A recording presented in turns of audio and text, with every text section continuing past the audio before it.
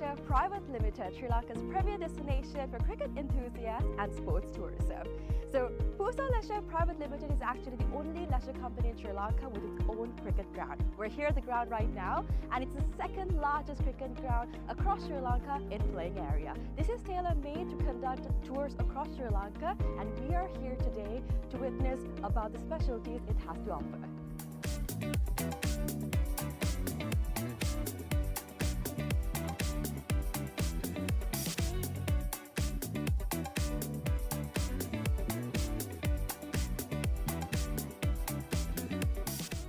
It's only natural for you to ask, what's so special about this ground? Well, let me list out a few reasons as to why it's special to cricket, right? So this is situated in a 30-acre land, meaning you have plenty of space to walk about, have a look and relax yourself. Second of all, this land is situated by so much of vegetation that the amount of wind that comes into this land is quite limited. So as you see, whenever we watch a cricket match, we've seen plenty of occasions where certain calls on cricket are interfered because of the wind. Now that issue will be limited in this ground due to the vegetation that surrounds this place, which is beneficial for anybody who comes to play cricket.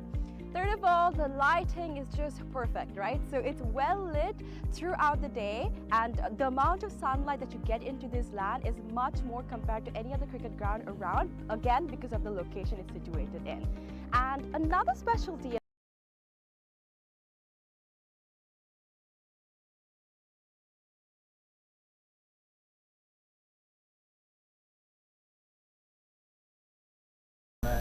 Good morning to all the viewers and listeners listening to this live streaming happening from the PUSA ground in Millenia, Bandaragama, south of the city of Colombo, 42 kilometers away from the main test venues and such that is there in Colombo, Sri Lanka. This is the IMC Masters Over-50 World Cup match between India and Pakistan. They have been enemy rivals in the cricket field, and we are about to see a good contest unfold right in front of us in a little while. The scenario here is Pakistan skipper has won the toss and chose to bat first. It's a grassy wicket, and batters playing on the front foot will have it easy in the initial stages of this game because the ball it's a hard surface with a little bit of grass on it. So but as the day progresses, we have seen this wicket very conducive for the spinners, and the ball tends to turn later in the day, and Pakistan may have looked at bowling second and taking the advantage of the pitch that they have seen, because they played yesterday. It was a match between South Africa and Pakistan, and they beat South Africa yesterday at this venue, PUSA International, PUSA Pujita Udwana Sports Academy ground in Millenia, Bandaragama. So India has played 5 games and won 3, and they have lost 2, where Pakistan, they have played 5 games, won 4 matches and have lost 1. And we have the likes of Dungaria, Vinayak Samath, Abjad Ganguly and Mandir Padaki, and Iqbal Khan in the batting department, who have been very impressive, especially Dungaria. He got that 124 century against Canada. Is a good batter, someone to for the Pakistan to have their eyes on. Where bowling is concerned, for India it's again Dungari, who's been very impressive, especially in the Wales game where he took 3 wickets for 24. Where Pakistan is concerned, they have Ran Rauf, who have taken 4 wickets in 2 occasions. That was the match against Canada and Wales, and of course there is Mohammad Jaffer and Taib, who have taken 3 wickets in the game against Canada, and Taib taking 3 wickets in the game against West Indies. There is also Mohammad Javid, who took 4 wickets against Wales. Where batting is concerned for Pakistan, we had Mohammed Shaheen, who got 90 and 58. 90 against West Indies and 50 against Wales, and Asif Hamayun, who made that 57 against South Africa yesterday at this ground, and Moshin is the other batter who got 66 against Wales and 53 against Australia. And of course we also have Irfan Khan, who made that brilliant 63 against Australia. The umpires for this game is Martin Whale from Wales and Peter Tate from Sydney, Australia. So we all set here to witness a good contest when India lock horns with Pakistan, and helping me out with the statistics and the scoring here.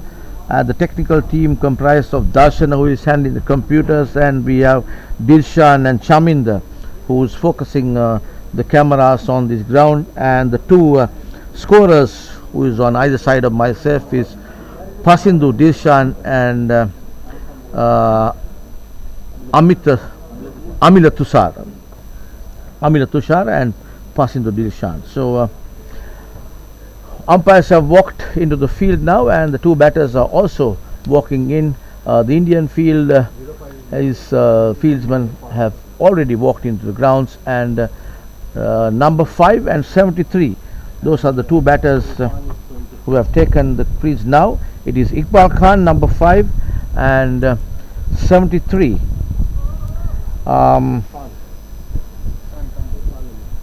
is Irfan Khan. Irfan, I beg your pardon, Moshin Aftab is the number 5 of Pakistan, and 73 is Irfan Ali Khan is number 73. So Irfan Ali Khan takes the strikes first, and the first over is going to be bowled from the pavilion end, and we see number 7 jersey is going to operate from the pavilion end. Number 7 of India is Ravindra. Ravindra is the bowler who is going to attack from the pavilion end, and there is a slip in place, a point, deep extra cover, a shortish mid-on, and a mid-on placed just inside the circle on the offside, and on the onside we have a short fine leg, a mid-on who is about 10 feet in front of the circle there, and a man in the deep at mid-wicket. And the first ball of this contest between India and Pakistan will get underway now. Comes in left arm, first ball, well pitched delivery, just pushed to the mid-off fieldsman, picked up by Pawan Malik, the skipper of India. I think it's Pawan Malik, and next ball, and put away again, straight to the fieldsman. There is number 5, that is Iqbal Khan, who fielded both those balls which were aimed at him. And we have Irfan Ali Khan facing now the right-handed batter. First runs coming off a white there. White ball signalled of the bowling of Ravindra, number 7 in his jersey. He cannot afford to bowl on the leg stump because there's only 3 people on the onside, and Ravindra comes in left arm round the wicket. Defensively played, very watchful there by Irfan Ali Khan. So little overcast conditions here. Sun is not onto the field as yet. Blowing, going across the ground, and that ball, left armer coming into the right hand batter because the ball is new, and we got a sheen hard wicket with a considerable amount of grass on it, which is good for players who play on the front foot, and we have thus far seen the batters coming on the front foot and meeting the deliveries of Ravindra. Again taken on the half volley there on the onside. First boundary coming off the bat of number 73 Ifran Ali Khan. 4 runs to the cow corner there, and the total moves to 5 for no wicket here. This is Pasindu Dilshan who is helping me out with that. Thank you, Pasindu. So that's a good shot, just right into the gap there.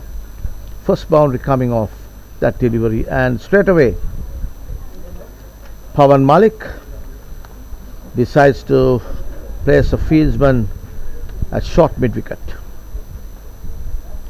Left arm round the wicket to Ali Khan. Over pitch delivery.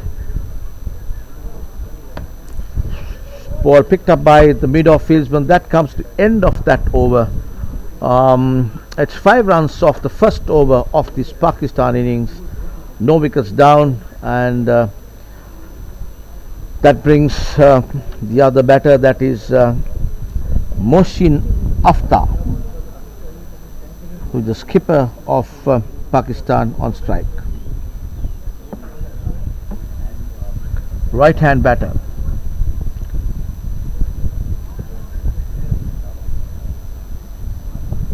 Rodney Charles is the bowler, who is coming from the far end there.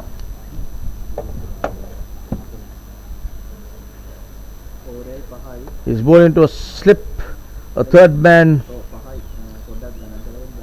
cover, a point cover, a squarish extra cover there, and a mid off. On the offside we got a short a square leg just alongside the leg umpire there, man in the deep but fine leg, and in front of the circle mid on. So it's a right arm bowler.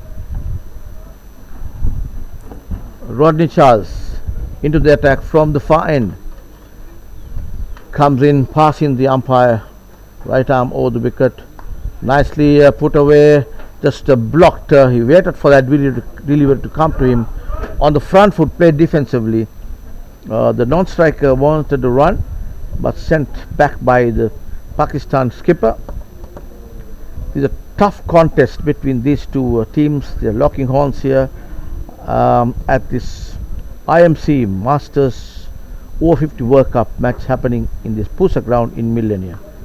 That ball with soft hands, waited for it, on the up, just pushes the ball to the point area. No runs to the score.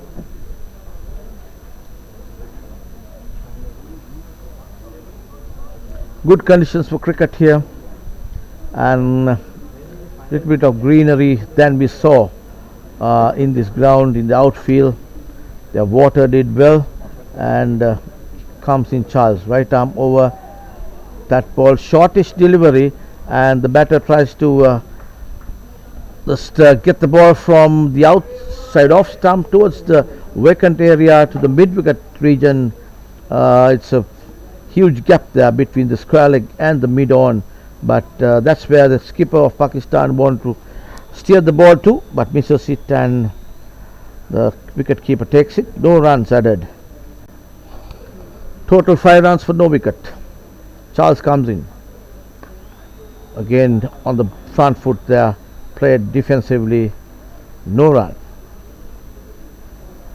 and we can see the coach of the Indian Masters just giving some tips while he's walking around the boundary line here, and just talking, giving some messages to the fieldsmen who are fielding at the line itself.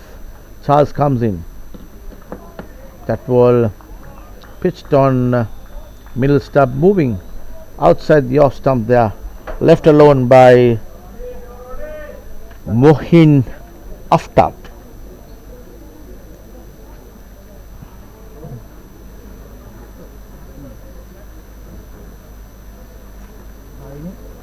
Mohsin Aftab.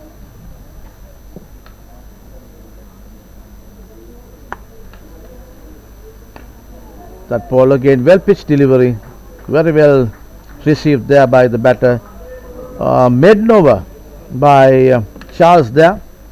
Good over to start with, good over for India. So Pakistan over Masters 50 are now 5 runs for no wicket after 2 overs.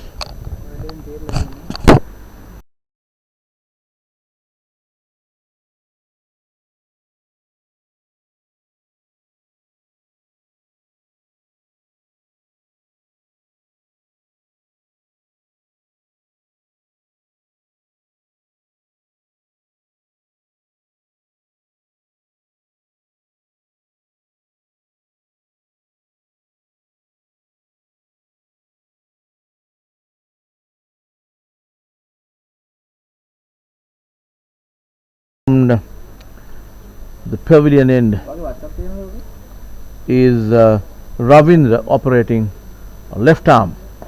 That ball, he gets the ball to come into the right hand batter. We have seen him doing that in the previous games as well. Indian team has been really playing some good cricket here. We have seen both teams for that matter. Pakistan has played 5 matches and won 4. India has won 3 and lost 2 games. Ravindra comes in again on the front foot there. So reading the wicket well by these Pakistan batters. They know that there's grass in the wicket and they need to be very careful and receive the ball on the front foot. And that again nicely put away. That they run for a quick single there. Runs the ball down to short fine. They get the throw, comes in. The batters crossed over for a single. 1 to the total. Total moves to 6, and that was off the bat of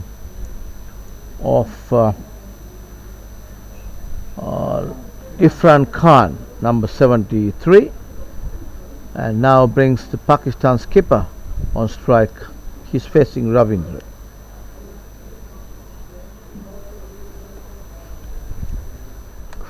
Moshin Afta is yet to open his account. Takes it guard, takes the bail off, and making a small hole where he would have his foot on. Then he takes the stance.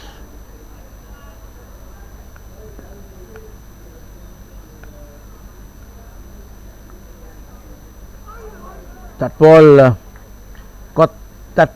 got the ball to drift away from the right hand batter.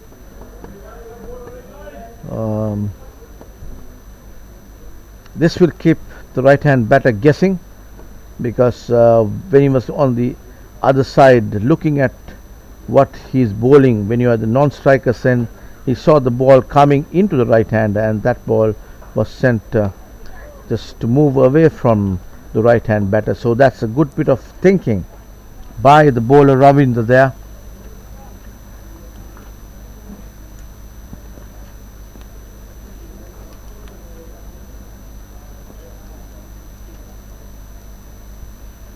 Ravindra comes in again on the front foot, played defensively, no run, and that comes to the end of the 3rd over of this Pakistan innings. Just a run off that Ravindra Bandari over. 6 runs to the total, no wickets down. Pakistan just quite a slow start considering what we have seen, the way that Pakistanis have played before.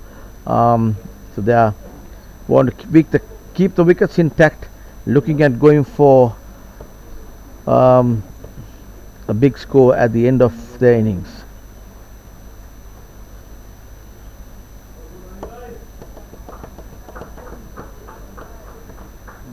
Charles is the bowler, who's coming from the far end. He'll be bowling to number 73 of Pakistan, and that is Irfan Ali Khan, right-handed batter.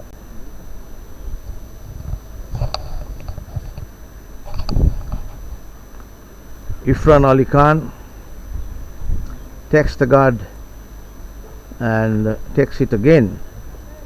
Wants to make sure, take the center and the leg stump. I guess he's batting on midland leg stump, I believe.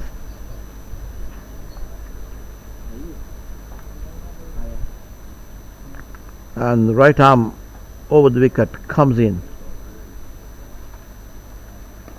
That ball just pushes it towards the deep there. That is Ganguly who runs in from deep, extra cover. Just a single to the total off the bat of Irfan Khan, and takes the total to 7 beyond the 4th over of this Pakistan innings.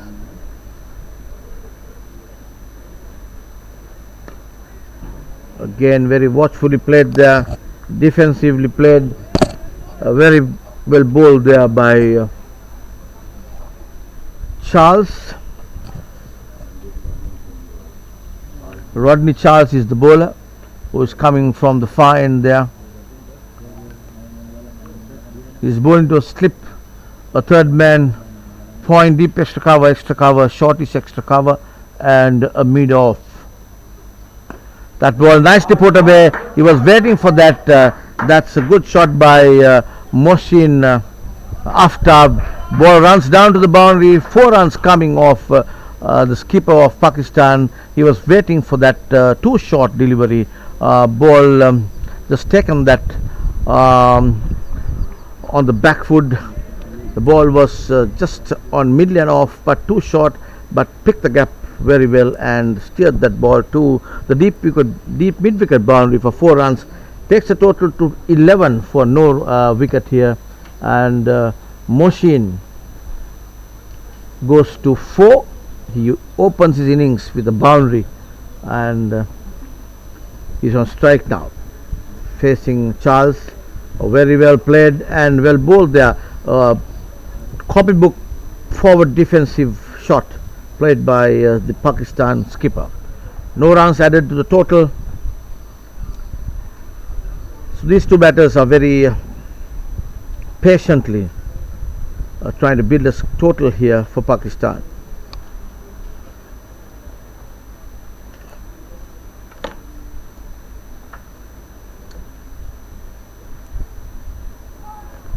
That ball again, he tried to hit that ball, taking it from the offside to the onside, again going on the same directions that he hit the previous one, but missed it. Just ball whistled past the bat and went to the wicket keeper's hands. No run.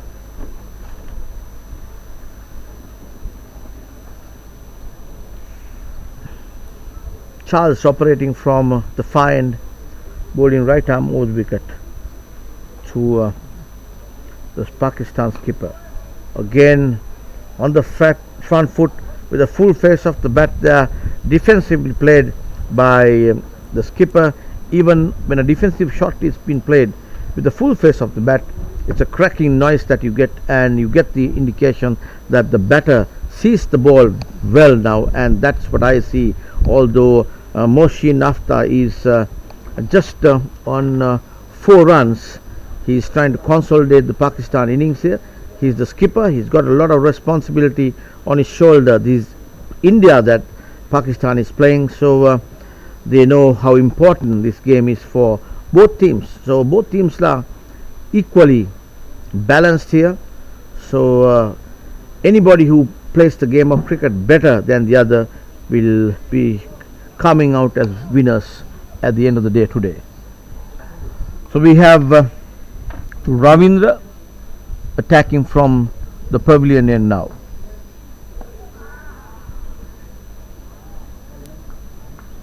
It's Ifran Ali Khan, number 73, who is taking strike now.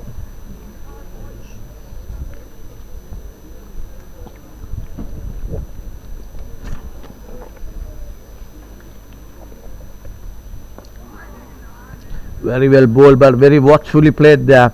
These batters are not taking any chances, waiting for the loose ball. They want to build a partnership here and just have the foundation going for the other batters to build and get a good total. A total this side of 260 would be a competitive total here, is what I think. Looking at the Indian batting lineup, they have some fantastic batters in the Indian lineup, in the likes of Dungari, who has already a century to his credit and a 91 against South Africa and against Canada, and so the wicket keeper Vinayak Sanath. That ball again little low pitched. The batter wanted to single but sent back by the skipper. And there's also Iqbal Khan and Mandir Pandya.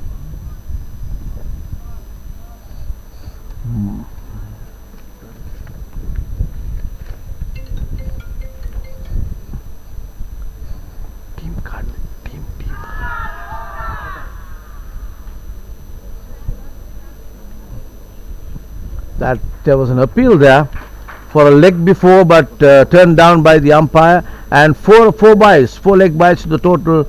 Total moves to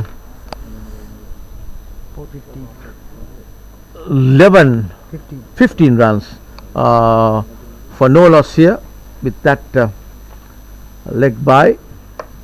4 leg byes to the total.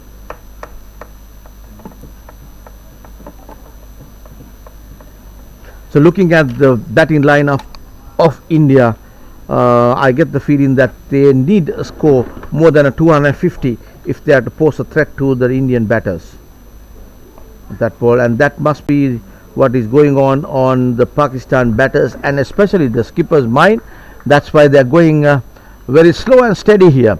Total 15 runs on the board, 5 overs gone. They're trying to build a partnership here. 5 overs gone, 15 on the board.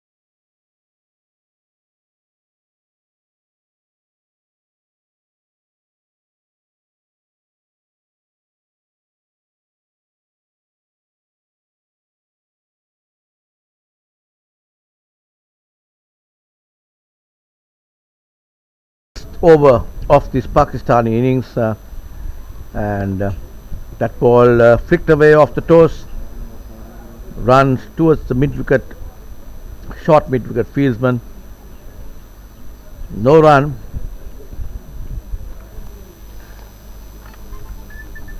We have Rodney Charles operating from the far end. Slip has been taken out. Third man point, extra cover, deep extra cover, and mid off on the offside. And a very well bowled delivery. Just hit him on his pad. Just a half-hearted appeal there. Ball pitched outside the off stump and a little too high, I suppose, to be looked at as an LBW.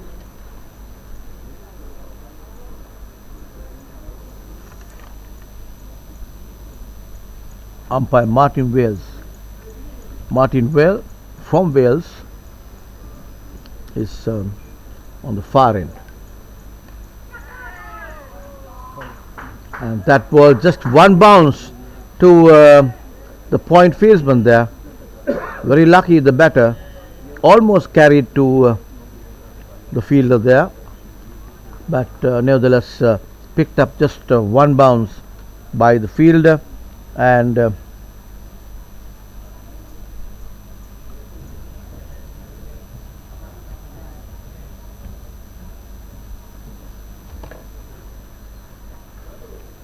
comes in Charles, and again got a thick outside edge there. Ball ran down to the third man, fielded by Ravindra, who's feeling at third man. Just a single to the total. Total moves to 16 for no wicket here. And the curator is Amila of this ground. He's right behind us, just talking to our scorers. He's done a wonderful job here, Amila, preparing these turf wickets for this Masters, IMC Masters Over-50 games that have been played here. And that ball hit hard and high. There's a fieldsman under it. Yes, he takes it, and that's the first wicket for Pakistan. And it's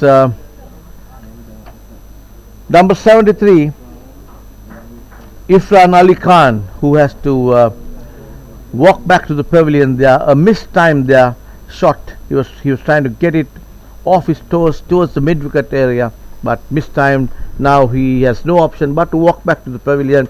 Well judged catch there by the fielder. We'll have to see who the fielder is in a while.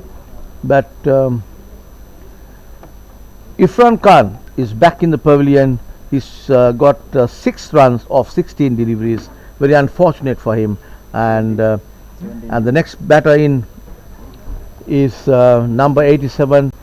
16 runs on the board beyond the 6th over of this Pakistan innings. Number 87 of Pakistan, that is Asif Mahamayun.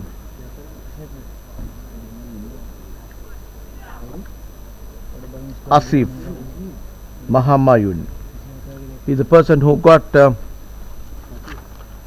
half century yesterday. A left-handed batter. He played good innings yesterday. So if Pakistan are to field in, post a good total here, Asif will have to do something similar to what he did yesterday against South Africa. So the players have had a quick soft drink as the wicket was down. That's how this game goes here when it comes to Masters cricket. Every now and then a soft drink or water is being taken by these fielders, because you're talking of people who are over 50 years of age, and there are so many ailments and such that happens to a person when you knock and just go over the line of 50 years, and it's quite understandable here. And the organizers have let that kind of thing be done, because in international games it's generally not authorized. But these are friendly, although when they get onto the ground, they play a very serious cricket. They are very friendly bunch of people when it comes to whichever team they are playing against. Now, especially when it comes to India and Pakistan, there's a certain amount of rivalry all the time. But I was talking to some of them before the match, and they shown the amount of friendship that they foster by playing games like this. And here's Ravindra again. Ravindra comes and I beg your pardon, it was Rodney Charles who bowled that over. 17, just a single in that over. 17 for 1 wicket Pakistan. 2 runs in that over.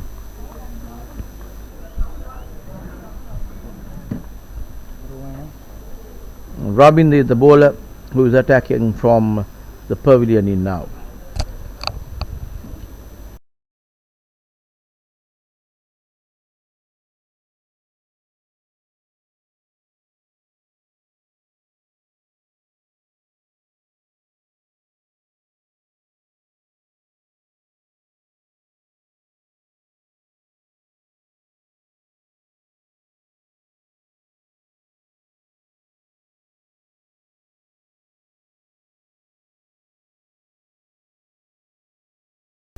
pitched up delivery, played on the front foot.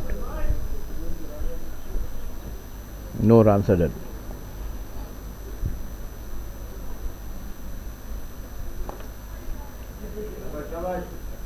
That ball just flicked off the toes, runs the ball down to deep square leg, single to the total. Total moves to 18 for 1. And that brings Asif on strike. Asif, the left-hand batter, he strikes the ball well, likes to go over the top. You saw him hitting some full-bladed sixers yesterday against South Africa.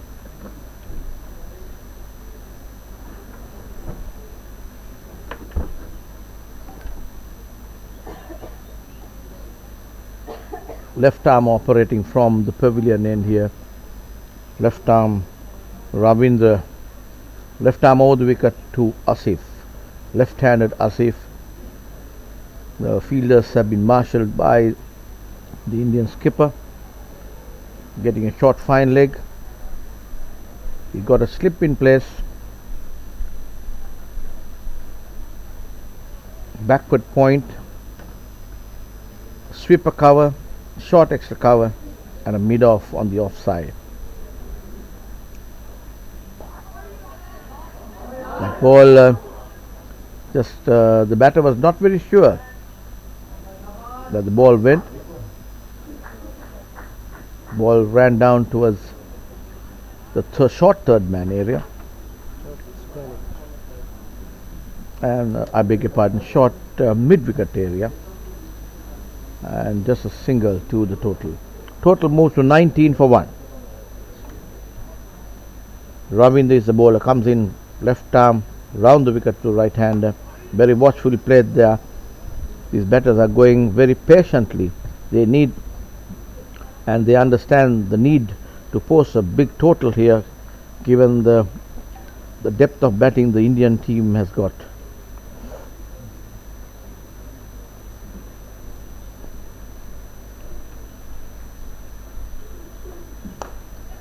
Again, went a little uppishly when it passed the bowler, but no damage done.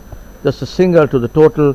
Total moves to 20 for 1 wicket here. Pakistan. We are on the 7th over of this Pakistan innings. So for the left hand, there is a slip in placed, point, deep cover, extra cover and mid off on the offside. Short square leg, deep mid wicket, a shortish mid wicket, stopping the single, and with that ball, a dot ball there for India, and the over comes to an end. 7 overs gone, 20 for 1 Pakistan.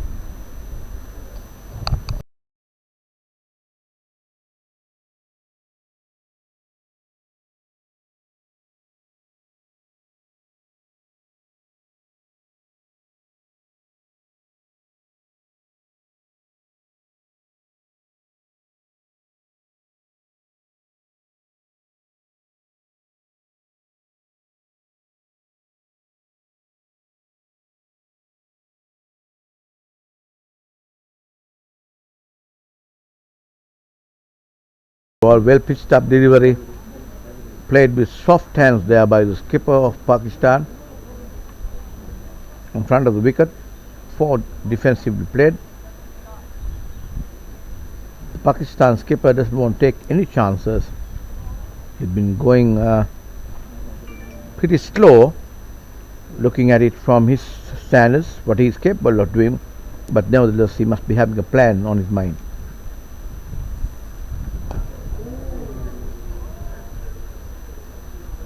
That was played very carefully, runs the ball towards short mid wicket there. No runs added to the total. Total remains at 20 for 1. Pakistan winning the toss this morning and choosing to bat are now 20 runs for 1 wicket. We are on the 8th over of this Pakistan innings. Again, just runs the ball down to third man for a single.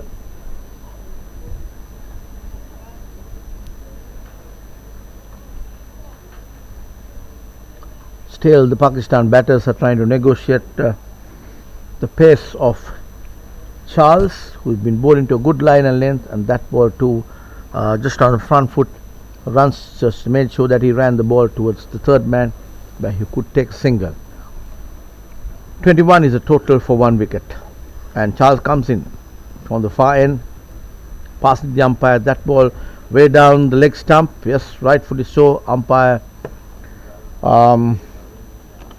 Martin Vale signals a white there.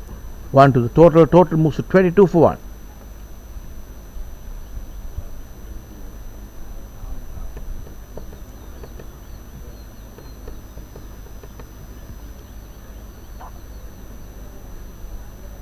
Wales comes into the right hander, and that's played on the up by Asif. No runs added to total. You got a packed offside field for Charles. There is a deep third man, point, cover, extra cover, and mid off. Just 2 men outside the circle. You can have 3 if the captain wants to in the first 15 overs, and the second can have 4, and the third can have 5.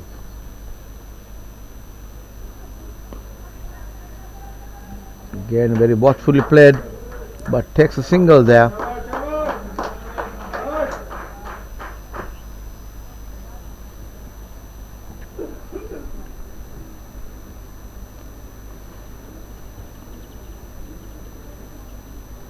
Takes a total 23 for 1 wicket.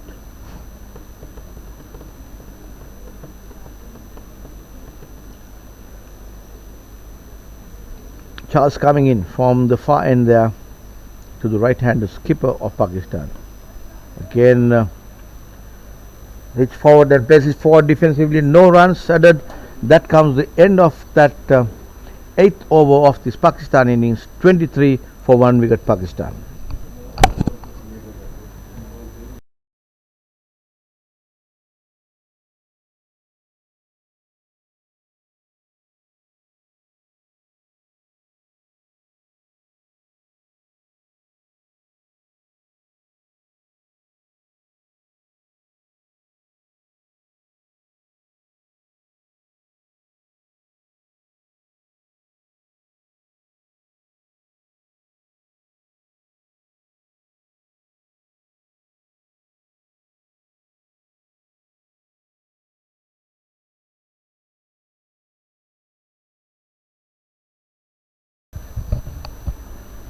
And we have Ravindra again operating from the pavilion end. On the back foot, Asif just rocks back on his back foot and tries to play that ball passing Ganguly, who is feeling at extra cover, but could not beat Ganguly there. Just went right into his hands. No run. Again hit firmly, but was not been able to send the ball where he wanted to hit that. A little mistimed shot there by Asif. Ball ran down to deep mid on, and just a single to the total. 24 for 1 wicket. Those two loose 2 deliveries by Indian bowler. It is Ravindra, but Pakistan has not been able to take advantage of that. Ravindra comes in, left arm round the wicket. But nicely put away into the gap there between point and cover. Just a single.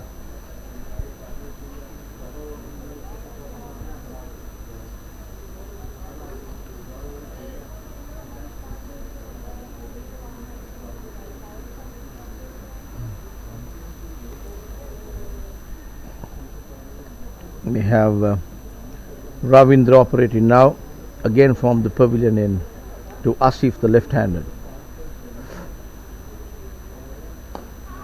Again, that ball runs down to the long on area. I was saying that Asif is a guy who, left-hander, who likes to go over the top there and just over the infield. Yes, and we saw him hit him a few sixers yesterday, and he's tempted to do that. I can see when the ball is over pitched, he wants to come out and drive it hard out of the grounds, but you got to be careful because we are not even 10 overs gone here.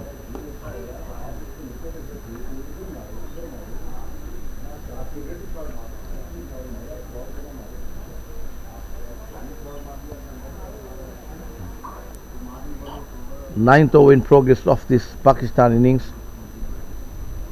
We have Ravindra operating from the pavilion end, right arm round the wicket. Again, the Pakistan skipper that time wanted to take a run, but sent back by Aziz, and that comes to the end of the ninth over of this Pakistan innings.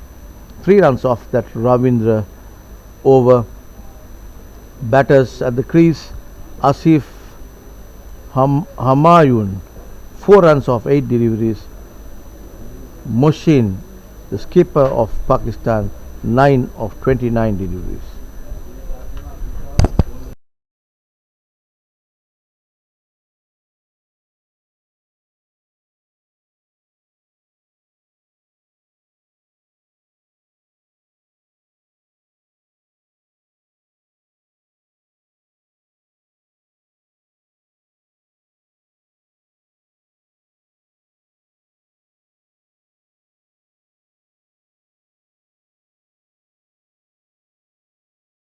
Still continue to operate from the far end, comes in right arm over the wicket, passing the umpire well.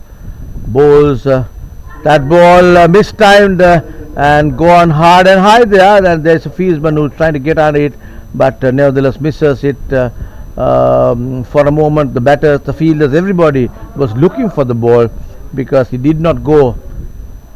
Yeah, the left-handed Ashish played that shot. He wanted to go over the top there, but got a thick outside edge, and it went up like a rocket, but fell behind the fieldsman at extra cover. So packed offside field, 3-4 fielders stopping a single there. Again little low pitch, but put away towards mid on there, just for a single by Ashish. That was a narrow shave by him. Almost went to the hands of the extra cover fieldsman, the previous ball, but we were lucky that it fell a couple of meters away from the fieldsman at extra cover. 29 runs on the board for 1 wicket Pakistan. We have Wales operating from the far end, right arm, and that ball just a punch towards mid off, and good bit of fielding there by the fieldsman at mid off. Sends the ball right into the hands of the wicket keeper Vinay Samath, who's been very impressive. In fact, he was just showing that the ball came to his hand before the batter crossed over to his territory. It's good tactics.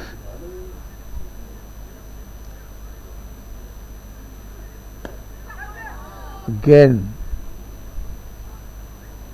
hit the ball directly to the fieldsman at mid-off, no run.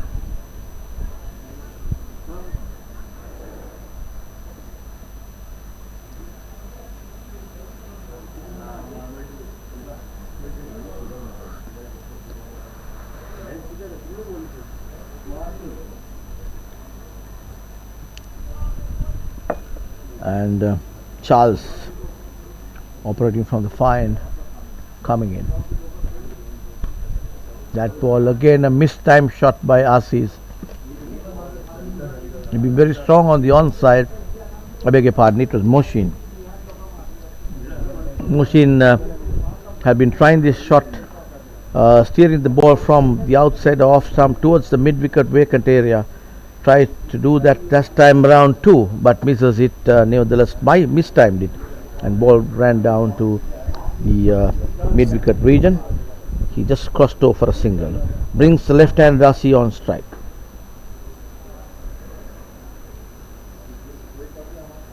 Left-hand, right-hand combination has a tendency to rattle the fielders a little bit, disturbs them because they cannot be in one position. They have to always change the positions when a right-hander is replaced by a left-hander in the batting place. And it's the wicket-keeper who just get in the deep mid-off to come round a little finer towards the bowler, because he gets the feeling that Asif will drive the ball over the bowler's head. These people may have played many matches against each other, and last time they met in Cape Town, I understand that Pakistan came in front as winners, but these two teams are equally balanced here. And as Charles comes in to Asif, and that ball on the onside, just nicely put away by Asif. A typical left-hander's glance off the hip towards Ganguly, who feeds, and as the ball comes, just a single to the total 31 for 1 wicket Pakistan. We are on the 11th over of this Pakistan innings.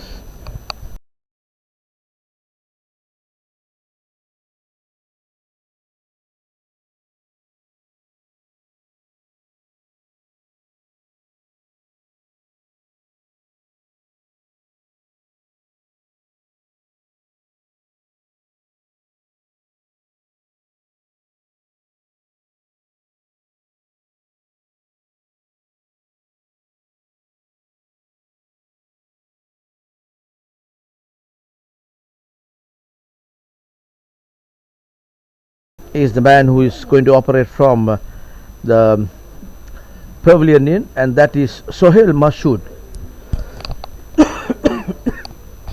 Sohail Mashood is the bowler.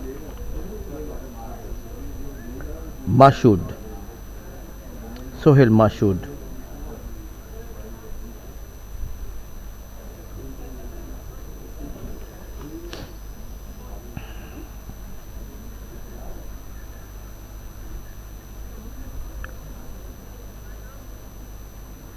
Number 57.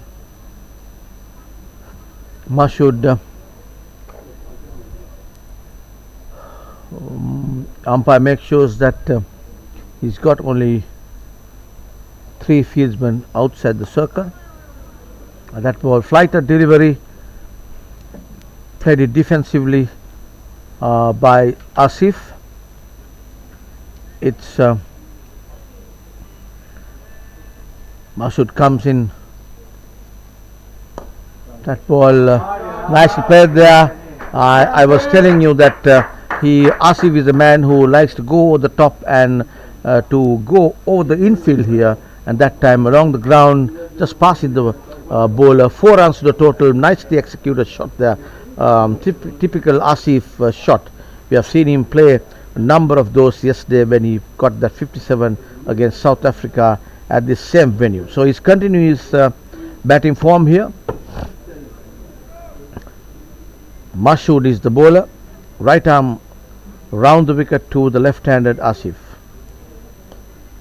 Again with soft hands, just pushes it towards the short mid-wicket for a single.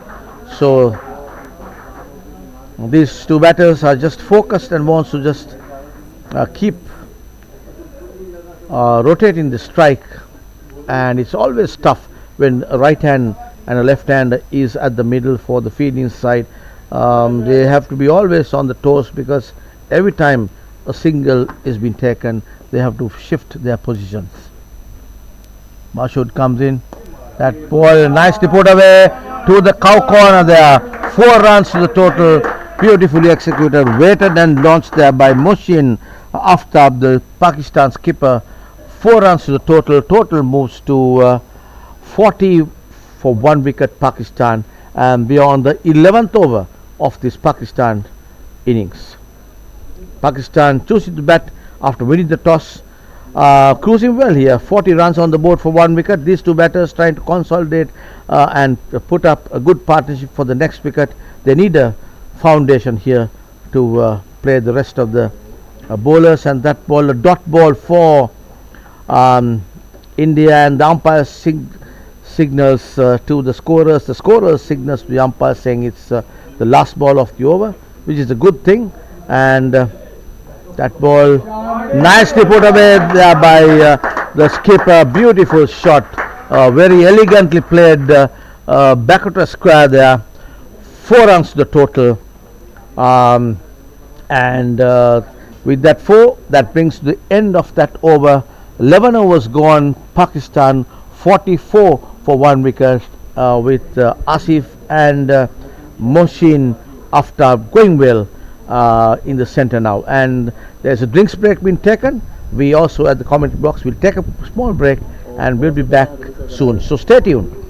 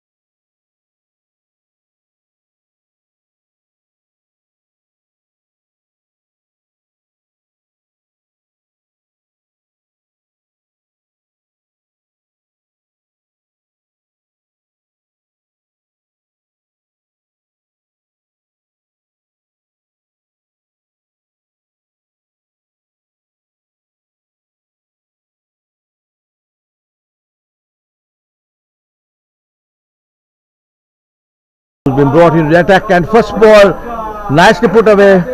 That is shortest delivery to the left-hander, and Murugan did not get that ball in line to the place that he would have wanted to bowl, but nevertheless he's got 2 fieldsmen in the deep there covering the leg side. He's got a fine leg and a a squarish fine leg, and um, square leg, and yet the batter was able to put the ball in between them for 4 runs there. So these two balls, short pitch deliveries, but little bit of bounce in here by Murugan. The first time I'm seeing him bowling. I did a few matches sometime back in Colombo, but did not see Murugan bowling. It's quite a big run up for a 50-plus-year-old person. That again played upishly and taken there. Very well taken. So two bouncers, and next ball little over pitched, mistimed there by the Asif, the left hand batter, and taken, very well taken by the fieldsman there. Sohail was the person who is a good fielder, and very well taken by Sohail at mid off there to get rid of Asif Humayun out for 17 of 17 deliveries with 2 boundaries, and he was caught by Sohail bowled Murugan for that 17 runs. So that's the second wicket falling for Pakistan with the score at 48.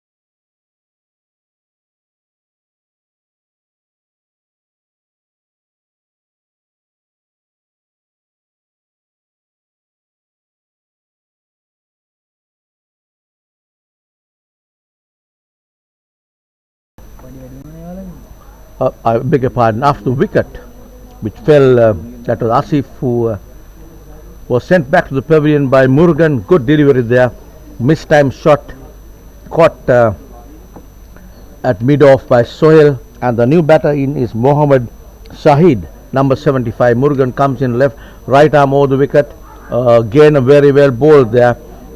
Murugan, I can see that he's been quick off the wicket, and quite a big run up, as I was saying, for a 50-plus-year-old person, and is getting the ball to move and troubling the batters here. First over itself, he been able to dismiss Asif, another batter in form in the Pakistan camp.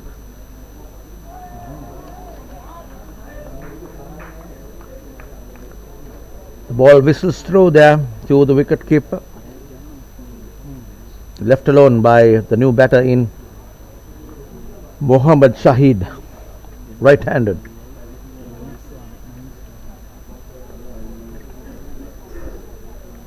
Bowling to slip, a third man, point extra cover, deep extra cover and mid off, and that ball beats him just outside the off stump. The batter came halfway on his front foot, was not very sure to play it defensively or to play it on the up, but nevertheless just went through the shot half-heartedly, did not get hold of that. Ball went down to the wicket keeper, no run. So at the end of 12 overs, 48 for 2 Pakistan.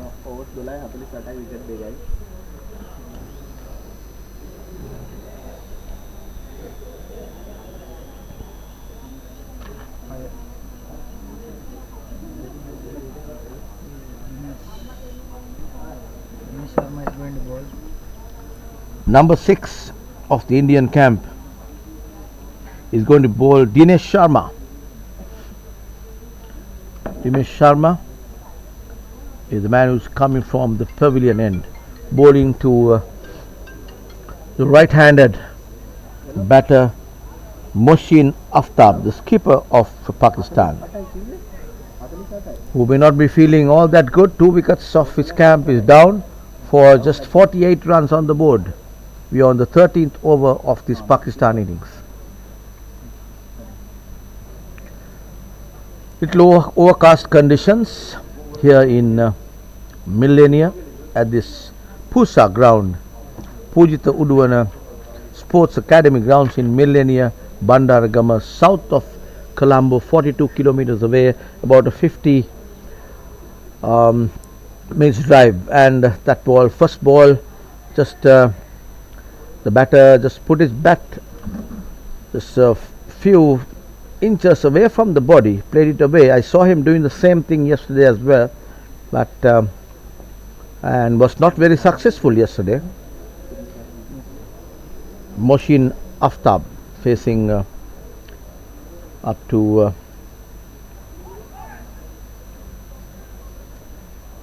this is Dinesh Sharma. Dinesh Sharma.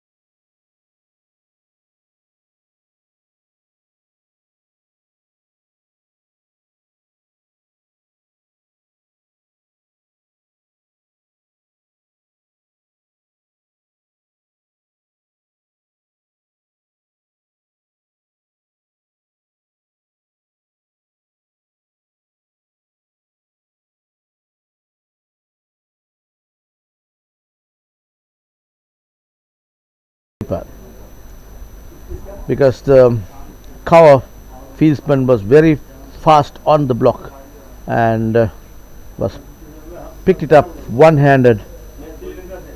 There was no run there. Again, watchfully played defensively by the batter there. No run, and we are on the last ball of this Sharma over. India have taken 2 wickets, giving only 49 runs to Pakistan. That ball again rocks back on the back foot and nicely played it to the covers fieldman. Directly goes into the covers field. No run there. Ideally he would have wanted that ball to go run in between cover and extra cover, but of course there was a man in the deep, but nevertheless the ball lands just in front of the cover fieldsman. He picks it up. No run. That comes to the end of that over. 13 overs gone. The total is 49 for 2 wickets. Pakistan.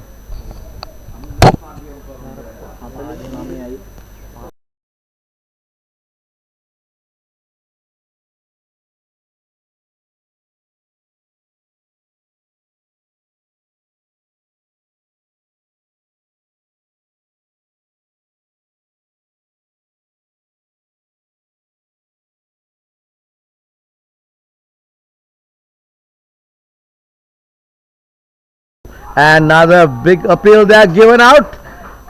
From the very word go, I thought that was the finger will go up because he was just right in front and very well bowled by Morgan here, and the man out was Mohsin, the skipper of Pakistan. Very unfortunate for him.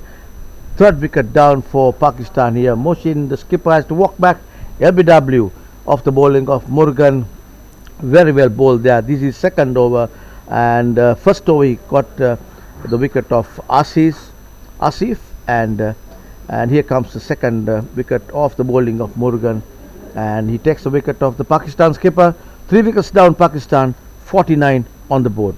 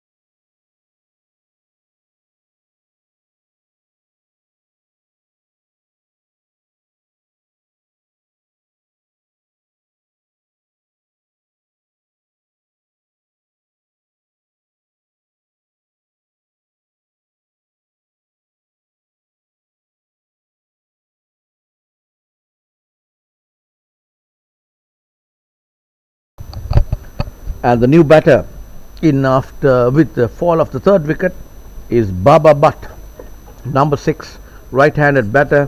He'll be facing to the informed bowler here. He's taken 2 wickets. His second over is bowling and just given him 4 runs for 2 wickets, Murga. And again another good ball there. This guy is generating pace off this green track. Lot of grass on the wicket, so Indians have put in a good pace bowler into their attack. I haven't seen him operating before. And right arm over the wicket he comes. And and that ball put into the gap there. Ball is chased by Ganguly. He picks up and they are coming for the second. Yes, 2 runs to the total. Pakistan 50 comes on the board.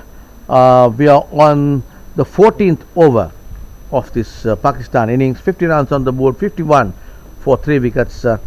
Pakistan batters now looking to the gaps to take the much needed singles and the twos, because the boundaries have certainly dried ever since the time that Murugan comes into the attack. And again very well bowled by Murugan. He's bowling wicket to wicket. He's been very sharp.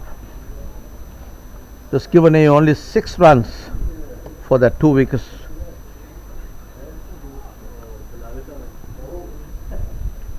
Packed out offside field. Got a slip third man, point cover, extra cover and mid off. Murugan comes in passing the umpire over the wicket, and that ball wide outside the leg stump. Very well kept by the wicket keeper.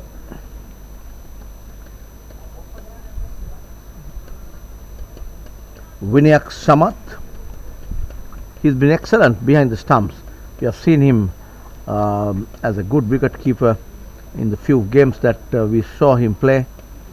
I'm sure he would have been a very fast off his gloves during his heydays. And that ball, yes, beautiful delivery. As I was saying, Murugan is getting the ball to move, and that ball pitched on midland leg and moving towards the off stump. The completely beat the batter, got a outside edge, and the wicket keeper, I was just mentioning about him, he made no mistake. He's a fantastic wicket keeper. Caught behind, and the man out is Baba Butt. Just could take only 2 runs. He's faced 3 deliveries and 52 runs on the board. 4 of the Pakistan wickets down.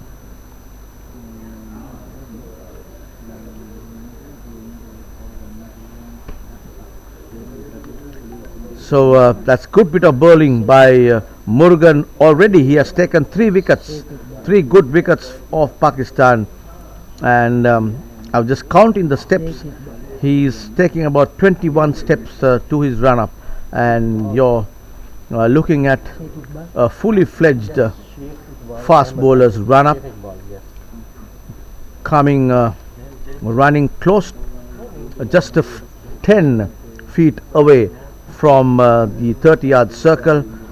It's quite a big run up for a 50-plus-year-old person, and he looks quite fit to me. And isn't it, gentlemen? He's executed a fantastic piece of bowling here, taking 3 wickets off this Pakistani lineup. 4 wickets down, Pakistan 52 for 4 wickets.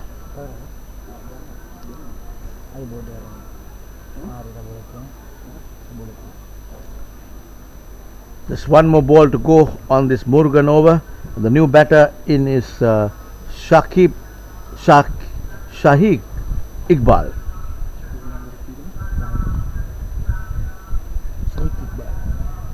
Sheikh Iqbal.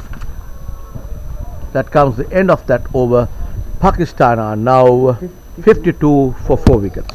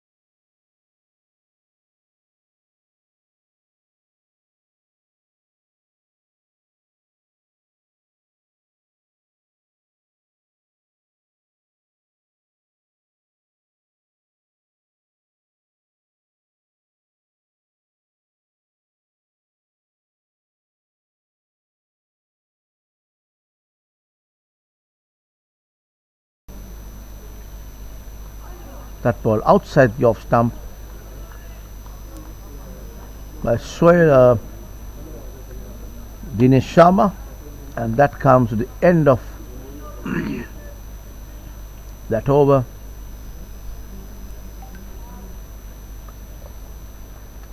Total 54 for 4 wickets, and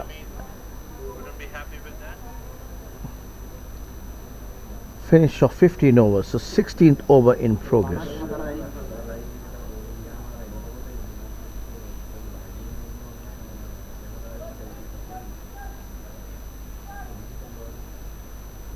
Murugan is the bowler. He's continuing to operate from the far end there. He's the main striker. He's taken 3 good Pakistani wickets here, and has been able to put the brakes on the Indians here. Some fantastic bit of work by Murugan, the bowler.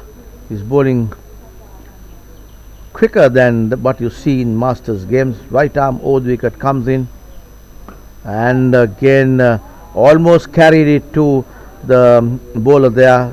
Little half-hearted shot there by the batter Shaikh Iqbal. Sheikh Iqbal is the batter, right-handed. That ball almost carried to the bowler. He was playing not with a full stretched left foot there, and again wraps him on his pad. Half-hearted appeal there. I think that was off the bat, inside edge to the pad there. So the ball is troubling the batters here with his pace, and using the grass on the wicket to trouble the batters. Shaikh Iqbal again, that was shortish delivery, just on the back foot, sees it through to the mid wicket area. Just a single to the total. Total moves to 55, brings Mohammad Shahid on strike. Again a right hander. There's a slip in place. Deep third man, point cover, extra cover, and mid off on the offside. A square is mid on inside the circle. A short leg and a fine leg on the onside. That ball played defensively there, very watchfully with respect to the bowler. Bowler is pumped up. He knows he's been delivering the goods for India. He's taken 3 good Pakistani wickets, so his tail is up, looking to get another one of these Pakistan batters. Right arm over comes in. Murugan. That ball shortish, just short of length, taken on the back foot by the batter, played defensively, and the scorers and the umpires have a good understanding. They signal to each other saying it's the last ball of the over, and I heard the umpire from Australia, Peter Tate, having a discussion with the scorers and saying that they don't have that kind of thing happening in Australia, and it would be good for them to introduce that in Australia. So that's something good. Positives that have been taken by out of the scorers of the Sri Lankan side by the umpires segment, very positively by the umpire Peter Tate from Sydney, Australia, who is officiating this match with the other umpire from Wales, Martin Vale. 55 the total, 4 wickets gone Pakistan, and 16 overs gone in this Pakistan innings.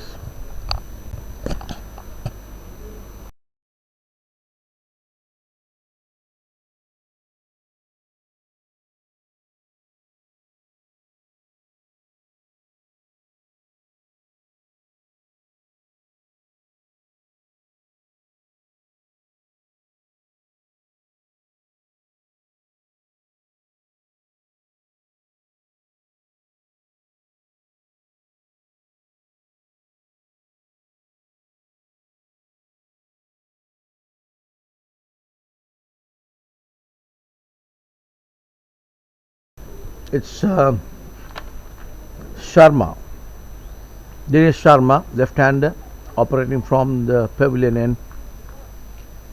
Shortish delivery coming into the right-hand batter this time. Just push the ball to the cover fieldsman. No runs, the total. Left arm round the wicket to the right-hand batter. Again, just runs the ball, gets a thick outside edge. Ball running towards third man region. The cover fielder runs down to the third man area, picks it up. Just a single to the total. Total moves to 56 for 4 wickets beyond the 17th over of this Pakistan innings. Dinesh Sharma operating from the pavilion end, just right in front of us. Again, gets the edge of the bat there. Ball running down towards the boundary. Yes, there was a chase by a fieldsman, but he couldn't get to it. 4 runs. After a long time, we are seeing a boundary, but that again not through a full-bladed shot, but found the edge of the bat of Mohammad Shahid, which ran down, just beating the slips fieldsman there to the boundary. 4 runs. Total 60 runs on the board for 4 wickets. So these two batters, Sheikh Iqbal and Mohammad Shahid, trying to put up a partnership. That ball short of length, but the ball bounced after pitching short more than the batter expected. He went for a cut shot there, missed it, and it's a dot ball to the Indian team. Again finds the edge there. So Sharma is spinning the ball from middle stump towards the off stump. Sharma comes in. Very well bowled there. Watchfully played there by the batter. No runs added to the total. Total remains as 60 for 4 Pakistan after 17 overs.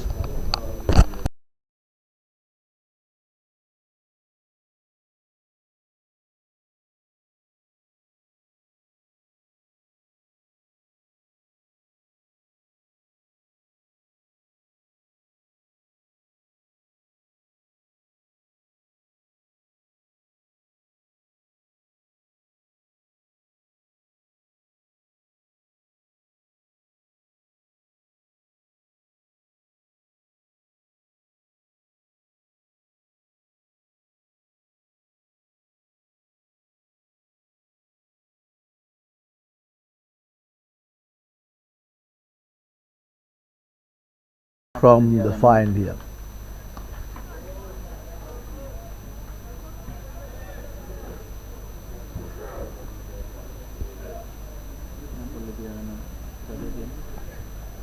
That was a short delivery.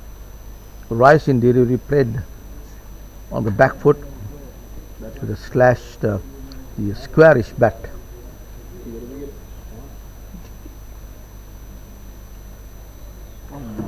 That ball again moving outside the off stump. Bit of movement there by for this bowler Murugan. He'd been exceptional this morning, and this is his 4th over. Just given away 8 runs and captured 3 of the Pakistani wickets here. Murugan running in.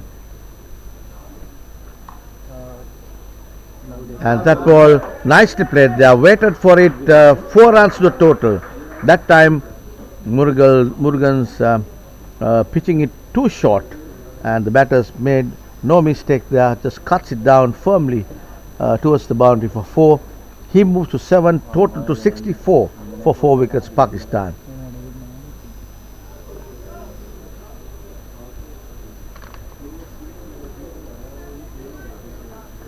Last two balls of Murugan, we saw them too short by Murugan, given the punishment it requires by the batter. Again, he went for another one there, but the ball went to the wicket keeper's hand. He was going for a cut shot again, rightfully so, because given the whip, ball moving outside the off stump, shortish delivery. That's what he expected to be done by a batter in a limited over game. Murugan comes in again short of length, but that time the batter was not prepared to cut that. He went on the front foot to just short of length, moving rising ball moving outside the off stump. Let the balls see through to the wicket keeper's hands. No damage done. 64 is the total for 4 wickets. Pakistan, who chose to bat after winning the toss.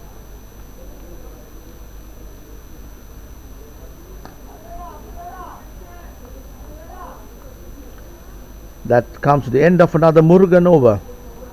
At the end of 18 overs, 64 runs for 4 wickets, Pakistan.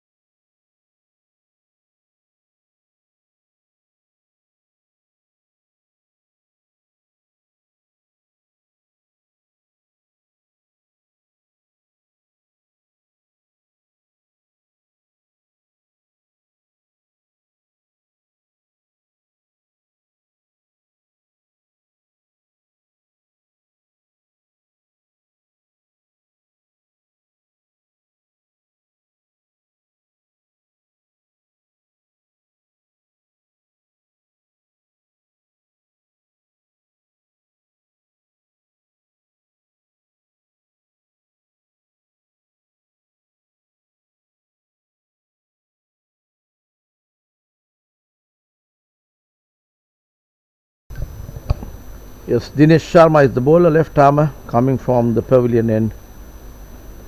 And that ball, pitched up delivery.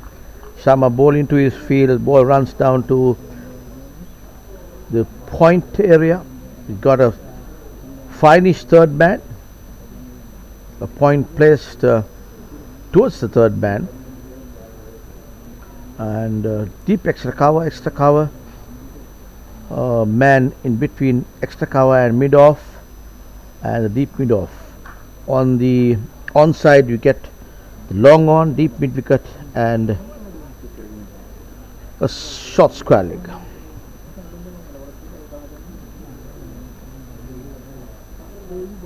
Sharma is the bowler, bowling to Shahid. Runs the ball down to the third man as the throw comes in. Batter has crossed over for that single. 1 run to the total. Total moves to 65 for 4 Pakistan.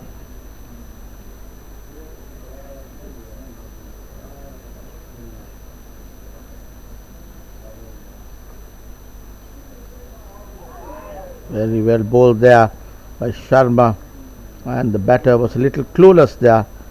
He was kind of searching for that ball before he tried to play it, but misses it and taken by the wicket keeper. No runs to the total.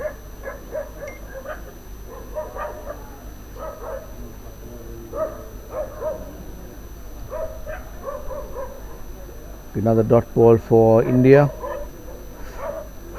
Sharma bowling to his field, attacking on the offside.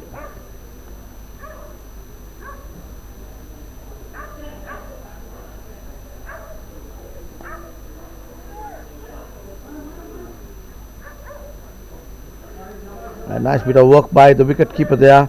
A little bit of pivoting happening. He ran towards the ball, picked it up, just on the pickup, pivoted himself and tried to throw down the wicket, but misses it. But it was a good bit of work by Vinayak Samath, the wicket keeper of India, and that brings the end of another over by the Indian sides. 19 overs gone, 66 for 4 wickets, Pakistan.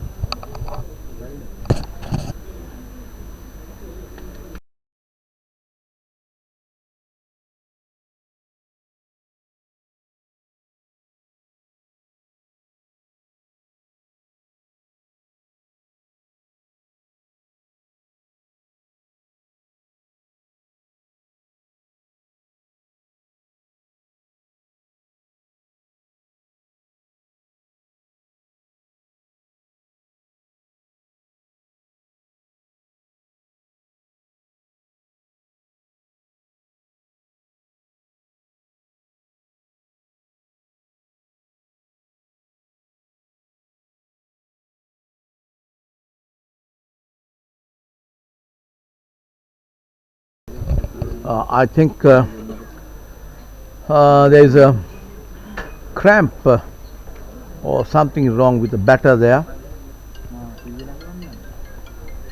Pakistan batter is on the ground, and we have the medical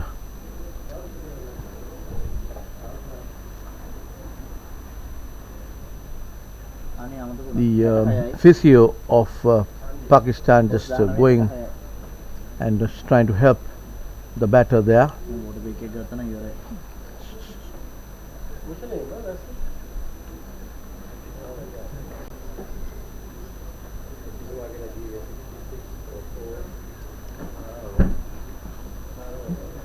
How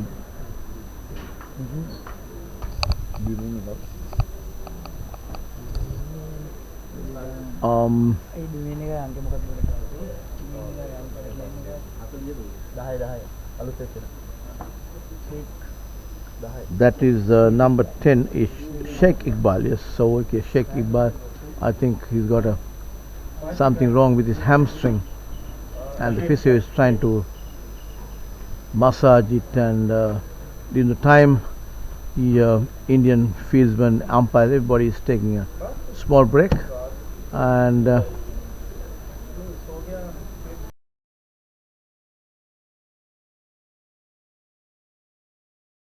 get in the wide.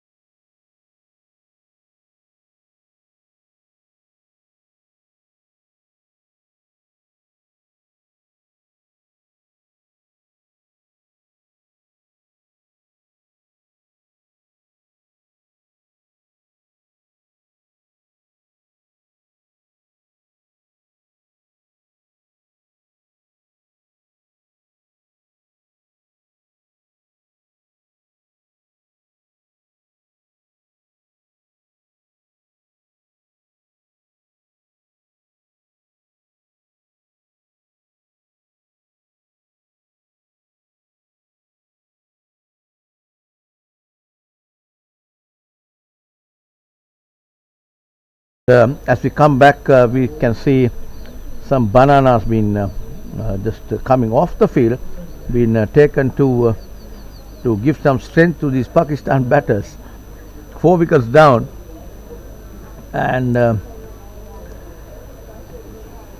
66 for 4, and Murugan again comes into the attack. Wide delivery there, and we have seen over the years even some of the Sri Lankan team, the international side, and many of the Indians, Pakistanis, having bananas in between innings, and it says that you get a lot of strength when you have a banana, when you are especially batting for a longer period and such.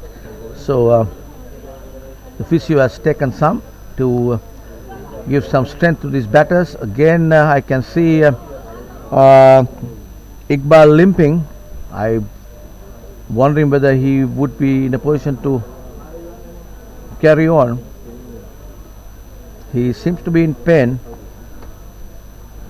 His leg doesn't seem to be fully sorted out. So you have to be careful when you're 50 plus years old. Playing with an injury is a tough thing. So Iqbal will have to be careful there, because playing with a limp is not going to help him, because when you're over that age, healing process takes a longer time than being younger. So I think the physio of Pakistan understands it, and he's just walking towards the field there, just maybe to talk to him and see what could be done. Murugan comes in again, and that ball just steers down to the fine leg area. As I was saying, Iqbal is finding it very difficult to, but nevertheless continues to bat, does not even look at the physio, and puts a thumbs up and continues. So which gives an indication that Iqbal is determined to be here and play, keep playing in support of his team to build up a good. Again he's limping while he takes that run there, and I don't think it's a good idea for Iqbal to just continue like that. But not that concerned about what the physio has to say. He's just continuing and continuing playing and continuing limping as well. And Murugan comes in. This time down the leg stump. Yes, the wide signal there by umpire Whale. Murugan a little offline this over.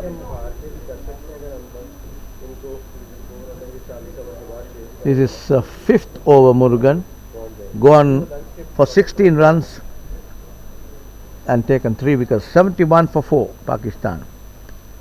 That ball very watchfully played defensively by the batter. The batter is Shahid, and ball runs down to the point area. No runs taken.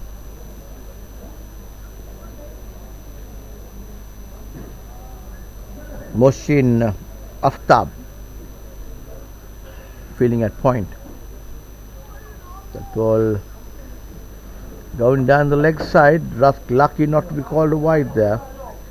That counts at the end of that over. Pakistan are now 71 for 4 wickets at the end of 20 overs.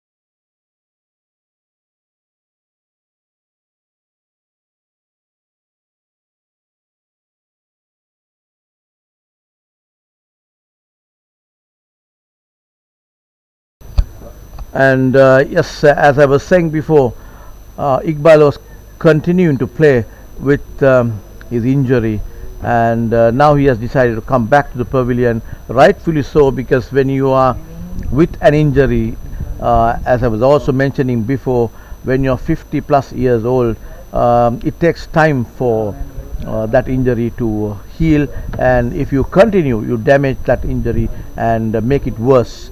And thereby become it will take more time to recover. So it's very unfortunate for Sheikh Iqbal, who has to walk back to the pavilion with a limping.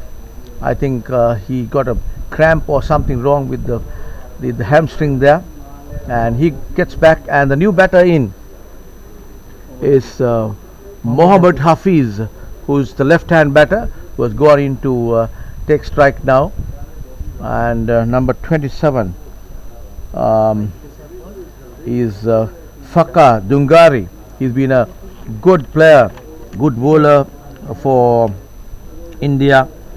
He's had a few all-round performances. Dungari is a good batter as well. He's the centurion. He got 124 against Canada and 91 against South Africa, and he's also taken 3 for 24 the match against Wales. So coming left arm over the wicket there, flighted delivery. First ball faced by the batter Hafiz. Runs the ball down to the deep there, but no run. Left armer comes in, right arm over the wicket. Again gets on his pad there. The batter has crossed over for a single. Runs have basically dried up for the Pakistan batters. 72 is the total, 4 wickets down, and 1 man back in the pavilion injured. So the new batter who came in place was Hafiz. He is still to open his account, and Dungari left arm round the wicket, this time on the back foot. The batter plays it, but the ball runs straight to the fielder. No run. This is Shahid. Mohammed Shahid is the batter. Again just pushes it towards the extra cover area. Man comes running in to his right as the ball is picked up. The batter has crossed over for a single. Adds 1 to the total. Total moves to 73 for 4. We are on the 21st over of this Pakistan innings. Dungari left arm over the wicket. Off the toes, runs the ball towards the deep mid wicket, mid on there. Just a single to the total, and brings the right-handed Shahid on strike. He's on 6 of 26 deliveries. Runs dried up here.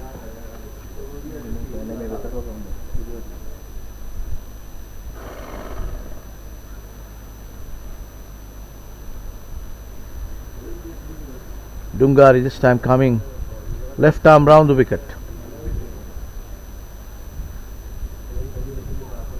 That ball, he was trying to get right behind that ball, but mistimed it. Just gets a thick outside edge. Ball ran down to the third man. Just a single to the total. Total moves to 75 for 4, and that is the end of the 21st over. And just one more over for drinks.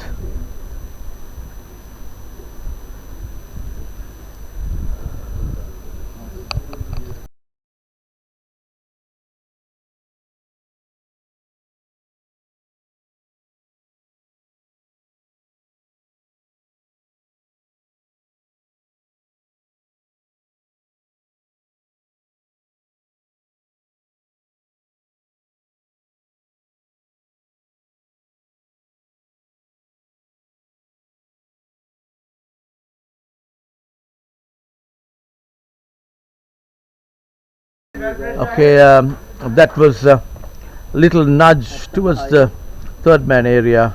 It's Murugan continues to bowling from the far end there. 1 to the total there as the ball ran down towards the third man. 76 for 4, Pakistan.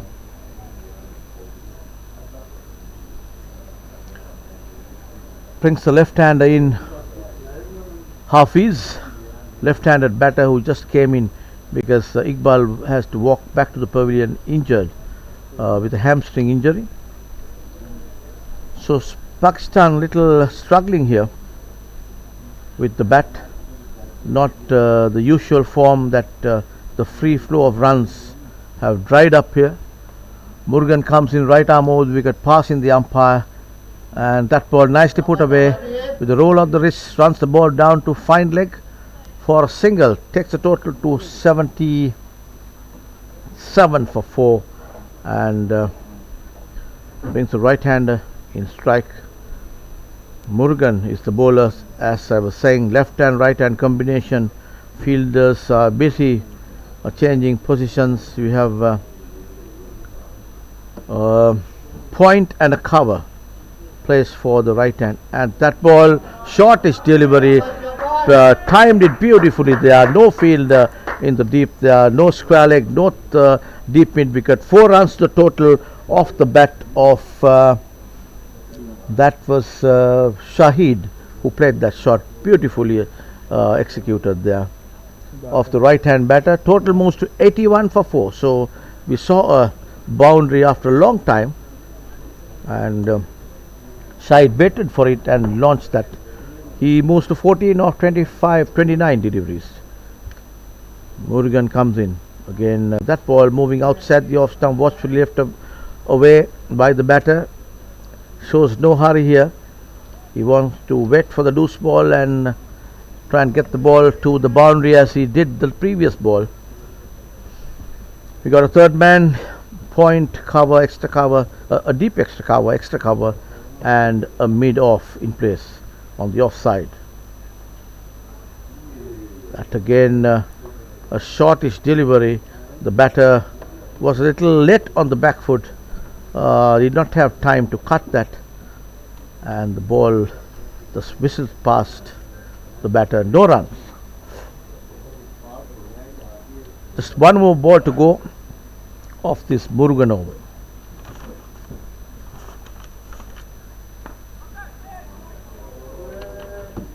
And yes, taken. That ball played uppishly by the batter. He had to get back to the pavilion. Caught at short mid wicket, who had to run back and take that catch. So that was the last delivery of Murugan over. He takes 4 wickets, and he's bowled 6 overs, taken 4 wickets for 22 runs, and the batter out is Shahid. He was looking good, but now has to walk back to the pavilion, and 22 overs gone. Total is 81 for 4, and we have 81 for 5 wickets, I beg your pardon, and we have the drinks break been taken, and it will be change of commentary from here. It will be Krishanta De Silva from Colombo Masters will take over. Krishanta, over to you.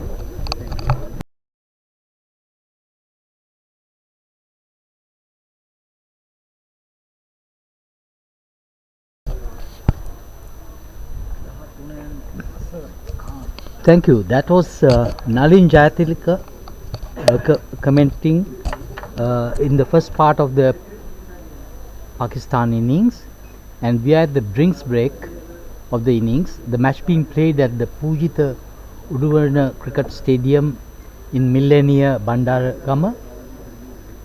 Pakistan, having won the toss, decided to bat first and chose to bat first, and are now 75 runs on the board for the loss of 5 wickets at the end of 22 overs.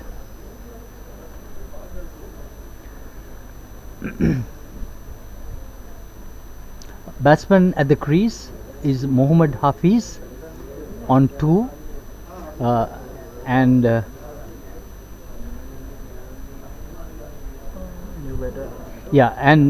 just at the last ball before the drinks break, we have had a wicket.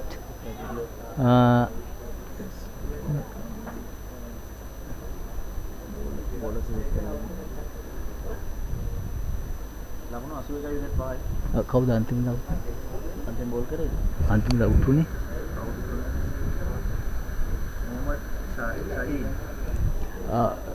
the wicket of Mohammad Shahid in the last ball of the 22nd over.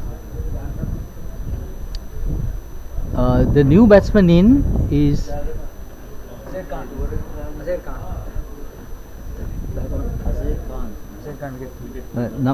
number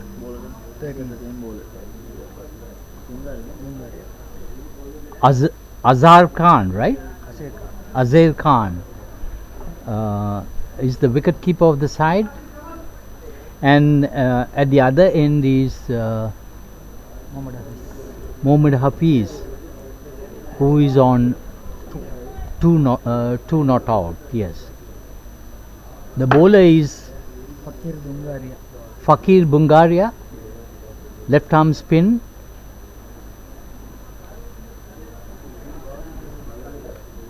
There's a 5-4 field, 5 on the off and 4 fielders on the off side, fairly spread out.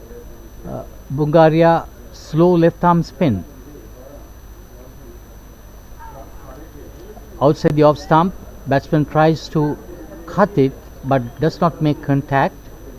Picked up by the keeper, no run added.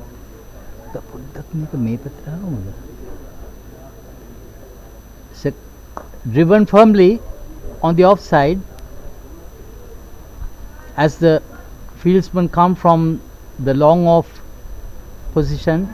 The batsman cross over for a single. 1 run more to Mohammad Hafiz. Brings Azhar Khan on strike now. He will be facing the first ball from Fakir Bungaria. 82 for 5.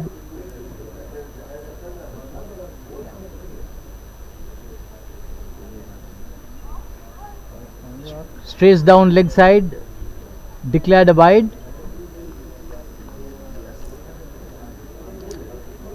Batsman decided against trying to steal a single, picked up by the keeper. Fakir, very slow left arm spin. Oh, there's a misfield, unfortunately, and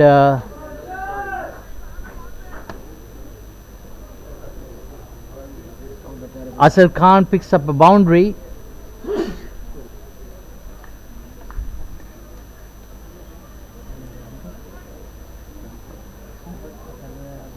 Fakir Bungaria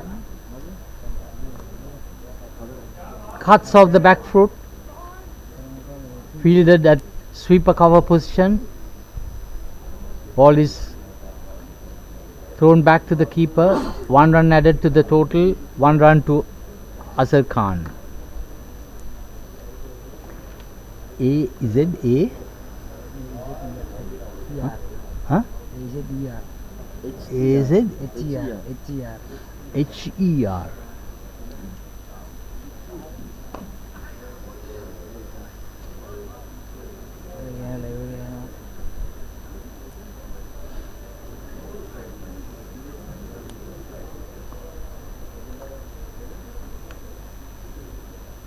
Righted on the leg stump, batsman glances it, and as the square leg fielder comes in, batsman managed to add 1 more to the total. That run is to Mohammad Hafiz. So the total has moved on to 89 runs for the loss of 5 wickets at the end of 23rd over.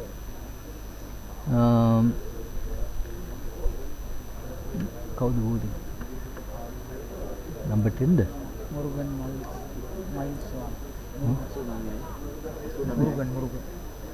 Number 10. Number 10. Murugan Naganan.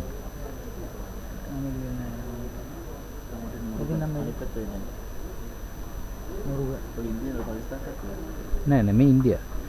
So number 10, Murugan Mileswamy, who has already picked up 4 wickets out of the 5 wickets to fall. Pakistan, by the way, is handicapped because 1 batsman has to retire injured. Here comes Murugan.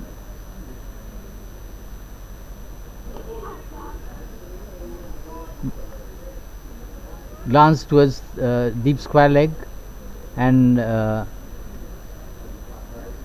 Hafiz picks up another single, moves his total to 5, and Azhar Khan also on 5. will now face Murugan.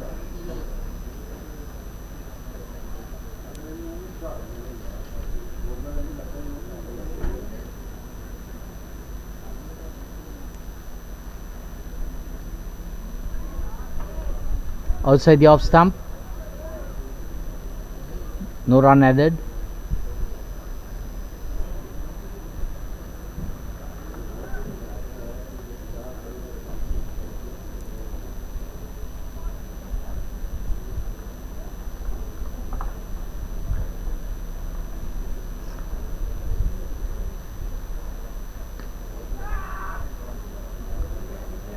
On the middle, glances it down to short square leg. There's a fielder there who prevents a single being added to the total. This is the final round, final match in the first round of this tournament, and it's a crucial match for both these teams. Murugan again, driven off the front foot, but can't beat the short extra cover fielder. No run added.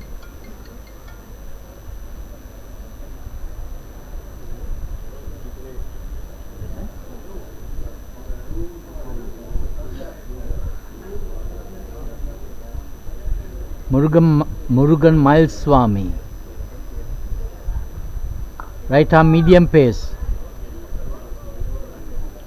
Just short of length. Batsman on the back foot, playing defensively.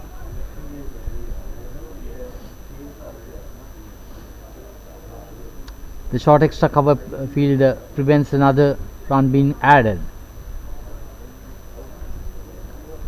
Now the fielder dropping down to the deep square leg region.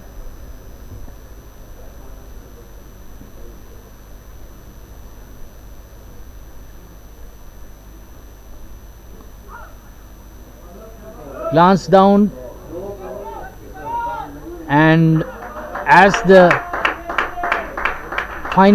deep fine leg fielder comes round to pick up the ball, the batsman managed to go for 2 runs.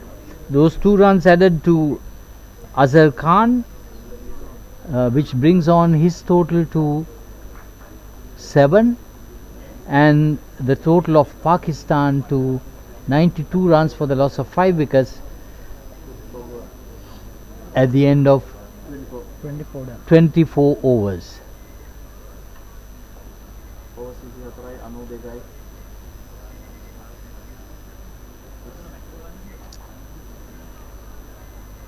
So it's Bungaria again from the pavilion end.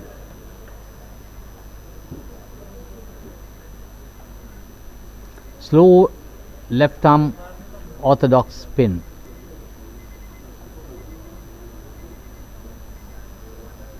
Shortish, batsman goes on the back foot and pulls it over the head of the mid-wicket fielder, and the ball crosses the boundary. That is 4 runs added to the total.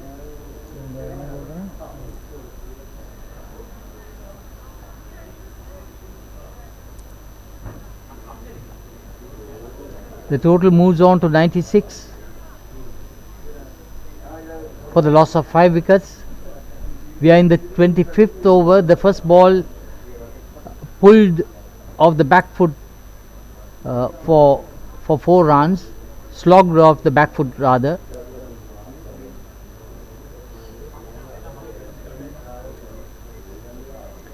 Fielder, the onside field is being strengthened with a fielder coming to shortish mid-on position, and the sweeper cover fielder coming in to the extra cover position inside the circle. Yeah, gently slighted delivery. Batsman plays it watchfully on the front foot.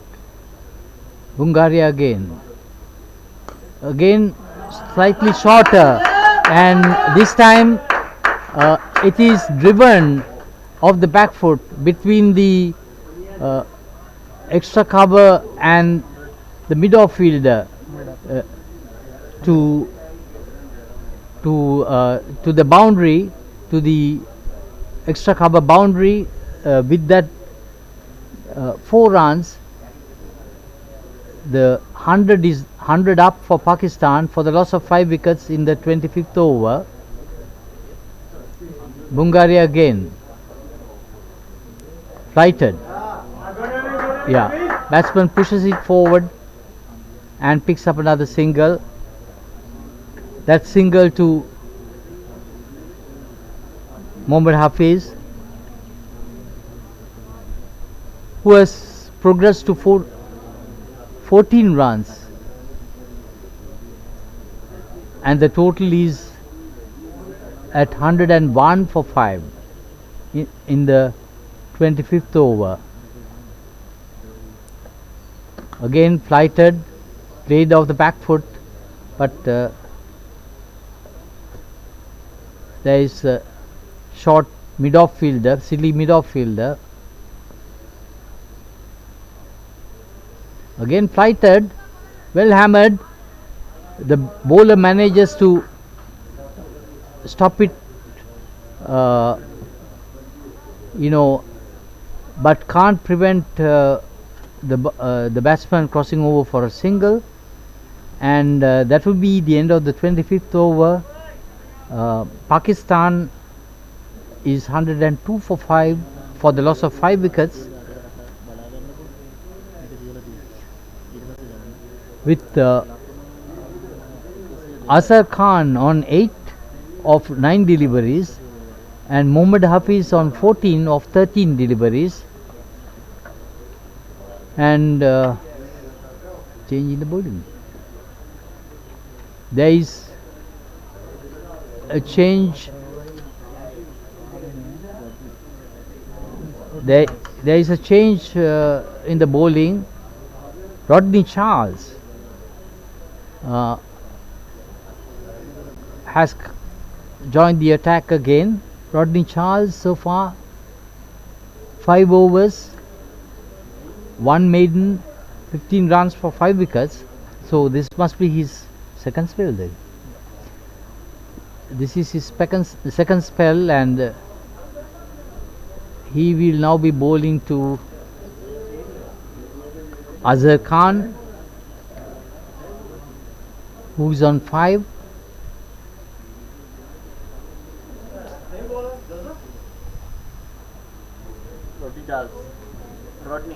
Rodney Charles to Azhar Khan.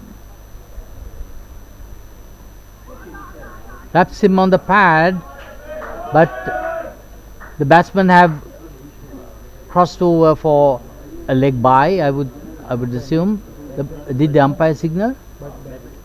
Oh, it's off the bat. So that's another run to Azhar Khan, which brings his total on to 9, and that brings the left-handed Mohammad Hafiz to the wicket. Azhar Khan is the wicket keeper for the Pakistan side. Now Mohammad Hafiz is facing Rodney Charles. Played off the back foot, and as the fielder from short extra cover runs around, batsman crossover for a single.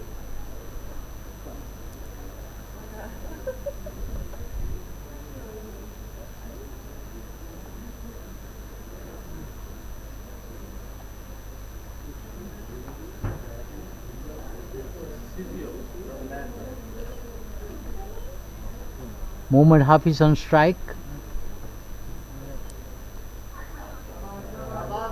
Plays it off the front foot and glides it down towards the third man region, and the batsmen go through for another single.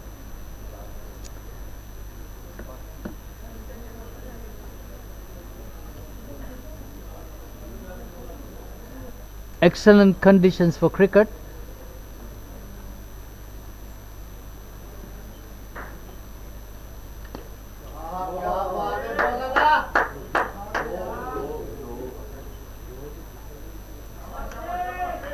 Mohammad Hafiz drives off the front foot and picks up 2 runs as the fielder from sweeper point comes round and picks it up and sends it back to the bowler, prevents a boundary being taken. Rodney Charles again, full, and is hammered down the ground, and Mohammad Hafiz picks up another boundary.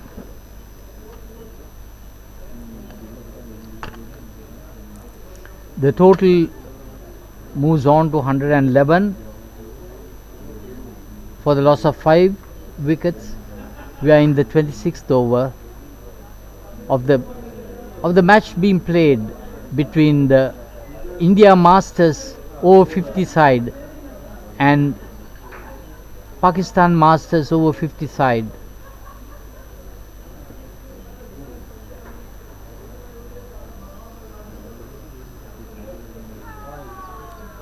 Down the leg side, it has been declared a wide.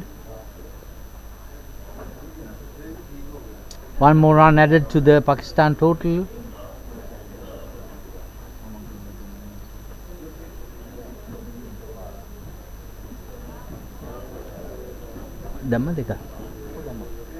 It's 112 for 5. Rodney Charles pushes it forward, but the ball trickles down off the outside edge, is picked up by the third man fielder, and batsman crossover for a single. Total moves on to 100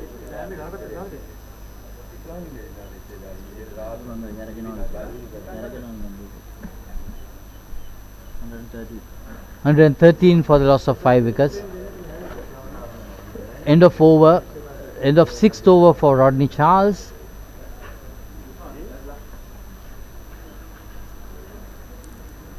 Mohammad Hafiz on 22 of 17 deliveries and Azhar Khan on 10 from 11 deliveries.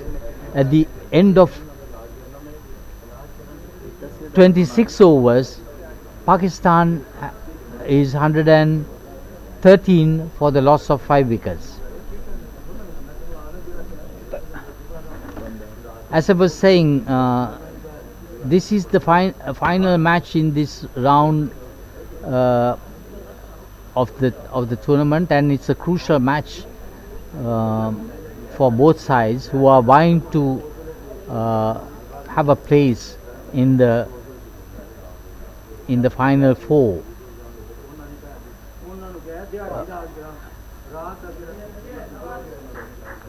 So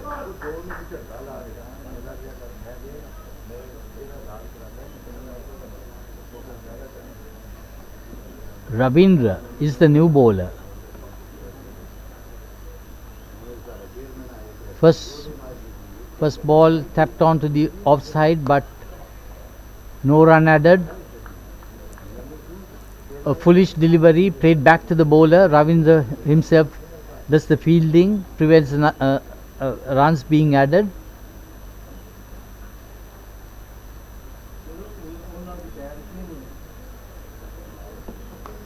Again a foolish delivery, driven to the sweeper cover region, and batsman crossover for an easy single.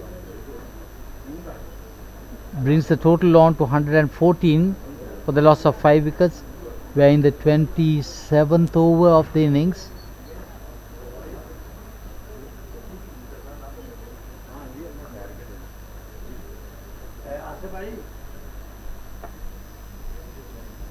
Ravindra Bandari.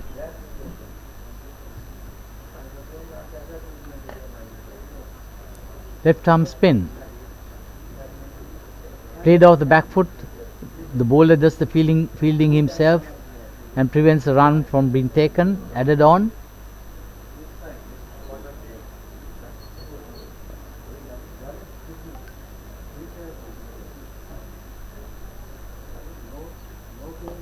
Yeah, gives it somewhere. Yeah, oh, That was a direct hit, very close, but the umpire says it is not out.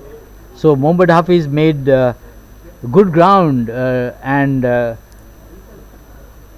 sorry, it was not Mohammad Hafiz, it was Azhar Khan uh, who ran a very quick single and still managed to get on to the crease before the stumps were thrown down.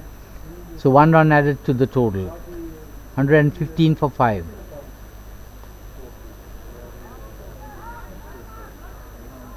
He cuts it, and as the short third man fielder comes round, the batsmen go through for a quick single, another single. The score has moved to 116 for the loss of 5 wickets.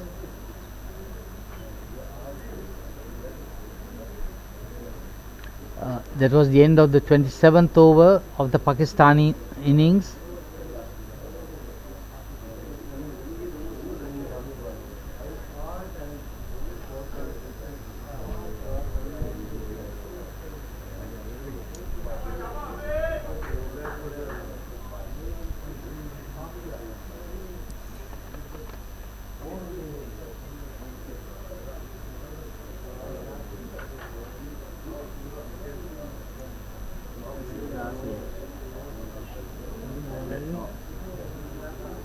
Who's the new bowler?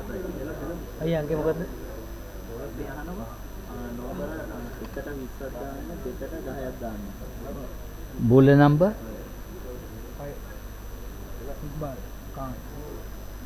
So a new bowler, a change in the bowling, Iqbal Khan,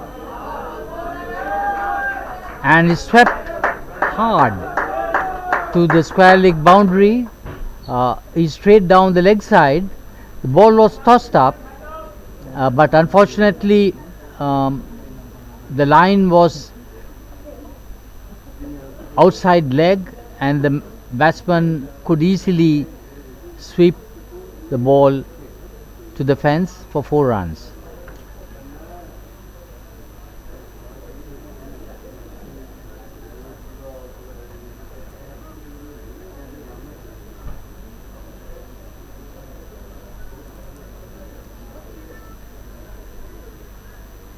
Mohammad Hafiz moves on to 28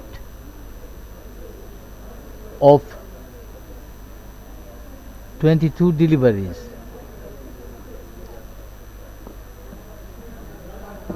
Drives off the front foot and picks up an easy single as the deep mid-off fielder comes round and throws the ball back to the bowler. Brings on Azhar Khan to face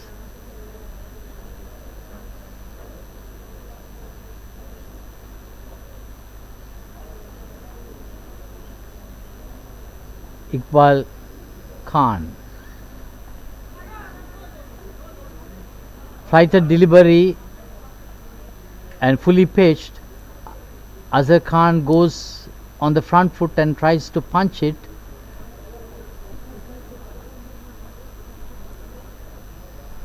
Another full delivery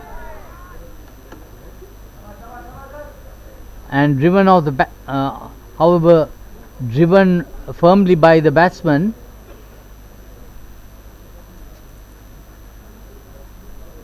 Iqbal Khan, right arm off spin, is bowling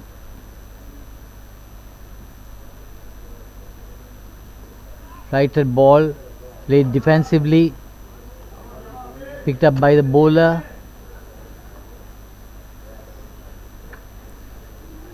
No run added to the total.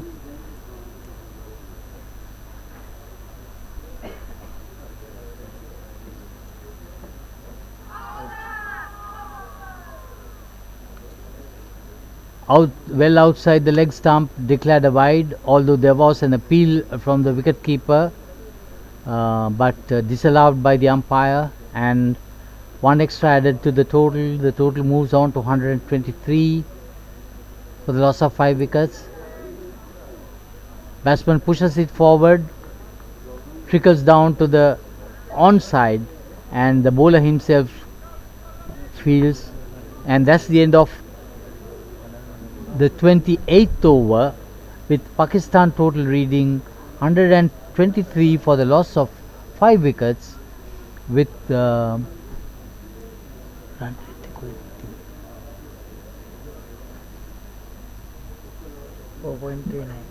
Pakistan maintaining run rate of 4.39 in this innings so far, and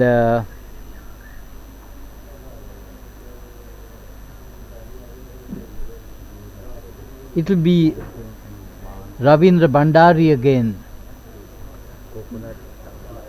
to bowl his left arm spin, and facing him will be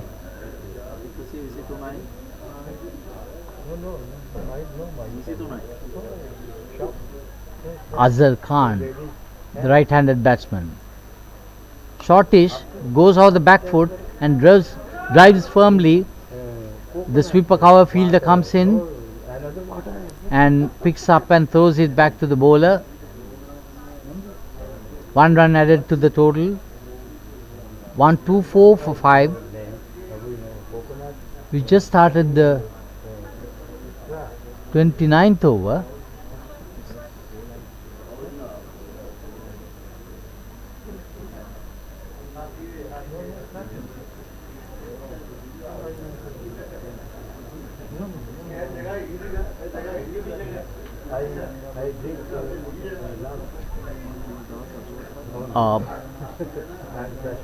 A fastish left arm spin delivery, played defensively by the batsman, no run added.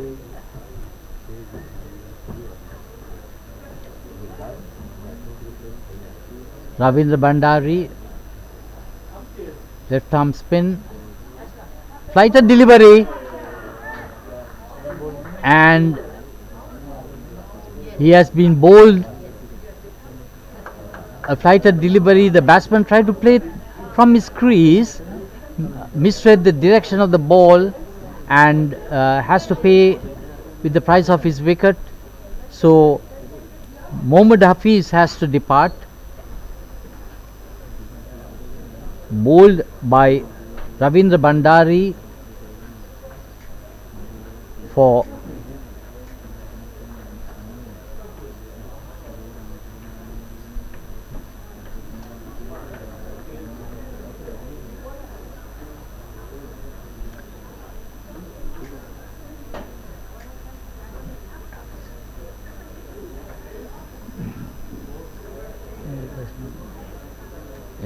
Mohammad Hafiz bowled Ravindra Bhandari.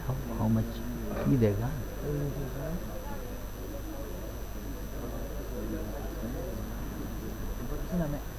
Mohammad Hafiz a quick fire 29, and the new bat coming in is Shakir Iqbal.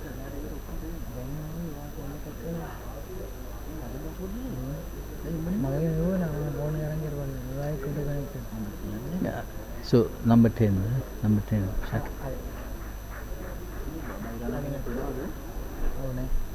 Sheikh Iqbal, sorry, I beg your pardon. Sheikh Iqbal is the new batsman in, and Sheikh Iqbal.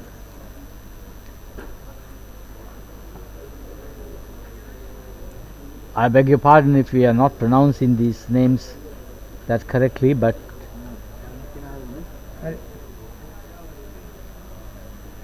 this Sheikh Iqbal.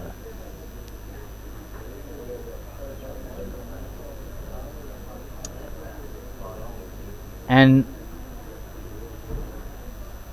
Ravindra Bhandari will be bowling to Sheikh Iqbal. We are in the 29th over. A wicket just fell, that of Mohammad Hafiz of Pakistan.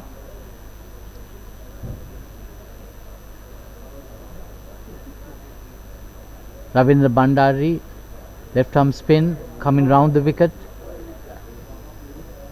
bowling to Sheikh Iqbal.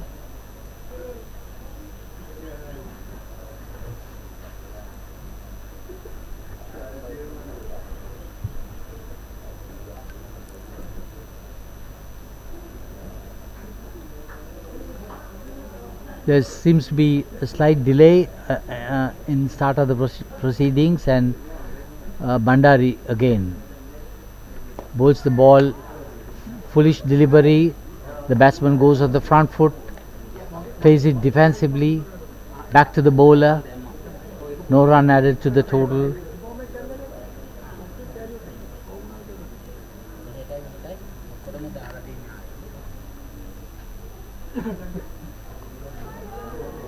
A thickish outside edge, and the ball flies away towards the third man region. Adds 4 runs to the total, and that 4 runs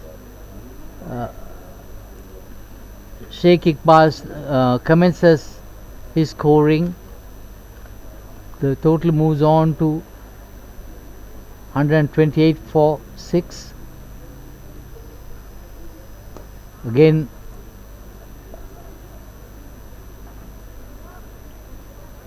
this time the ball was on the stumps, and it was played defensively back to the bowler, picked up by the bowler himself, and that will be the end of the 29th over, where Pakistan score reads at 128 for the loss of 6 wickets.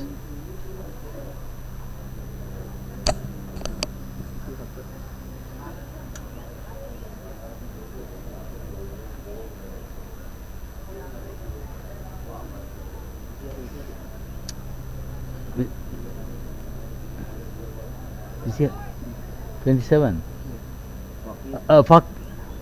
Fakir Dungaria again, left arm spin from both ends, driven on the back foot, and the deep mid-off fielder picks and throws the ball back to the bowler. The batsman crossover for an easy single. 129 for the loss of 6 wickets. We are in the 30th over of the innings, Pakistan innings. Pakistan maintaining a net run rate of 4.42. Cuts firmly, and there's a slight misfield which allows the batsman to cross over for another single.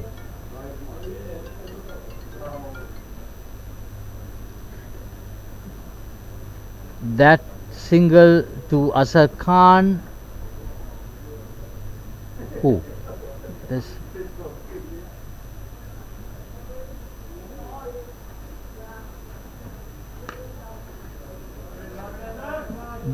Driven firmly off the front foot, and Asar Khan adds 1 to his total.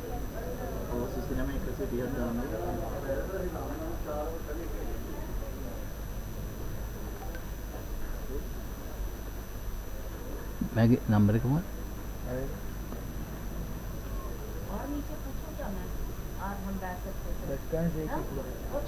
Yeah, Sheikh Iqbal. Played defensively by Sheikh Iqbal, no run added. Dungaria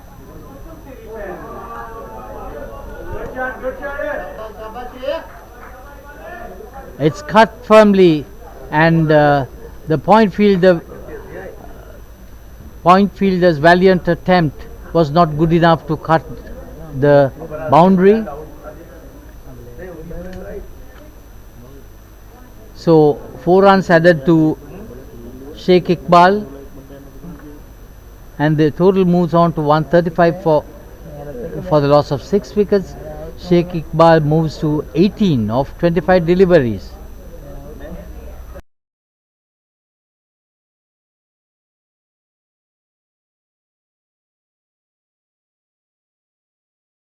Fakir Dungaria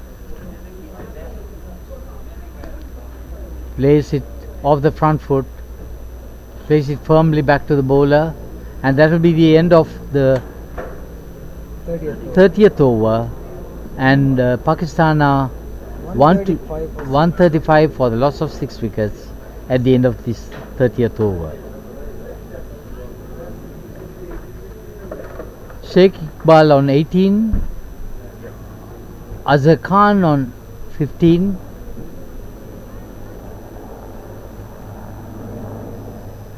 (135) for loss of 6 wickets.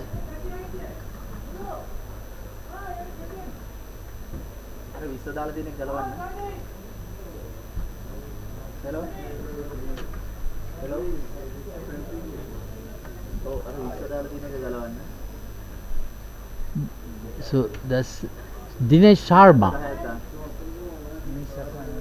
Huh?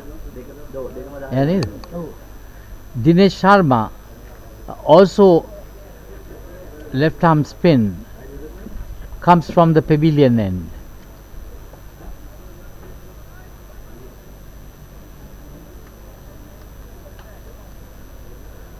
And he will be bowling to Sheikh Iqbal.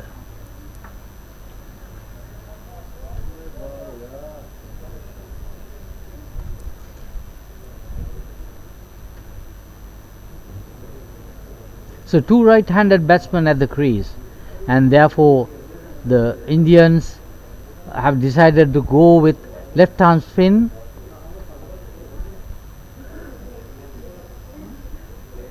orthodox spin, and it will be Dinesh Sharma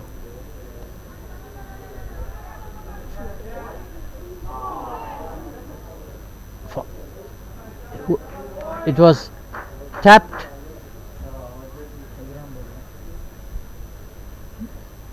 to the point fielder, and they went through for a quick single as the fielder comes in and throws at the non-striker's stumps, but the throw was not accurate enough to hit directly, and therefore 1 run added.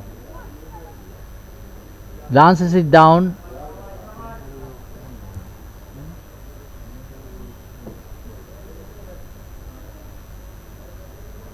Short leg fielder moves on to his right.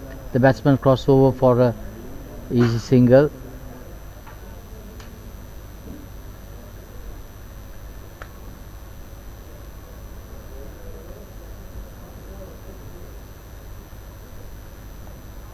Plays out the front foot.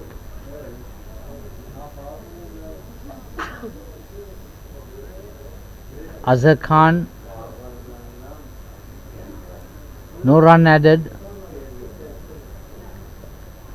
Left arm spin of Dinesh Sharma.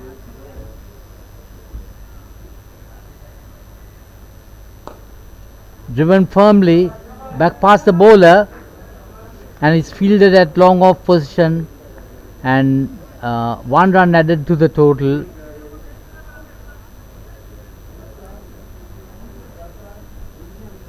The total moves on to 138 for the loss of 6 wickets. We are into the 31st over of the innings.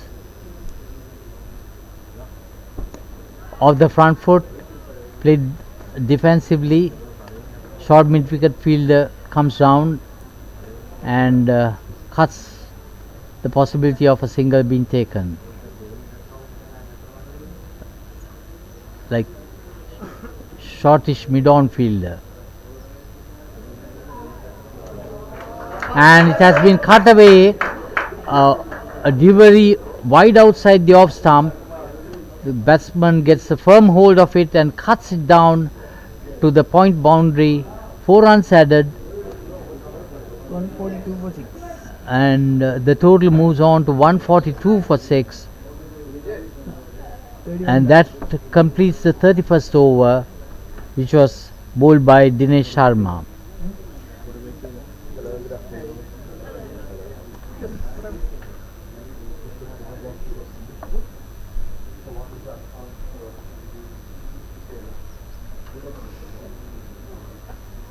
A physio attending to the batsman, who seems to be in some discomfort.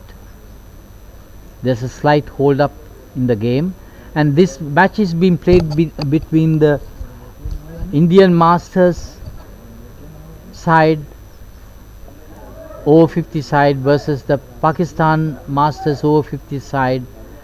the crucial last match in the first round of this tournament, and whoever wins this match has the chance to progress to the final round for the trophy of this championship, for the winners trophy of the tournament, for the semi-finals. Currently Pakistan is at the second position of the points table, having won all their matches except one, and India is next, having won all the matches except 2 losses.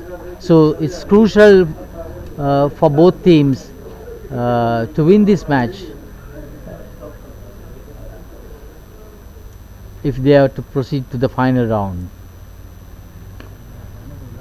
Driven off the back foot,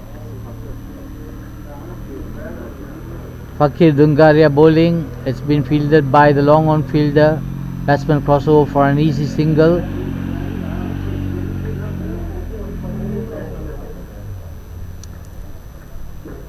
Left arm spin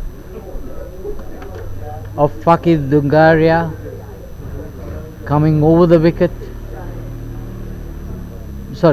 coming round the wicket, played off the back foot into the gap, and yet again another single collected by the batsman.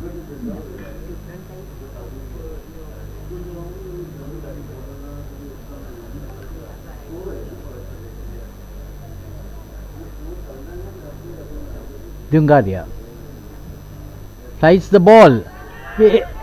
Oh, that is hammered, and slight mistiming of the ball. It goes as a chance to the point fielder, backward point fielder rather, and who made a valiant attempt to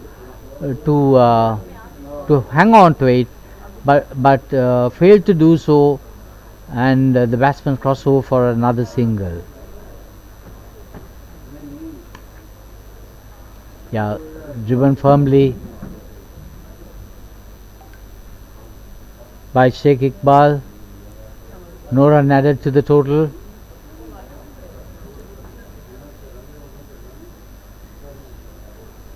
.145 for 6. Again driven back to the bowler.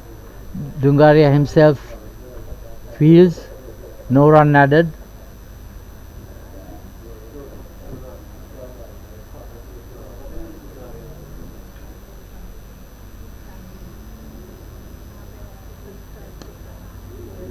Again driven out the back foot and fielded by the bowler himself, and that brings us to the end of the 32nd over of the innings, with 145.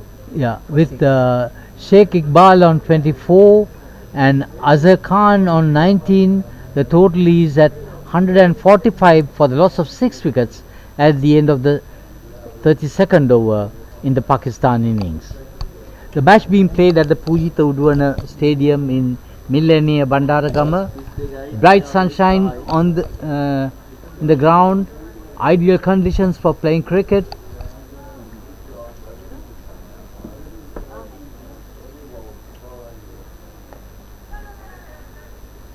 Punches off the front foot. That was Dinesh Sharma bowling the 33rd over of the innings.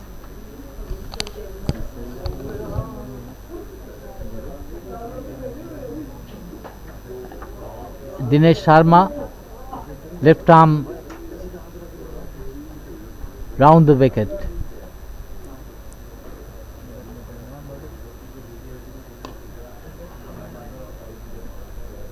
Drives it to the short mid-off fielder, short extra cover fielder rather.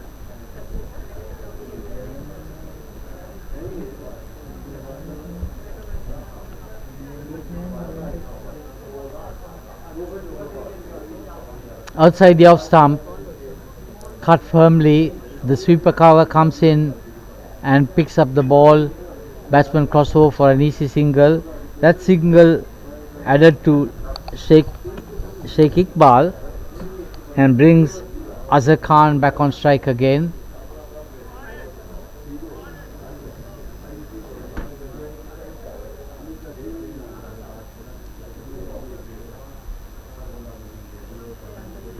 Flighted delivery outside the off stump. Batsman tries to reach it but unsuccessfully, and the ball is picked up by the keeper. No run added to the total.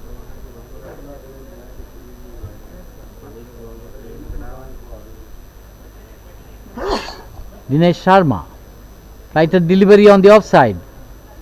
Driven from the crease.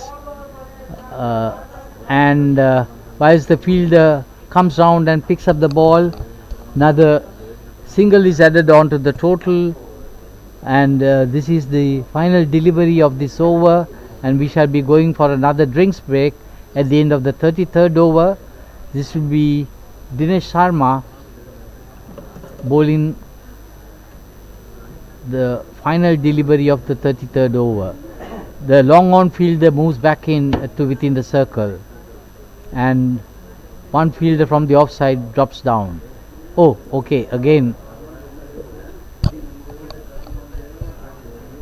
he's been sent back to the long on position again.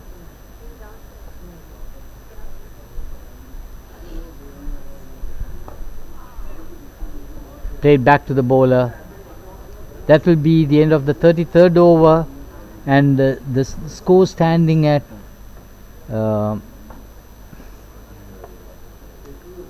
sorry, your name again, please.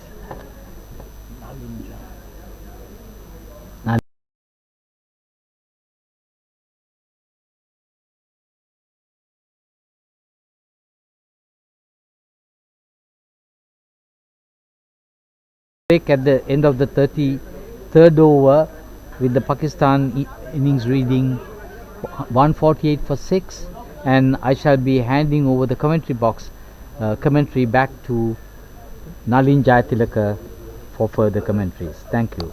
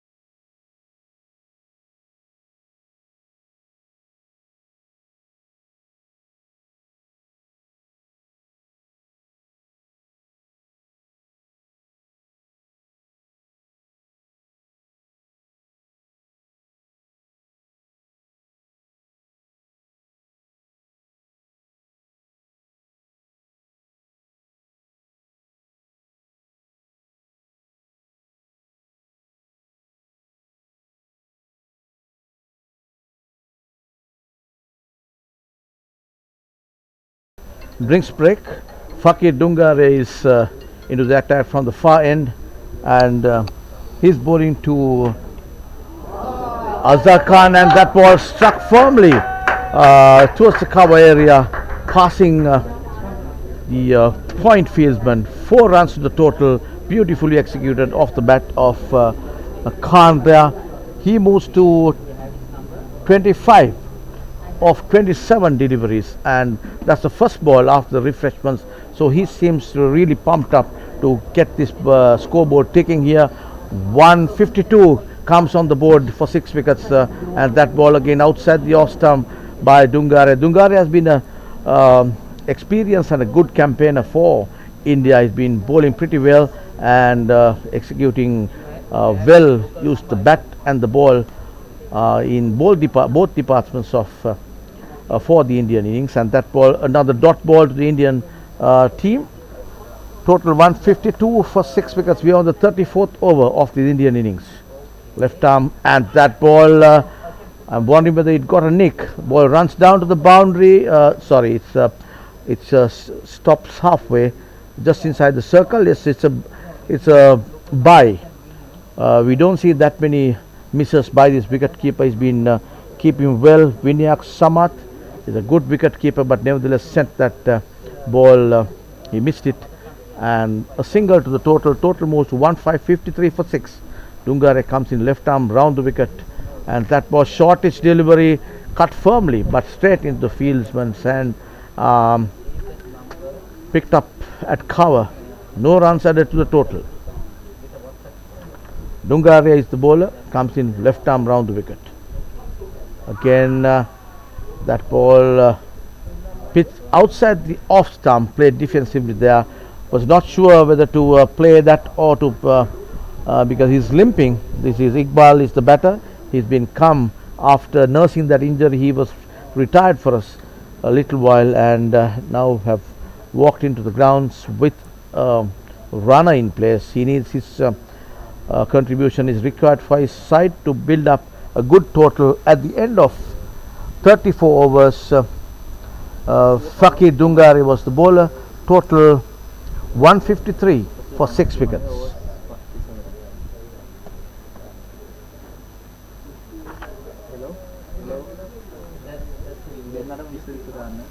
And the ball operating from the pavilion end is Dinesh Sharma. Left arm around the wicket to Iqbal, and that ball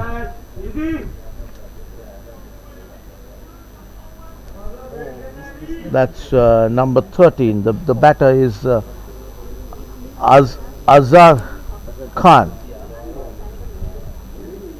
Azhar Khan is the batter, left-handed batter, facing Sharma from the pavilion end. That ball off the back foot punches it towards the long on there. They crossed over for a single. 1 to the total. Total moves to 154 for 6 wickets. We are on the 35th over of this Indian innings. 6 wickets down, and they are looking at scoring over 200 if they are to pose some threat to the Indian batters. They need to go over the 200 mark initially, and to see whether they could get to a target of around 230, 240. If they can, we will have a match on our hands. If not, the Indian batters have shown a real good promise here. The Pakistani bowlers will find it very difficult, but having said that, it's cricket we are talking of. Lots of uncertainties, so anything is possible on a day like this when it's India and Pakistan. And Sharma comes in there, flighter delivery, and Iqbal plays just defensively and runs the ball through to the third man area. No runs added, and Iqbal is not interested in taking a single there, and is looking at pushing the ball towards the deep there, and the Indian skipper, knowing that, pushes the man to the boundary. The cover pushed down to the boundary, and that ball punched firmly to the long on, picked up, and the batters crossed over for a single. Just adds 1 to the total. 1 ball to go in this over. 155 for 6. Pakistan. The last wicket for Pakistan was at 124 124. So this partnership is building here. These two batters on the back foot, punch firmly, ball runs down to the deep there. A single to the total. Total moves to 156 for 6 wickets, and that comes to the end of another over. 35 overs gone, 156 for 6. Batters at the crease. Shaikh Iqbal not out on 26th of 41 deliveries, and Azhar Khan 27 of 33 deliveries. So the partnership building here, if they are to post a total well over 200, 220, these two batters will have to put up a partnership close to about another 100 runs. If they can bat on till they reach the toe of 200, the Pakistanis can look at a total more than a 220, 225 and post a certain threat to the Indian batters when they come into bat, because the wicket tend to play a little slower as the day progresses, and off the bounce the ball comes a little slow, and Pakistanis have got some brilliant bowlers in their armory, and they can certainly put the brakes on the Indian batters at the afternoon session. And for them to do that, they need a respectable total to chase. And that ball outside the off stump, just slashed away towards the deep there by the batter. That was Azhar Khan, and the batters just easy single to the total. Total moves to 157 for 6. That brings Iqbal Khan determined to play with an injury there. That ball just launched it over the infield there, beautifully struck there by Iqbal Khan, waited for it beautifully over the infield there. 4 runs to the total off the bat of Iqbal Khan. Total moves to 161 for 6 wickets. We are on the 36th over of this Pakistan innings. Dungaria flight a delivery outside the off stump, and Iqbal knows that the field is up in the circle where there's a gap between long off and the deep extra cover, and he executed that brilliantly over the infield for 4. And that ball just slashed towards the point area. Iqbal wants to open up now. Just another 10 overs for Pakistan. On the back foot there, punched for a single as the fieldsman crosses over and picks it up. Batters crossed over for an easy single. 162 is the total for 6 wickets here. Brings the batter Azhar Khan on strike, facing Fakir Dungaria. Left arm round the wicket, and that's a full toss put away towards the long off there, and the batters crossed over for an easy single there, and brings in Iqbal. He's shown some aggression here, wants to go off the bowlers. He's determined to bat there. He went out of the field to nurse his injury, and the physio has done a good job. He's back again, and that ball nicely put away by Iqbal towards the long on area. Good single to the total, takes the total to 164. Slowly but surely the total is building up by these two batters, a partnership building up, and that comes the end of another over. 36 overs gone. Pakistan 164 for 6 wickets.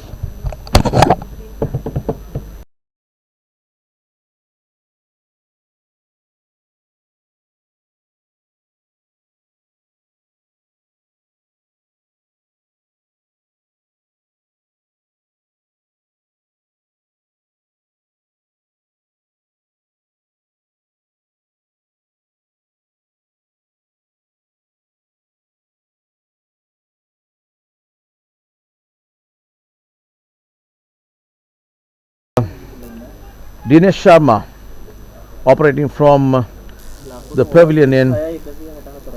He's bowling his 8th over, gone for 23 runs, but have been able to put the brakes on the Pakistan batters, and that ball on the back foot cut firmly but straight to the fieldsman there. And we have a whole bunch of Indian supporters behind me supporting their team all ladies come all the way from India to support their husbands, partners. I don't know who they are, but nevertheless supportive, very supportive towards their team. Oh, and they say they are not from England. They have all come already, all the way from England. So welcome to Sri Lanka. And I'm sure they are enjoying the warm conditions here in Sri Lanka. I understand it's a little cold in England these days. So, and as Sharma comes in, played to the fear, bowler himself picks up. He's in pain, Iqbal, but nevertheless continues to strike the ball well. Sharma operating from the pavilion end to Iqbal, who is unbeaten on 32 of 48 deliveries. Iqbal trying to build a partnership here, consolidate the Pakistan innings, put in a foundation for a big innings at the end of the Pakistani allotted 45 overs. That ball just played upishly there, but did not carry to the field, fielding at short third man, and good attempt by the fielder there, but a half chance I would say, but nevertheless the batters crossed over for a single.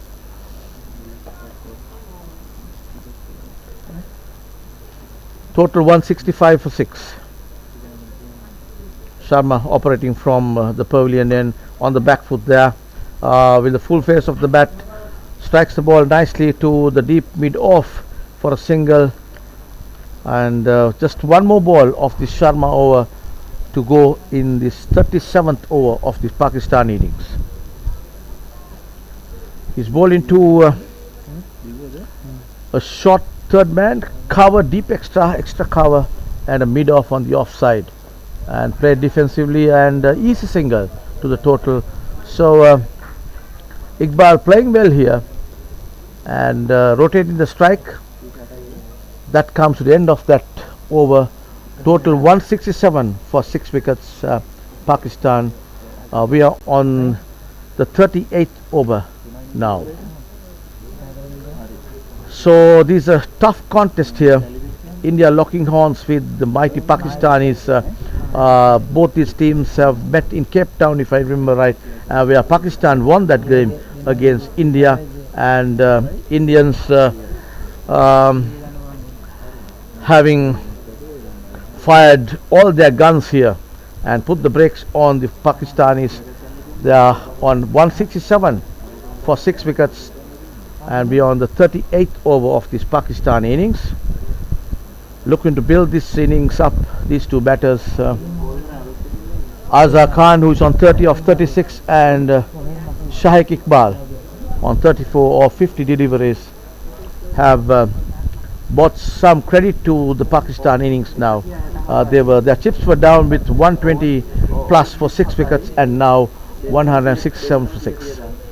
An off spinner in operation, just nicely put away by Iqbal for a single. He is very steady, and although he is limping, he looks very steady and calm in his mind. Wants his team through to a good total here, and with that single brings the batter Azhar Khan on strike. The bowler is Sohail Mashood, coming right arm over the wicket, and that's put away by Khan towards the deep there for a single. So scoreboard ticking by these two batters. If they bat on like this, they should get over 200 mark, which was looking to be a tough task at the very initial stages of this Pakistan innings. And that ball hit on the toe of Iqbal's bat. He went for a big one there, but mistimed, and ball rolled down to the wicket keeper, no run. We are on the 38th over of this Pakistan innings. Marshalling his men. The bowler Mashood wants a man out in the deep there in the cow corner, so bringing in the deep square leg up inside the circle, There are 1, 2, 3, 4, 5 men outside the circle, and that ball again he's standing and delivering here. Not much movement of his feet there. Obviously he's got an injury, a hamstring injury. I'm trying to figure out how he's batting with a hamstring injury. I think thanks to the physio he has been able to nurse him well, I suppose, and he's been able to strike the ball well despite the injury. And again another single to the total. So these two batters just rotated the strike, trying to get 5-6 runs off each over. Just little rattling the fieldsman, the Indian guys here. Only positive thing for the Indians so far is they have a whole bunch of ladies supporting them in the pavilion here. That must be keeping the boys on their toes. And that comes the end of the Sohail over. 38 overs gone, total 171 for 6 Pakistan.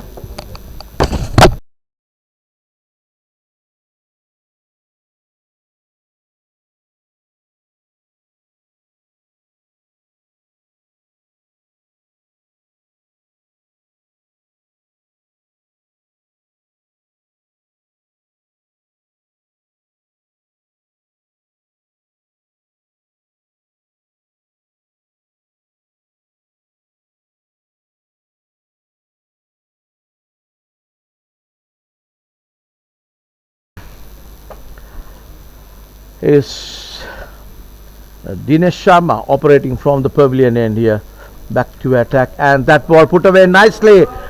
Beautifully struck shot there by this is Khan, who hit that beautiful struck off the front foot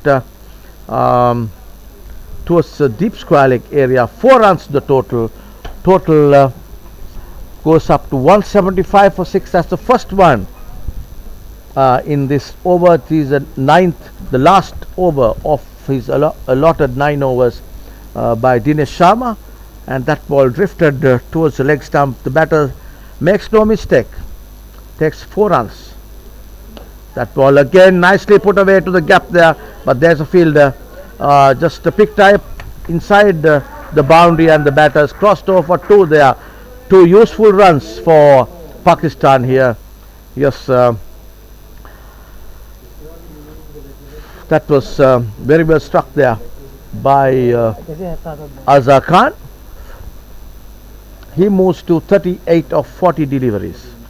There again, nicely put away again, but cannot be the fielder there, and he wants a run, the batter, and sent back by the non-striker because that ball rushed to the fieldsman at the short mid-wicket, and although it was struck firmly, no runs added to the total. 177 for 6 here at this PUSA Uduvana Sports Academy ground in Millennia, Bandaragama, south of Sri Lanka, Colombo, which is south of Colombo, and as we speak, on the back foot, cut firmly towards the deep extra cover.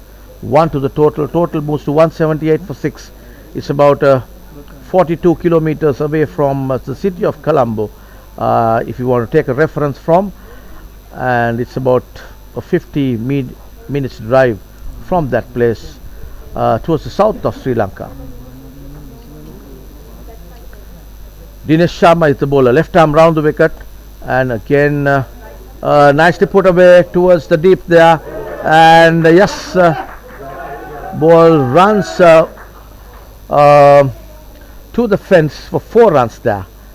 Nicely played there by the batter, that is Iqbal, who is standing and delivering there. He can't move much where his front foot is concerned because of the hamstring injury, but nevertheless walking the ball around.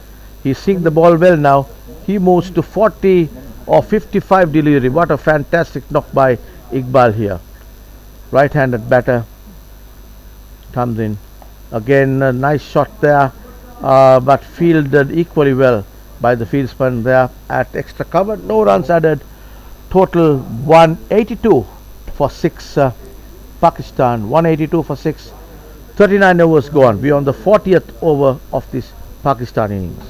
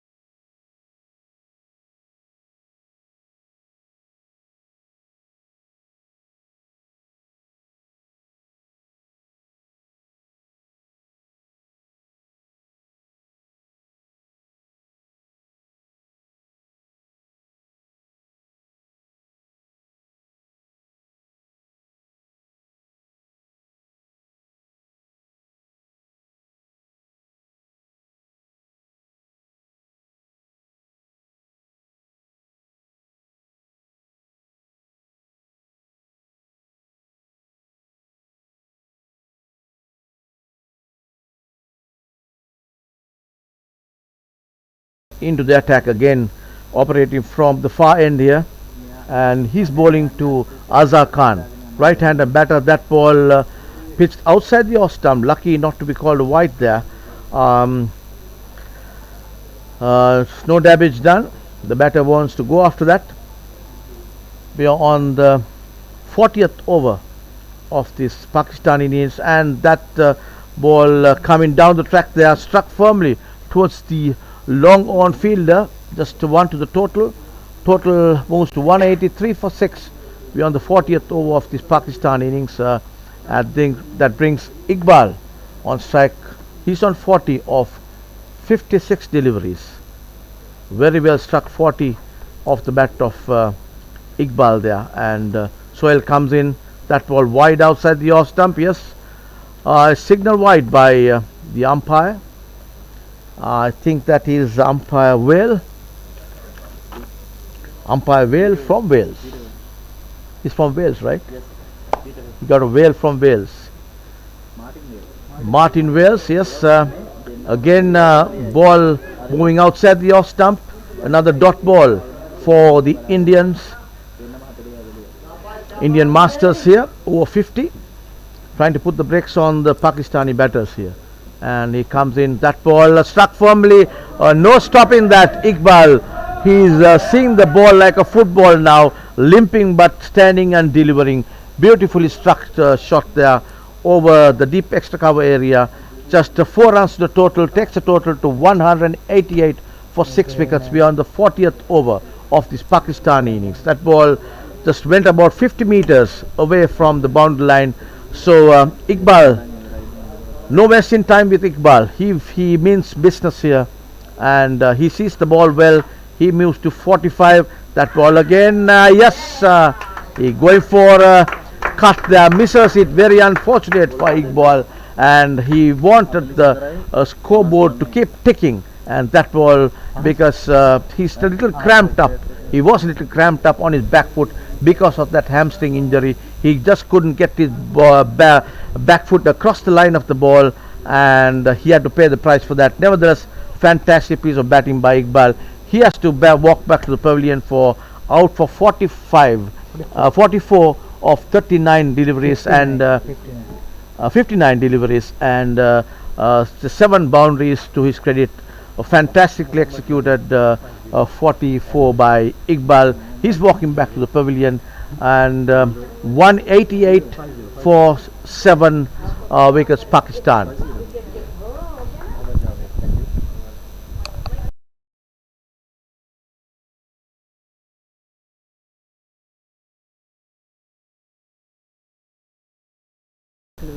And that's a good round of applause by the Pakistani teammates for Iqbal.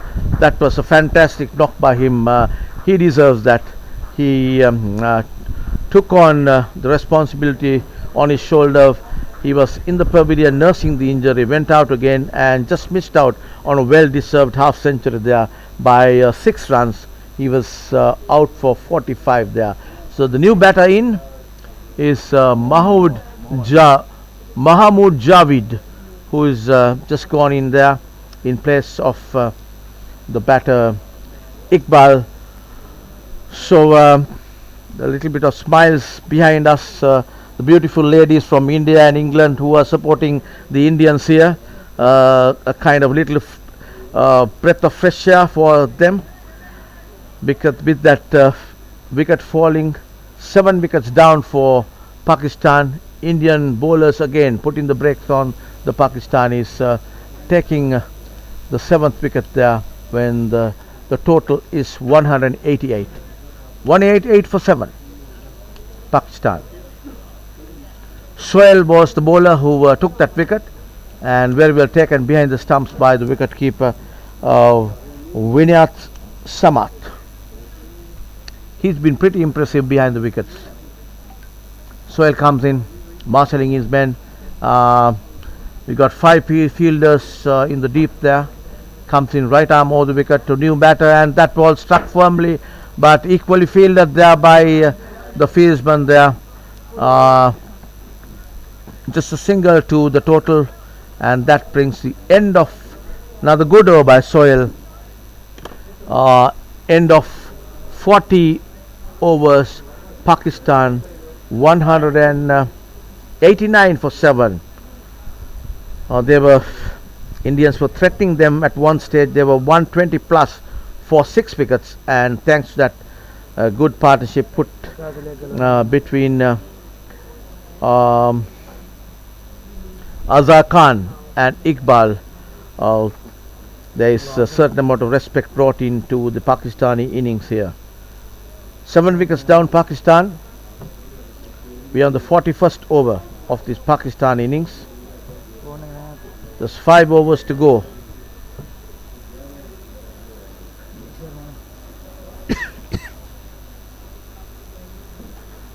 And number 7 is the bowler, is Ravindra is the bowler coming from the pavilion end.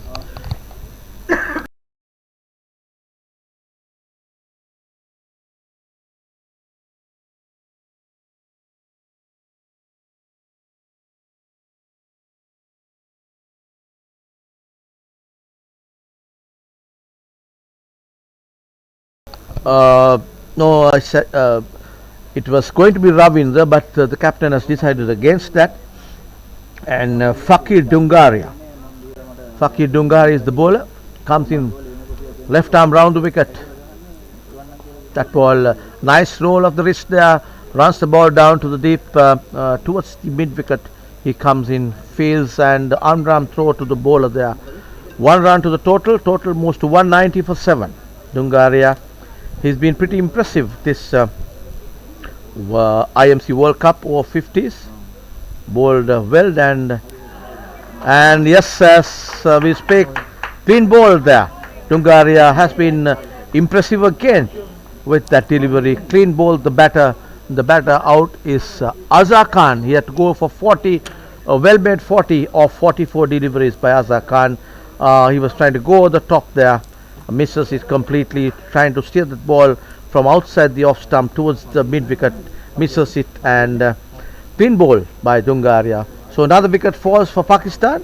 Pakistan 190 for 8. We are in the 41st over of this Pakistan innings.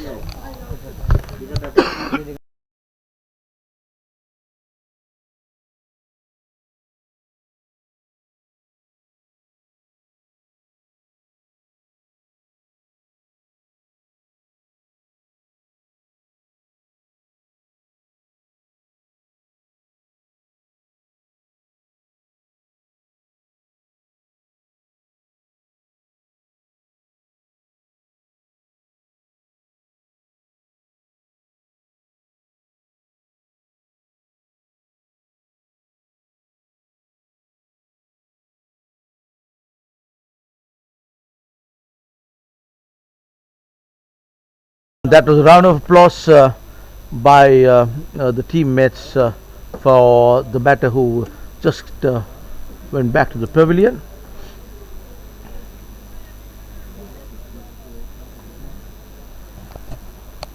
For 40, it was Azhar Khan, the wicket keeper, who made the brilliant 40 or 45 deliveries with 3 boundaries. The new batter in is Mohammad Jaffer, the left-handed batter. Left-handed batter is Jaffer, and Mahmoud Javid is on the non-strikers end. Jaffer taking strike to Dungaria, who took that wicket. Dungaria had been very impressive this IMC Masters World Cup with the bat and the ball both, and here he is coming into the attack again, taking one wicket for 44 runs. And that ball very watchfully played there. First delivery, 8 wickets down in this Pakistan innings, and Jaffer is the batter, left-handed. He's got a short third man cover, deep extra cover, short extra and a mid-off in place for him, and that ball upishly hit, but yes, it clears the boundary. Very well struck shot there, very well timed shot there by Jaffer, and the second ball he faced, no mincing words, just over the third man of the mid-wicket area for 6 runs to the total. Much needed runs for the Pakistanis here. 196 for 8 Pakistan. We are on the 41st over. Dungari is the bowler, and the skipper wants another person in the cow corner there. So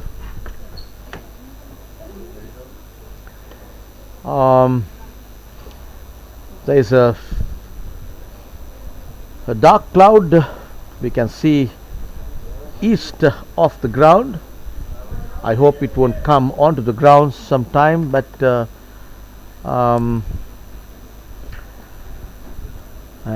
was a dot ball. 196 for 8 Pakistan, and that with the roll of the wrist just runs it down to the man in the short there, fielding at short mid wicket. Just a single to the total moves to 197, and that comes the end of another over. 41 overs gone, total 197 for 8. The batters at the crease, Mohammad Jaffer, 2 of 2 deliveries, and the man who got this, I beg your pardon, Mohammad Javid is on 2 of 2. Jaffer hit the man who hit that 6. He's on 7 of 4 deliveries. We are on the 42nd over of this Pakistan innings.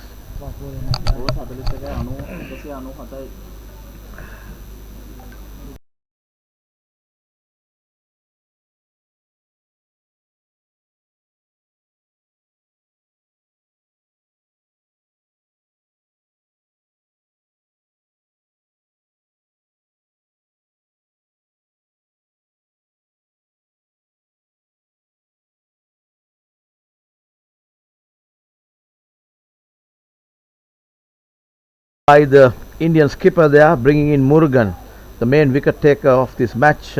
He's bowled 7 overs. So the skipper of the Indian side has been marshalling his bowlers well, keeping his good ones to the dearth overs here. He's bowled 7 overs, given away 25 runs and taken 5 good Pakistani wickets. Comes in right arm over the wicket to the left-hander. And the first one, little offline there, ball pitched on the middle stump and moving towards way towards the leg stump. He's coming right arm over the wicket, trying to get the ball come into the left-handed batter there. I get the feeling that he wants to get the ball move out from the left-handed batter, coming right arm over the wicket, but that one came in from the middle stump.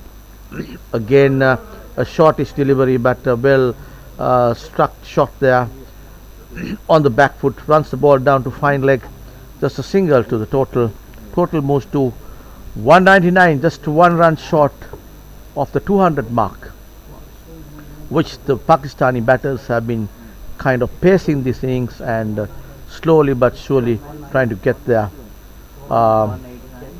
and just 1 run short of the 200.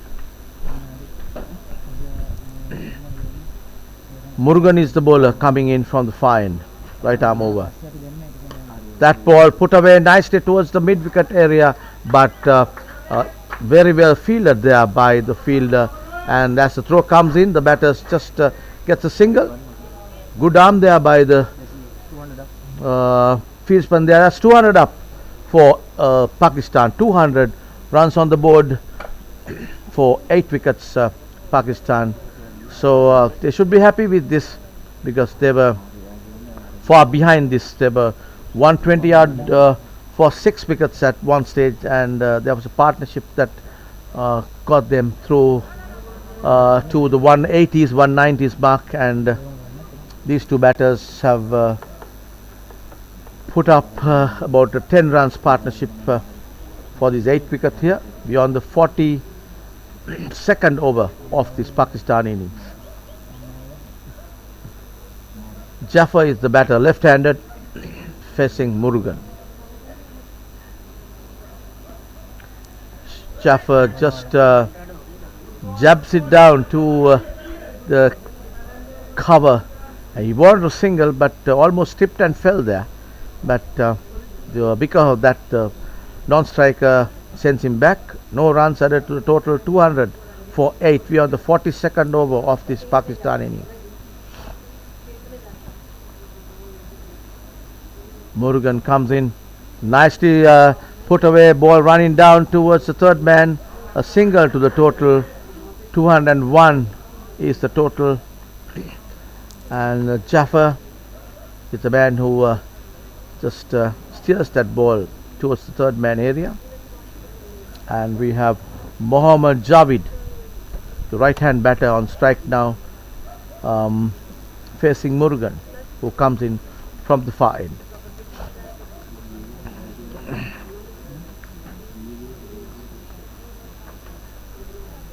Murugan trying to bowl a slowest delivery there, just did not grip that ball properly.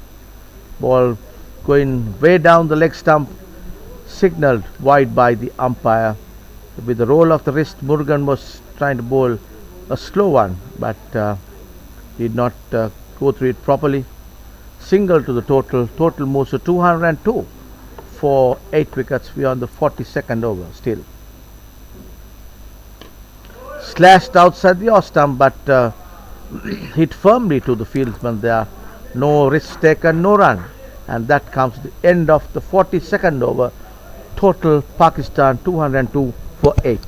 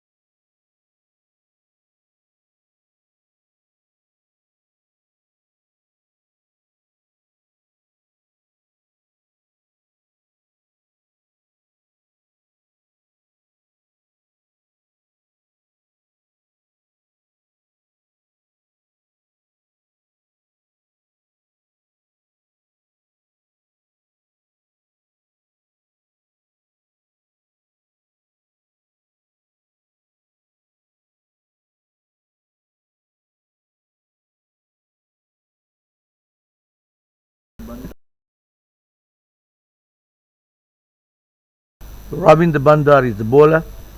He's going to operate from the pavilion end.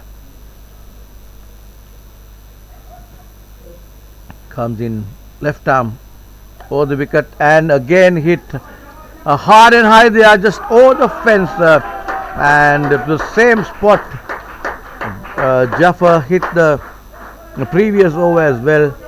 He doesn't want to waste any time, just hit it over for another 6 runs to the total. 208 runs on the board for 8 wickets here. Jaffer connected beautifully over the fieldsman who is fielding at the cow corner there. No chance, rather deep mid wicket. And there are 3 fielders on the deep there. Long on, man fanning right at the cow corner, and deep mid wicket. And that one waited for the ball to come, went on the front foot, but on second thoughts he thought he'll play on the back foot. Little less time to get on the back foot, but while being on the front foot he just slashed it to the ball and run the ball down to the short third man area. No run. Again, it goes hard and high again, but obviously one bounce to the fielder at cow corner. He wants to go over the top there and trying to get another 6 runs. He's using a long handle for sure. He's a tall guy, and Mahmood Javed is the man on strike now. Jaffer it's on 16 of 11 deliveries. Ravinder Bandari is the bowler. Number 7 coming left arm round the wicket to the batter. Struck firmly, and as the ball runs down to the mid-off fieldsman, the batters crossed over a quick single. 210 to the board on the board of 8 wickets beyond the 43rd over of the Pakistan innings. Left hand right hand combination really always keep the fieldsmen on their toes. You have to keep moving from one place to another and starting, and that ball again gone over with the long handle. 6 runs, another beautifully executed shot there. So with the long handle of Jaffer, 3 sixers to his credit, and he has faced 12 deliveries and taken 22 runs, and this over is expensive where Ravindra is concerned. 2 sixers off this over and 2 singles, 14 runs coming off this over so far. Last delivery of this 43rd over, and a little faster ball there to finish off the over. Total 216 for 8 Pakistan.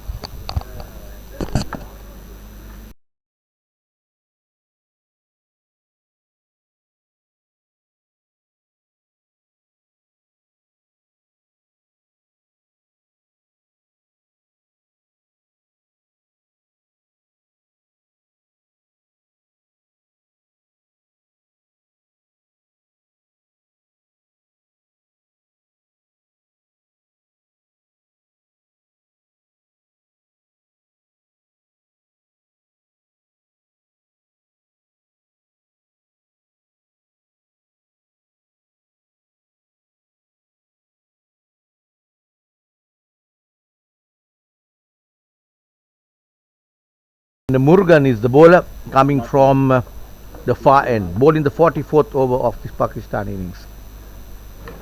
At that ball hit firmly but straight into the fielder's hands. No run there. That was very well struck. These 2 batters are opening out now. Last 2 overs to go. If they can get to a total of about 230, I get the feeling that it will be a threatening total for the Indian batters. We know for a fact that they have depth in batting, but that ball struck firmly, but directly straight into the mid-wicket fielder's hands, and he has to go.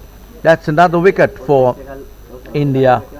216 for 9 wickets. The beautiful ladies behind me are very happy that they wanted me to say beautiful ladies, and I use that phrase, ma'am.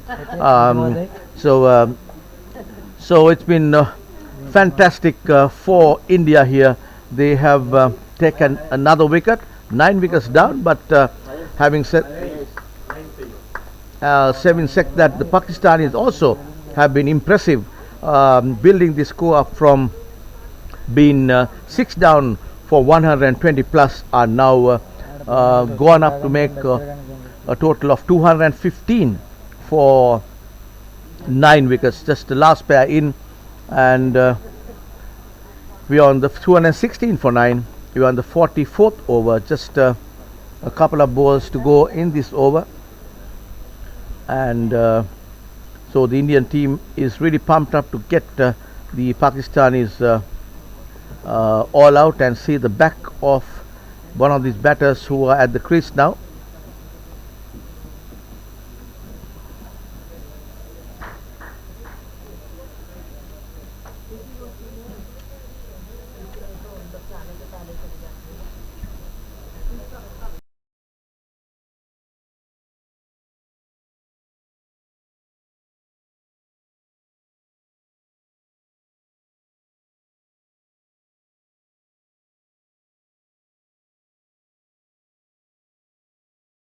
little bit of some refreshments been taken by the fielders and the batters, because it's quite humid conditions here at this PUSA Uduvana Cricket Academy grounds. And that ball from Murugan, let's wait and see whether it has hit the bat or not. Yes, that was off the bat of Naim Tayab, who is straight off the mark. That ball from Murugan to the right-handed batter was drifting towards the leg stump and just got a thick out inside edge, and the ball ran down towards the short fine leg batter, crossed over for a single. 217 for 9 wickets here. Pakistan just aiming at getting at least another 10 runs on the board, so that they could be threatening when the Indian batters come into bat. And they have some good spinners in the armory, Pakistanis. So where the Indians are concerned, they have the might in their batting lineup. And that ball Bice coming in wide outside the leg stump there, the batter off the bat. Yes, that's off the bat. I thought for a moment that it did not strike the bat. It got inside edge, and batter came 2 steps up. And Jaffer is the batter. He has been very aggressive from the time he came into bat. 26 for him of 14 deliveries. So useful runs from Jaffer to the Pakistan total moves to 221 for 9. That was nice little late cut there, ball running down towards the boundary. Yes, he gets a 4 there, beautifully executed by Jaffer. A little late cut, runs the ball down, and 4 runs to the total off the bat of Jaffer. He moves to 30 of 15 deliveries, and 225 is the total. And I was saying, if Pakistan can post a total of 230, they are in the running, and we're going to have a good match at hand.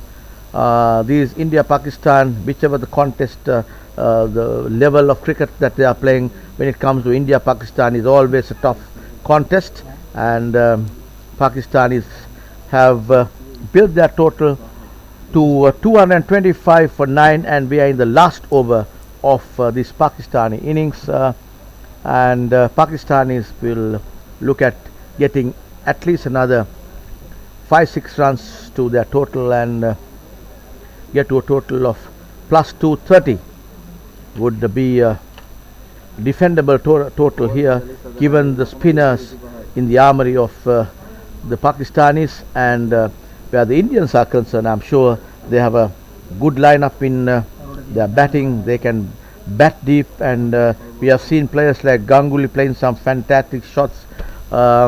I have known that he's been tapping the door for the IPL long years back, and we have seen some cracking shots played by him as well.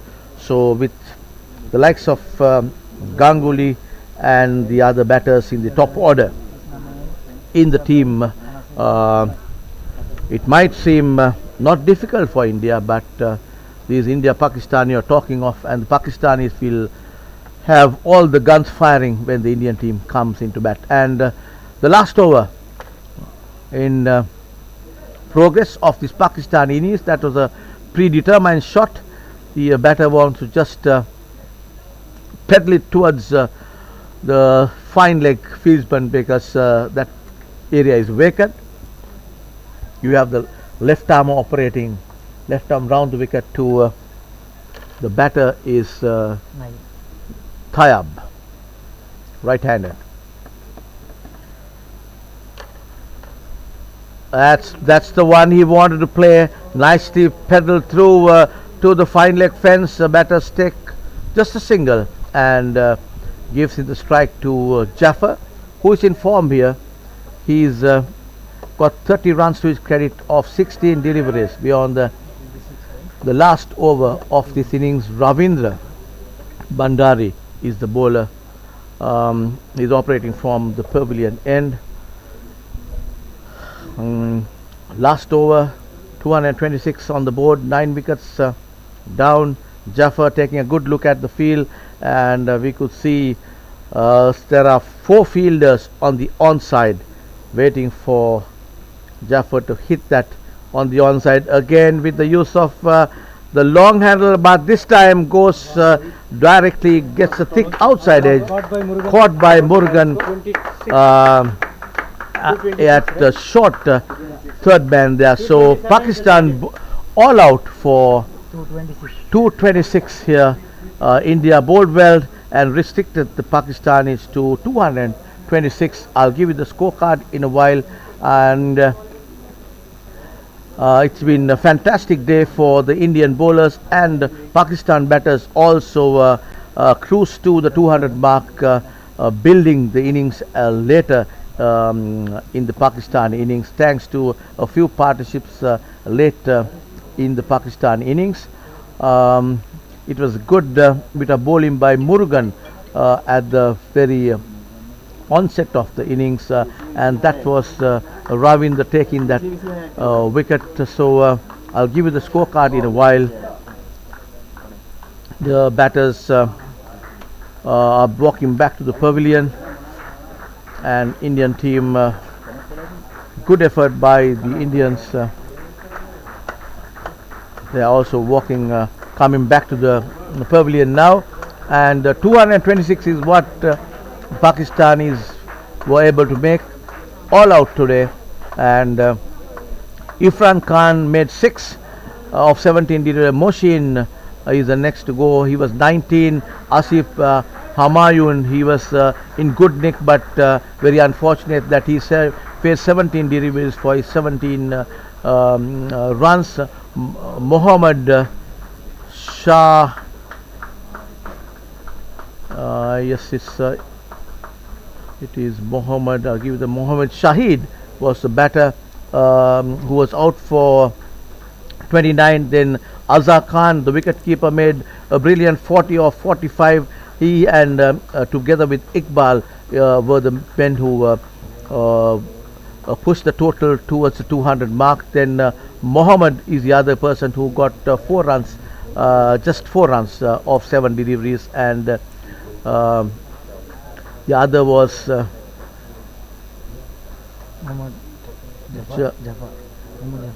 Mohammad Jaffer, who got 30 of 16 deliveries. Naeem Tayyab made 2, and that was the total 226 all out Pakistan. And for the bowling, Ravinder Bandari bowled 8 overs, and the 9th over he took 1 wicket.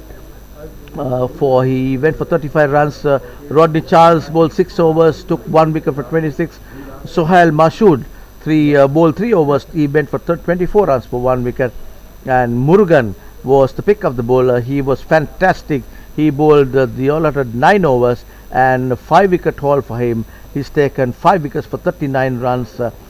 Fantastic bit of bowling by Murugan. And Dinesh Sharma bowled 9 overs, went for 37 runs. He was not successful today.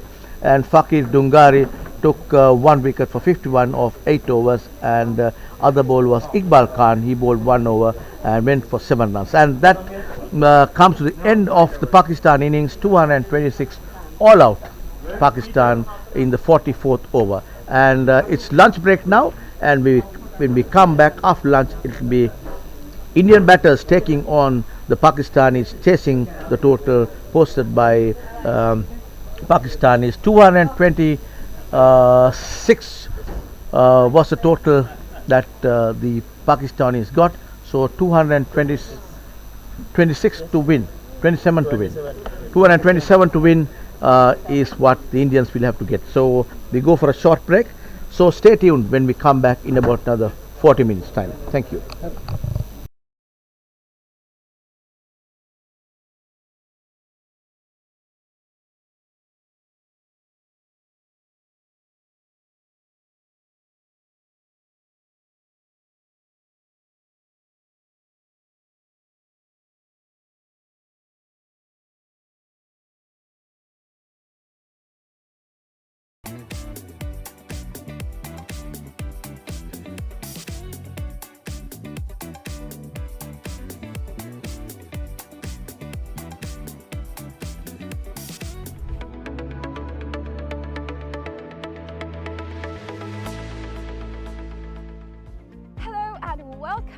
PUSA Leisure Private Limited, Sri Lanka's premier destination for cricket enthusiasts and sports tourism. So PUSA Leisure Private Limited is actually the only leisure company in Sri Lanka with its own cricket ground. We're here at the ground right now, and it's the second largest cricket ground across Sri Lanka in playing area. This is tailor-made to conduct tours across Sri Lanka, and we are here today to witness about the specialties it has to offer.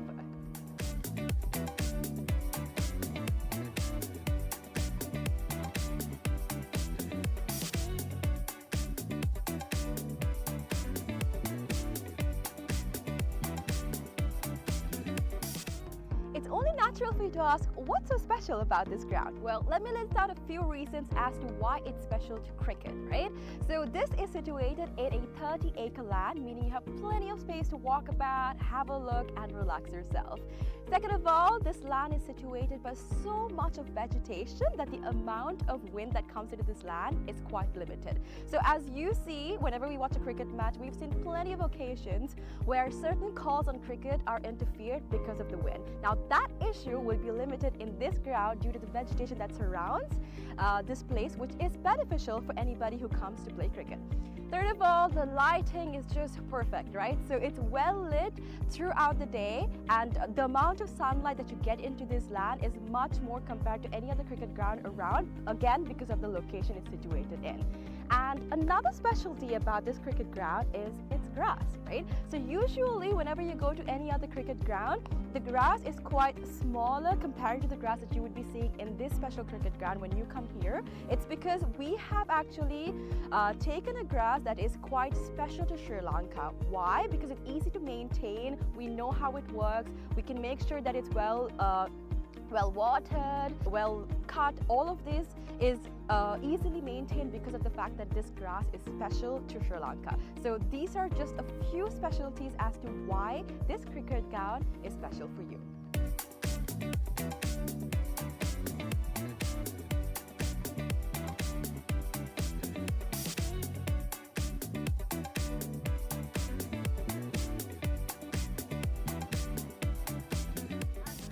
Alright, so let's talk about the pitch a little, right? So I'm here right now, and from the pitch to the ground, we have about 80 meters of a radius, right? And something special about the pitch is that it's elevated, meaning that anybody from anywhere on the ground can see the pitch properly because of its elevation. So even if you stay in that corner of the ground, the pitch very clearly because of the elevation that it has.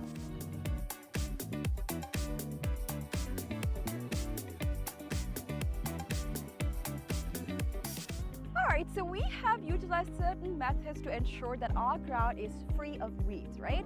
So our first method is recycling water. We have a natural source of water in our land, and we have taken the water from that into a handmade pond covered by polythene, and water from that is taken to our ground through sprinklers, and that is how we water our ground. And that water is later on taken back into our drain, which I'm standing over, and this leads straight up to the natural water supply that we have in this land. All right. Apart from that, we've also utilized certain methods to ensure that no water from outside is brought to our land, our cricket ground basically. So these methods are basically what we use to ensure that there's no weeds in this grass and that our grass is the same that we have maintained throughout from the start.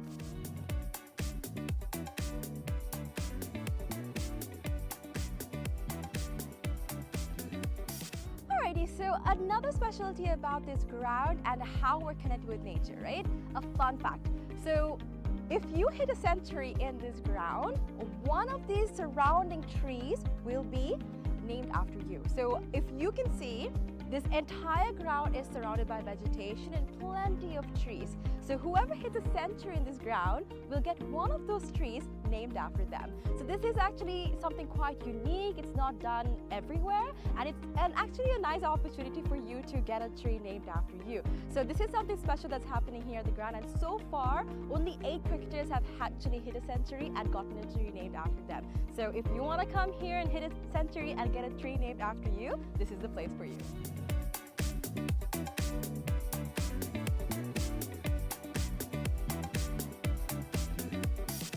Alright, Alright, so you must be wondering what PUSA stands for. PUSA stands for Pujitha Uduvana Sports Academy. Pujitha Uduvana is actually the single owner of this cricket ground, and we actually have some exciting news. We will be providing this ground and facilities to the IMC Over-50 cricket tournament, right? So 9 of their matches will be taking place in this ground starting Feb 9th, and people from over 14 countries will be participating in this cricket tournament. So if you want to check out this ground and you would like to see a tournament, make sure you come and visit the PUSA cricket ground.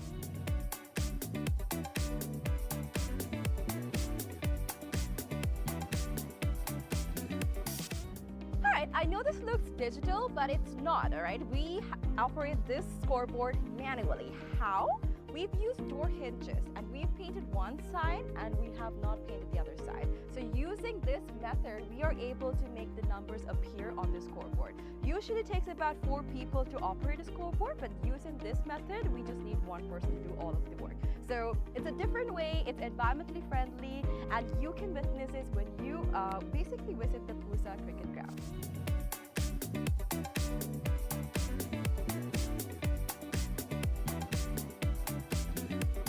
Alright, so you must be wondering where the side wickets are. It's going to be built right over here. It's still under construction, but we are expecting 12 strips to be made very, very soon.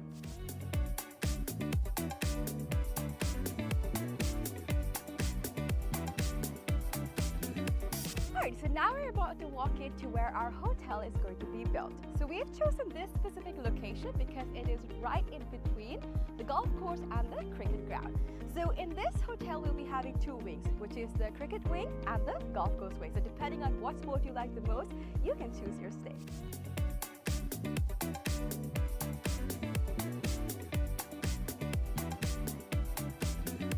Alright, so another exciting part of our 30-acre land is this golf course. So the golf course isn't built yet, but I'm currently walking into the land that's dedicated for it. So on this road that we see over here, there will be an array of houses that will be built with a backyard facing this very golf course. So if you're interested in becoming an owner of these properties, make sure you invest right away so that you can have a house with a backyard facing this amazing golf course. So people that actually walk on the streets will not have a clear view of the golf course, except for the owners that actually reside in these houses. It will be exclusive just to y'all, so make sure you come and invest today.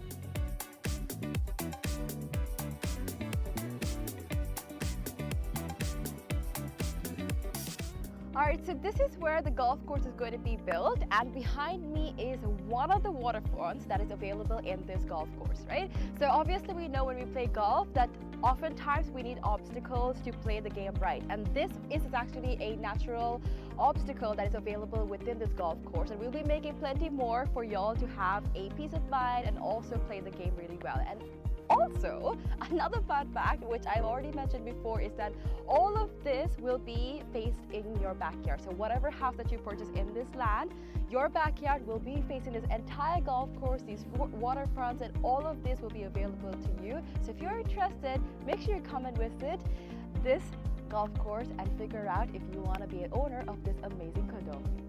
Alright, so today we've spoken about how we can leisurely spend our time at PUSA Leisure Private Limited. But now we're about to talk about some investment opportunities, right? So we have about 49% shares worth of about $30 million available for y'all to invest. So we have some individual houses going on, and from that you will be able to get the ROI in less than 5 years. So do not miss out on the opportunity for y'all to invest in some amazing properties like this.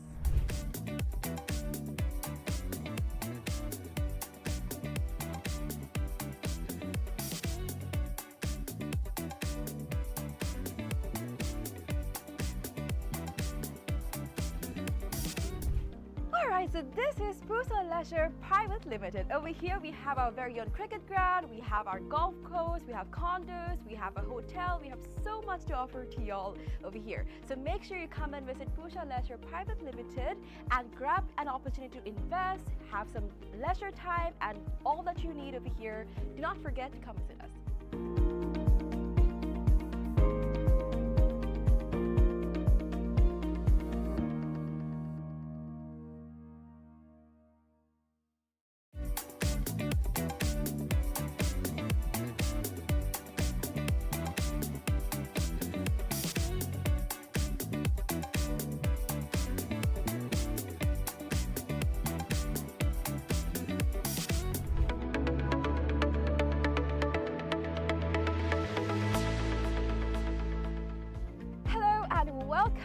PUSA Leisure Private Limited, Sri Lanka's premier destination for cricket enthusiasts and sports tourism. So PUSA Leisure Private Limited is actually the only leisure company in Sri Lanka with its own cricket ground. We're here at the ground right now, and it's the second largest cricket ground across Sri Lanka in playing area. This is tailor-made to conduct tours across Sri Lanka, and we are here today to witness about the specialties it has to offer.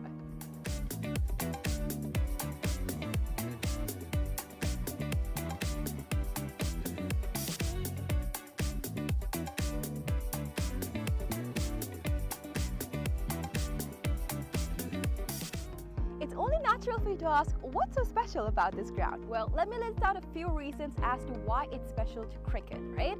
So this is situated in a 30-acre land, meaning you have plenty of space to walk about, have a look, and relax yourself. Second of all, this land is situated by so much of vegetation that the amount of wind that comes into this land is quite limited. So as you see, whenever we watch a cricket match, we've seen plenty of occasions where certain calls on cricket are interfered because of the wind. Now that issue will be limited in this ground due to the vegetation that surrounds this place, which is beneficial for anybody who comes to play cricket. Third of all, the lighting is just perfect, right? So it's well lit throughout the day, and the amount of sunlight that you get into this land is much more compared to any other cricket ground around, again because of the location it's situated in. And another specialty about this cricket ground is its grass, right? So usually whenever you go to any other cricket ground, the grass is quite smaller compared to the grass that you would be seeing in this special cricket ground when you come here. It's because we have actually taken a grass that is quite special to Sri Lanka. Why? Because it's easy to maintain, we know how it works, we can make sure that it's well watered, well cut. All of this is easily maintained because of the fact that this grass is special to Sri Lanka. So these are just a few specialties as to why this cricket ground is special for you.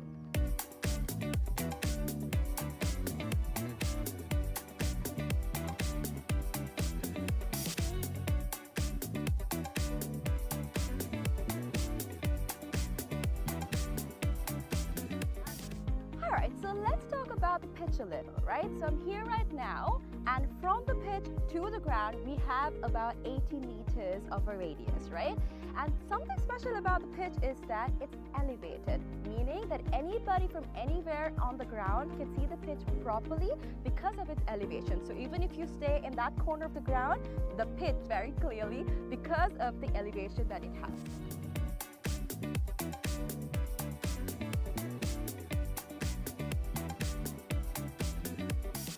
Alright, so we have utilized certain methods to ensure that our ground is free of weeds, right? So our first method is recycling water. We have a natural source of water in our land, and we have taken the water from that into a handmade pond covered by polythene, and water from that is taken to our ground through sprinklers, and that is how we water our ground. And that water is later on taken back into our drain, which I'm standing over, and this leads straight up to the natural water supply that we have in this land. All right. Apart from that, we've also utilized certain methods to ensure that no water from outside is brought to our land, our cricket ground basically. So these methods are basically what we use to ensure that there's no weeds in this grass and that our grass is the same that we have maintained throughout from the start.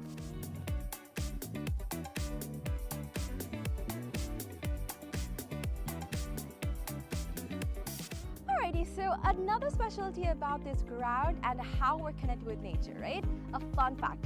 So if you hit a century in this ground, one of these surrounding trees will be named after you. So if you can see, this entire ground is surrounded by vegetation and plenty of trees. So whoever hits a century in this ground will get one of those trees named after them. So this is actually something quite unique. It's not done everywhere, and it's actually a nice opportunity for you to get a tree named after you. So this is something special that's happening here at the ground, and so far only 8 cricketers have actually hit a century and gotten a tree named after them. So if you want to come here and hit a century and get a tree named after you, this is the place for you.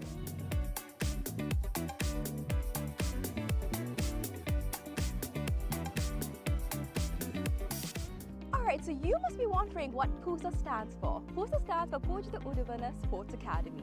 Pujitha Uduvana is actually the single owner of this cricket ground, and we actually have some exciting news. We will be providing this ground and facilities to the IMC Over-50 cricket tournament, right? So 9 of their matches will be taking place in this ground starting Feb 9th, and people from over 14 countries will be participating in this cricket tournament. So if you want to check out this ground and you would like to see a tournament, make sure you come and visit the PUSA cricket ground.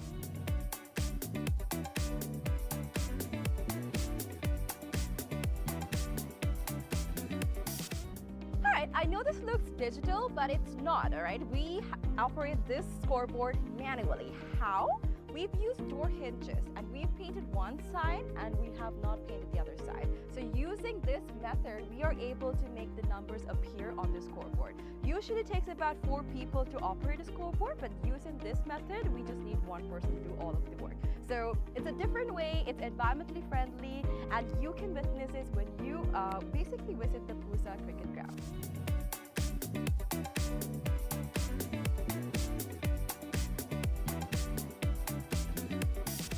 So you must be wondering where the side wickets are. It's going to be built right over here. It's still under construction, but we are expecting 12 strips to be made very, very soon.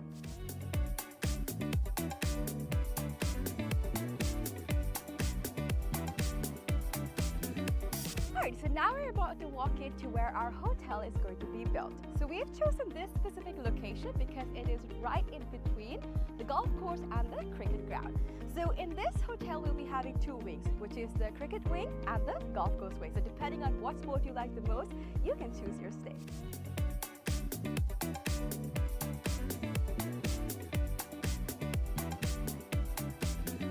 Alright, so another exciting part of our 30-acre land is this golf course. So the golf course isn't built yet, but I'm currently walking into the land that's dedicated for it.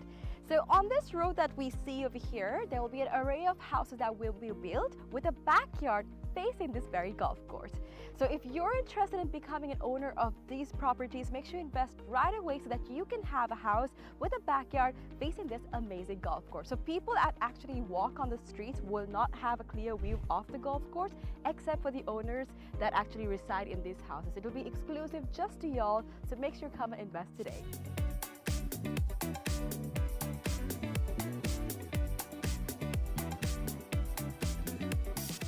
Alright, so this is where the golf course is going to be built, and behind me is one of the waterfronts that is available in this golf course, right? So obviously we know when we play golf that oftentimes we need obstacles to play the game right, and this is actually a natural obstacle that is available within this golf course, and we'll be making plenty more for y'all to have a peace of mind and also play the game really well. And also, another fun fact, which I've already mentioned before, is that all of this will be faced in your backyard. So whatever house that you purchase in this land, your backyard will be facing this entire golf course, these waterfronts, and all of this will be available to you. So if you're interested, make sure you come and visit this golf course and figure out if you want to be an owner of this amazing condo. Alright, so today we've spoken about how we can leisurely spend our time at PUSA Leisure Private Limited. But now we're about to talk about some investment opportunities, right? So we have about 49% shares worth of about $30 million available for y'all to invest. So we have some individual houses going on, and from that you will be able to get the ROI in less than 5 years. So do not miss out on the opportunity for y'all to invest in some amazing properties like this.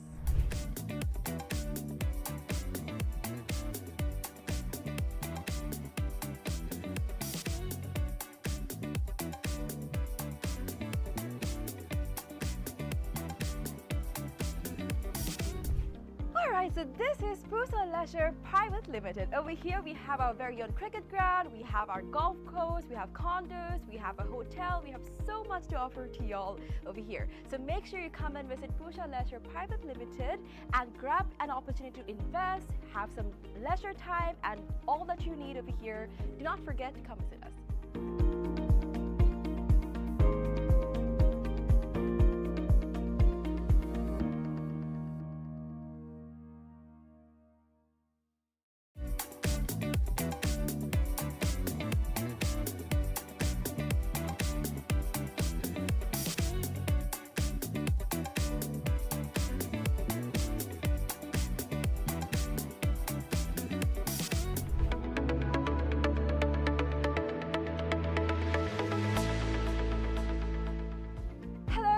welcome to PUSA Leisure Private Limited, Sri Lanka's premier destination for cricket enthusiasts and sports tourism. So PUSA Leisure Private Limited is actually the only leisure company in Sri Lanka with its own cricket ground. We're here at the ground right now, and it's the second largest cricket ground across Sri Lanka in playing area. This is tailor-made to conduct tours across Sri Lanka, and we are here today to witness about the specialties it has to offer.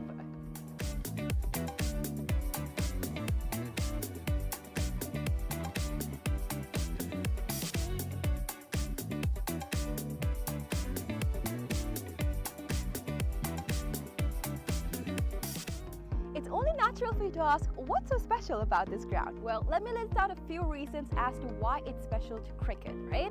So this is situated in a 30-acre land, meaning you have plenty of space to walk about, have a look and relax yourself. Second of all, this land is situated by so much of vegetation that the amount of wind that comes into this land is quite limited. So as you see, whenever we watch a cricket match, we've seen plenty of occasions where certain calls on cricket are interfered because of the wind. Now that issue will be limited in this ground due to the vegetation that surrounds this place, which is beneficial for anybody who comes to play cricket. Third of all, the lighting is just perfect, right? So it's well lit throughout the day, and the amount of sunlight that you get into this land is much more compared to any other cricket ground around, again because of the location it's situated in. And another specialty about this cricket ground is its grass, right? So usually whenever you go to any other cricket ground, the grass is quite smaller compared to the grass that you would be seeing in this special cricket ground when you come here. It's because we have actually taken a grass that is quite special to Sri Lanka. Why? Because it's easy to maintain, we know how it works, we can make sure that it's well watered, well cut. All of this is easily maintained because of the fact that this grass is special to Sri Lanka. So these are just a few specialties as to why this cricket ground is special for you.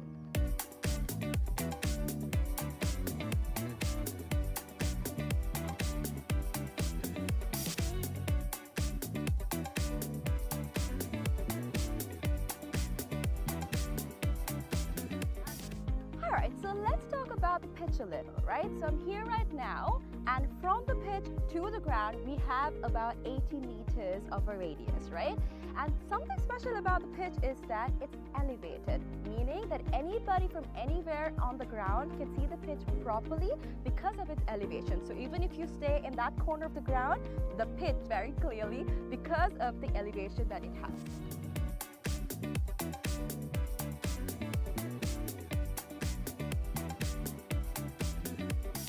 Alright, so we have utilized certain methods to ensure that our ground is free of weeds, right? So our first method is recycling water. We have a natural source of water in our land, and we have taken the water from that into a handmade pond covered by polythene, and water from that is taken to our ground through sprinklers, and that is how we water our ground. And that water is later on taken back into our drain, which I'm standing over, and this leads straight up to the natural water supply that we have in this land. All right. Apart from that, we've also utilized certain methods to ensure that no water from outside is brought to our land, our cricket ground basically. So these methods are basically what we use to ensure that there's no weeds in this grass and that our grass is the same that we have maintained throughout from the start.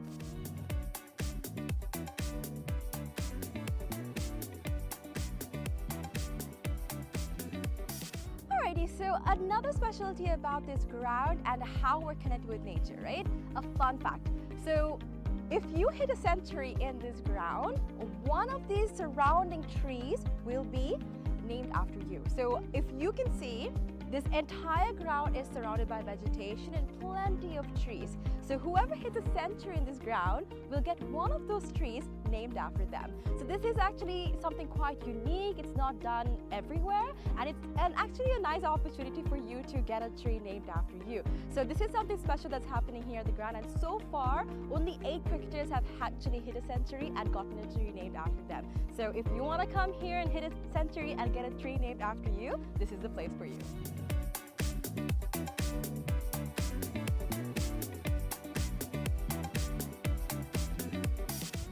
Alright, so you must be wondering what PUSA stands for. PUSA stands for Pujita Uduvana Sports Academy. Pujita Uduvana is actually the single owner of this cricket ground. And we actually have some exciting news. We will be providing this ground and facilities to the IMC Over-50 cricket tournament, right? So 9 of their matches will be taking place in this ground starting Feb 9th, and people from over 14 countries will be participating in this cricket tournament. So if you want to check out this ground and you would like to see a tournament, make sure you come and visit the PUSA cricket ground.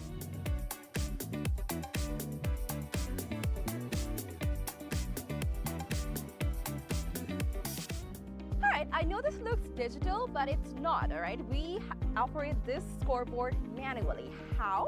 We've used door hinges and we've painted one side and we have not painted the other side. So using this method, we are able to make the numbers appear on the scoreboard. Usually it takes about 4 people to operate a scoreboard, but using this method, we just need one person to do all of the work.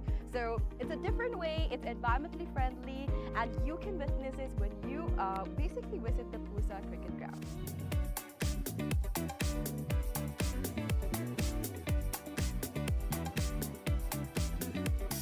Alright, so you must be wondering where the side wickets are. It's going to be built right over here. It's still under construction, but we are expecting 12 strips to be made very, very soon.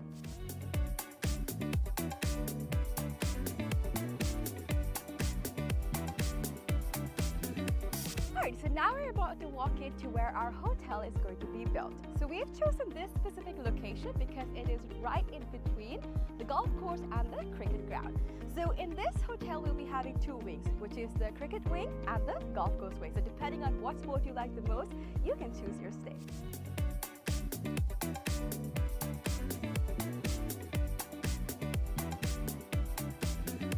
Alright, so another exciting part of our 30-acre land is this golf course. So the golf course isn't built yet, but I'm currently walking into the land that's dedicated for it. So on this road that we see over here, there will be an array of houses that will be built with a backyard facing this very golf course. So if you're interested in becoming an owner of these properties, make sure you invest right away so that you can have a house with a backyard facing this amazing golf course. So people that actually walk on the streets will not have a clear view of the golf course, except for the owners that actually reside in these houses. It will be exclusive just to y'all, so make sure you come and invest today.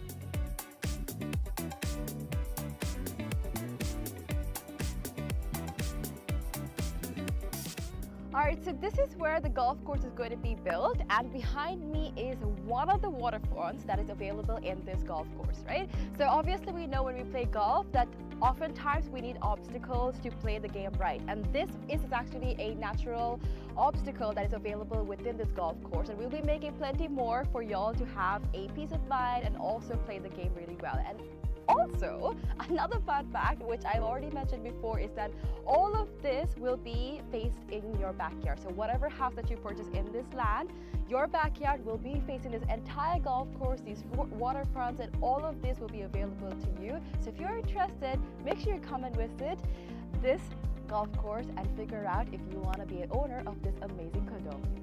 Alright, so today we've spoken about how we can leisurely spend our time at PUSA Leisure Private Limited.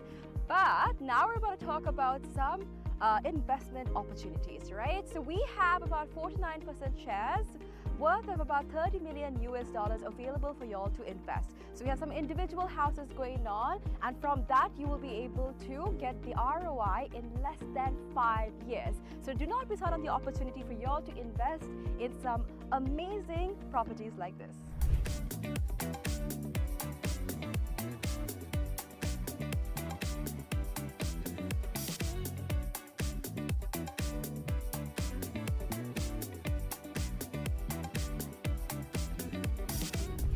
Alright, so this is PUSA Leisure Private Limited. Over here we have our very own cricket ground, we have our golf course, we have condos, we have a hotel, we have so much to offer to y'all over here. So make sure you come and visit PUSA Leisure Private Limited and grab an opportunity to invest, have some leisure time, and all that you need over here.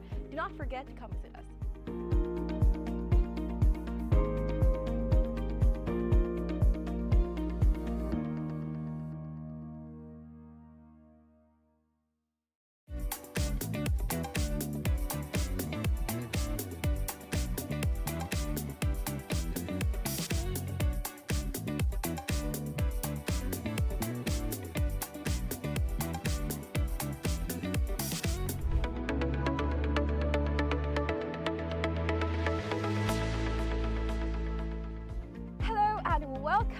PUSA Leisure Private Limited, Sri Lanka's premier destination for cricket enthusiasts and sports tourism.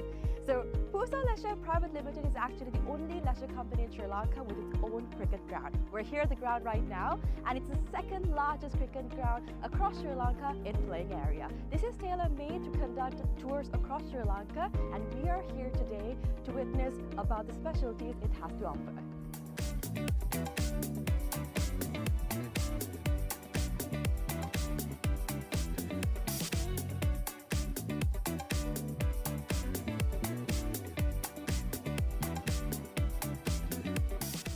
It's only natural for you to ask, what's so special about this ground? Well, let me list out a few reasons as to why it's special to cricket, right? So this is situated in a 30-acre land, meaning you have plenty of space to walk about, have a look, and relax yourself.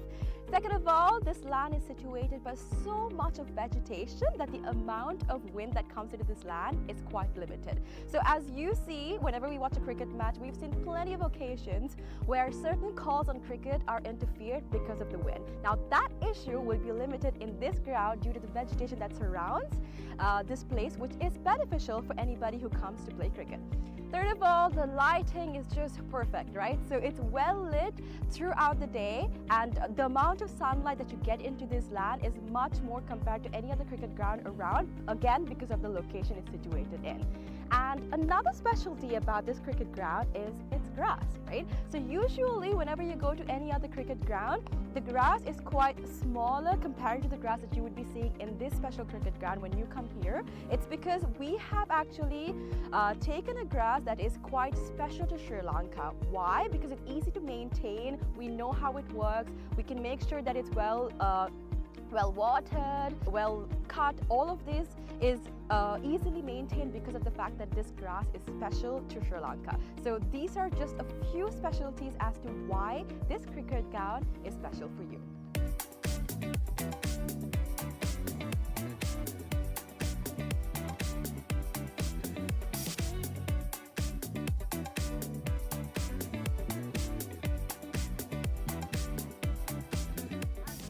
Alright, so let's talk about the pitch a little, right? So I'm here right now, and from the pitch to the ground, we have about 80 meters of a radius, right? And something special about the pitch is that it's elevated, meaning that anybody from anywhere on the ground can see the pitch properly because of its elevation. So even if you stay in that corner of the ground, the pitch very clearly because of the elevation that it has.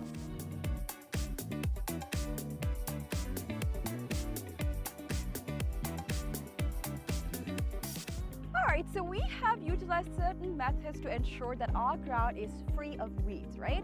So our first method is recycling water. We have a natural source of water in our land, and we have taken the water from that into a handmade pond covered by polythene, and water from that is taken to our ground through sprinklers, and that is how we water our ground. And that water is later on taken back into our drain, which I'm standing over, and this leads straight up to the natural water supply that we have in this land. All right.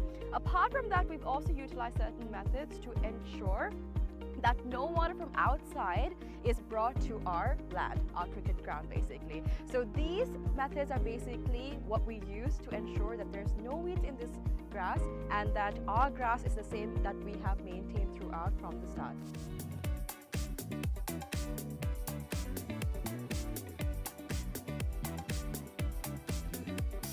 Alrighty, so another specialty about this ground and how we're connected with nature, right? A fun fact. So if you hit a century in this ground, one of these surrounding trees will be named after you. So if you can see, this entire ground is surrounded by vegetation and plenty of trees. So whoever hits a century in this ground will get one of those trees named after them. So this is actually something quite unique. It's not done everywhere, and it's actually a nice opportunity for you to get a tree named after you. So this is something special that's happening here at the ground, and so far only 8 cricketers have actually hit a century and gotten a tree named after them. So if you want to come here and hit a century and get a tree named after you, this is the place for you.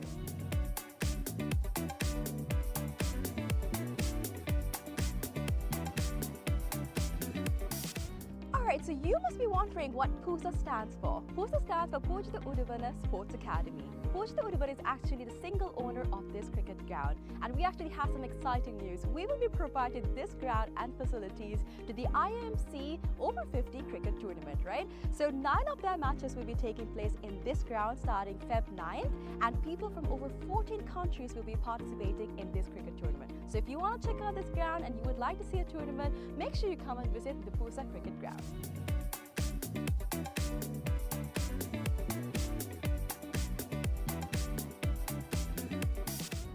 Alright, I know this looks digital, but it's not, alright? We operate this scoreboard manually. How? We've used door hinges and we've painted one side and we have not painted the other side. So using this method, we are able to make the numbers appear on the scoreboard. Usually it takes about 4 people to operate a scoreboard, but using this method, we just need one person to do all of the work. So it's a different way, it's environmentally friendly, and you can witness this when you basically visit the PUSA cricket ground.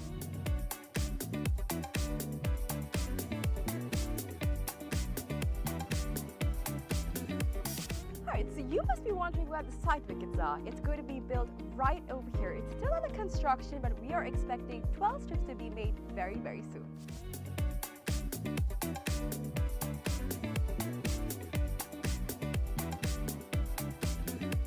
Alright, so now we're about to walk into where our hotel is going to be built. So we've chosen this specific location because it is right in between the golf course and the cricket ground. So in this hotel, we'll be having 2 wings, which is the cricket wing and the golf course wing. So depending on what sport you like the most, you can choose your stay.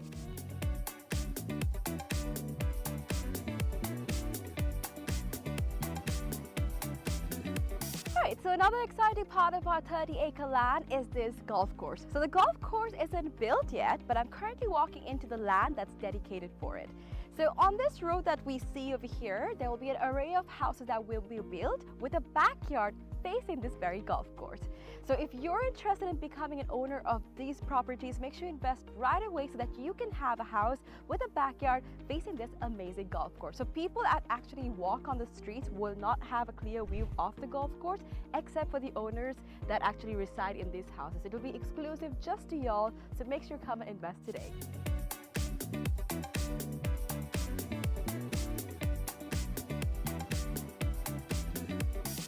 Alright, so this is where the golf course is going to be built, and behind me is one of the waterfronts that is available in this golf course, right? So obviously we know when we play golf that oftentimes we need obstacles to play the game right, and this is actually a natural obstacle that is available within this golf course, and we'll be making plenty more for y'all to have a peace of mind and also play the game really well. And also, another fun fact, which I've already mentioned before, is that all of this will be faced in your backyard. So whatever house that you purchase in this land, your backyard will be facing this entire golf course, these waterfronts, and all of this will be available to you. So if you're interested, make sure you come and visit this golf course and figure out if you want to be an owner of this amazing condo. Alright, so today we've spoken about how we can leisurely spend our time at PUSA Leisure Private Limited. But now we're about to talk about some investment opportunities, right? So we have about 49% shares worth of about $30 million available for y'all to invest. So we have some individual houses going on, and from that you will be able to get the ROI in less than 5 years. So do not miss out on the opportunity for y'all to invest in some amazing properties like this.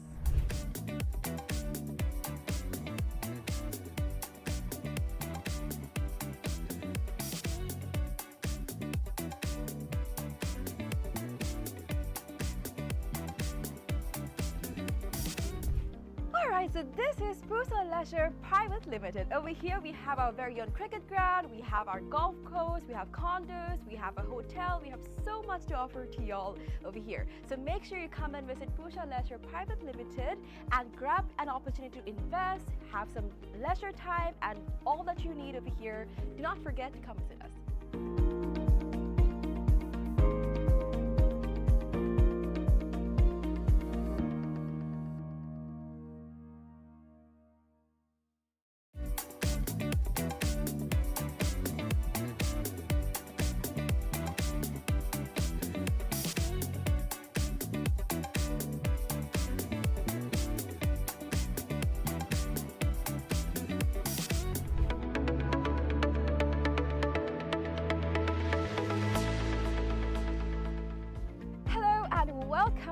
PUSA Leisure Private Limited, Sri Lanka's premier destination for cricket enthusiasts and sports tourism.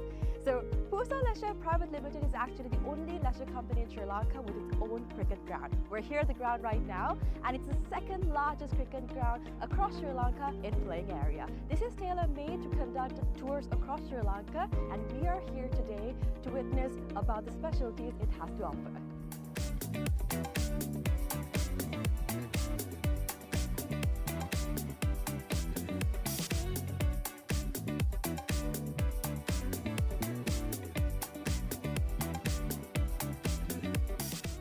It's only natural for you to ask, what's so special about this ground? Well, let me list out a few reasons as to why it's special to cricket, right? So this is situated in a 30-acre land, meaning you have plenty of space to walk about, have a look and relax yourself. Second of all, this land is situated by so much of vegetation that the amount of wind that comes into this land is quite limited. So as you see, whenever we watch a cricket match, we've seen plenty of occasions where certain calls on cricket are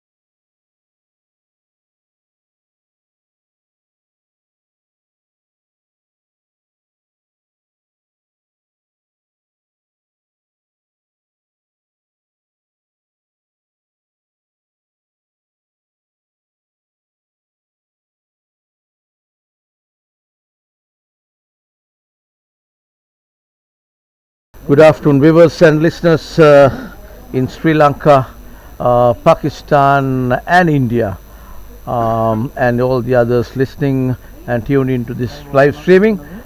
Pakistan versus India match been played at Millennia, Sri Lanka, Bandaragama, Sri Lanka, at PUSA Stadium, just south of Colombo, 42 kilometers away from Colombo, and we have Indian batters chasing this target of 226 is the target, and first ball itself off the mark. That was Sohail Mashood is the first batter who took that run, and the bowler is Rehan Rauf. Rehan Rauf is the bowler, bowling from the Pavilion Inn. This is a group game between India and Sri Lanka, India and Pakistan, I beg your pardon. And that ball again on the leg side, just another single to the total. Rehan Rauf trying to get his rhythm and line and length here. Just after lunch, the first over.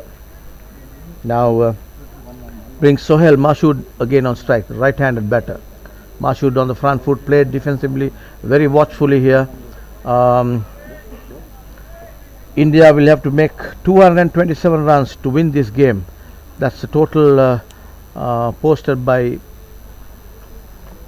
Pakistan is 226, and that ball just steered towards the third man boundary, but picked up just inside the boundary there by the fieldsman. Batters crossed over for two.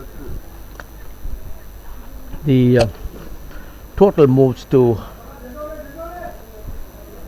4 runs off no wicket, chasing 227 to win.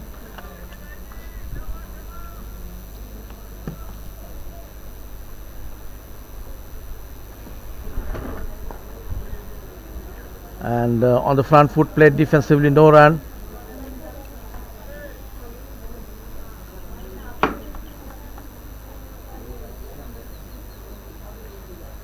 Rauf is the bowler, coming left arm round the wicket. Again pitched on the middle stump and moving towards the leg stump, and that comes to the end of the first over by Rauf. Total remains at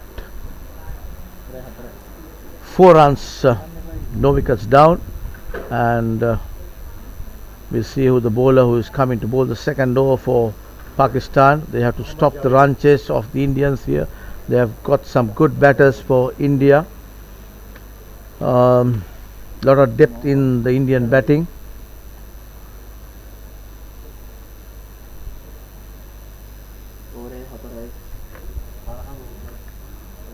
And Mohammad Javid is the bowler. Mohammad Javid coming from the far end.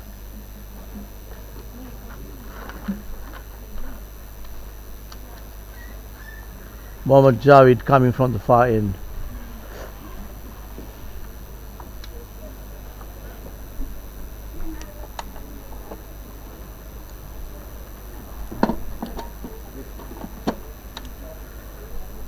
He's got a kind of a very defensive field, I would say. No, just one person nobody in catching positions. Just inside the circle. We got a third man in the deep point cover, deep extra cover, short extra cover, and a mid off on the off side. The mid on deep square leg and a short fine leg on the on side. Javid comes in. That ball rocks back on the back foot by the batter, and that is Fakir Dungaria on the right hand batter. He just got on his back foot and wanted to put that ball away to the mid wicket fence, but there's a huge gap there, gap between the deep square leg and the mid on, but misses it completely. Dungaria's stance is towards the mid wicket area actually, and there you are. As I speak, hits that ball firmly towards the mid wicket fence. There are 4 runs. He have been aiming to put the ball towards that side. his stance also is towards the mid wicket area, so it becomes very much easier to execute that. 4 runs comes off that shot, 8 runs on the board.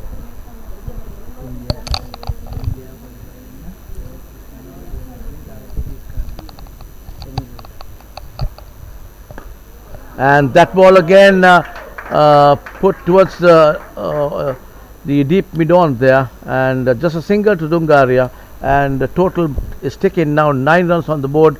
If India to qualify to the next round, they have to chase this down just under 39 overs is what I am made to understand.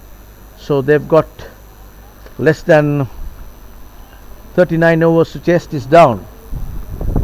If 39.1 overs is the maximum that they can utilize to chase this total, and if they do that, they can qualify into the next stage. And that ball wide outside the off stump by Javid. So the intentions are very clear here where the Indians are concerned. They need to get this total this side of 39 overs if they are to qualify to the next stage. That's why Dungaria, the second ball he faced straight away, sent the ball towards the mid wicket fence, and looks the frequency of attack is what these two Indian batters are in, because they know if they reach this total, just win this game at 40 overs or 40 overs plus, they cannot qualify into the next stage. But again, watchfully outside the off stump there, bowled by Javid, no runs added to the total. We are on the second over of this Indian innings, 10 runs on the board, no wickets. So just going 5 runs per over.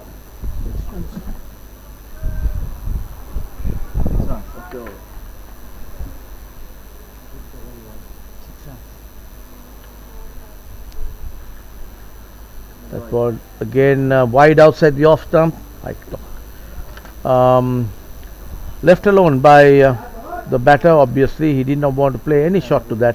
So white ball to the total moves 11 for no wicket here, India.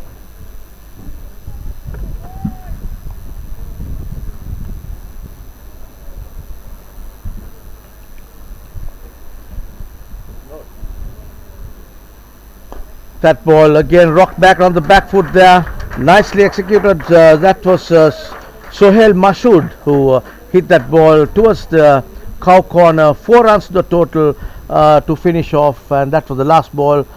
Total moves to 15 for no wicket here. Yeah, we have just finished 2 overs. So the scoreboard has been ticking all the time for the Indians. They need to make this total of 227 in just 39 overs if they are to qualify to the next stage.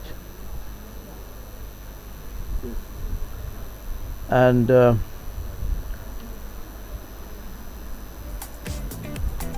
will be Dungaria who will be facing the next over. It was Rauf who operated from the pavilion end.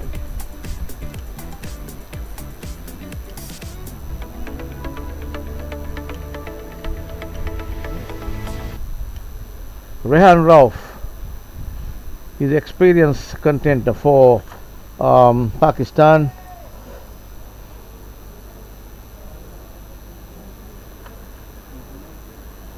Rauf comes in left arm round the wicket to Dungaria, who is, has a slip in place, a point cover, extra cover, and a mid off on the offside. Oh, and that was a appeal. The turned down by the umpire. I think it got a thick inside edge, and the umpire was very convinced that ball kept very low. That's what you have to expect in this wicket. Sometimes the ball tend to keep a little low off the bounce, so playing on the back foot, the batters have got to be careful here, and Dungaria almost trapped there. nicely put away over the infield, in between cover and the extra cover fieldsman there. Cover and point fielder. 4 runs to the total. Total moves to 19 for no loss here beyond the third over of this Indian innings. And as I was saying, they need to make this 227 runs of just 39 overs if they are to qualify to the next stage, India. And that is very well evident here. The intentions are very clear. They want to go off the bowling of Pakistan. They know that they have only 39 overs to get this total. It's quite a fast outfield here. If you can beat the infield, you can always run the ball down to the boundary. And that ball, a foolish delivery played defensively there, runs the ball down to the cover fieldsman there. 1 run to the total. Total moves to 20 for no loss, and Dungaria is on the non-striker end. We have Sohail Mashood on strike, taking on Rauf. We are on the third over.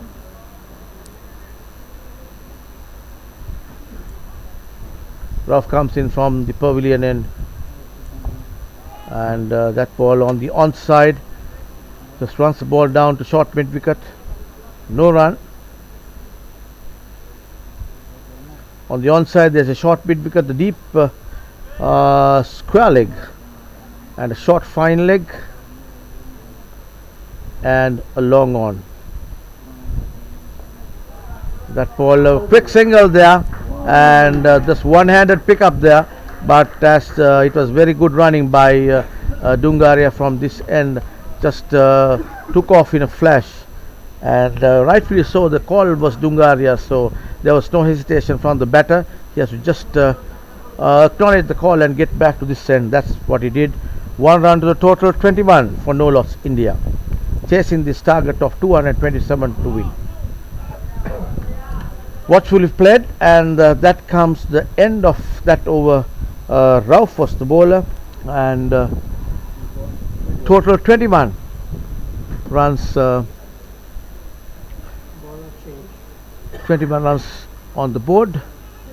Three overs gone. We are on the fourth over, and we got a change of ball in there, I think. Mohammad Hafiz has been brought into the attack from the far end. Mohammad Hafiz.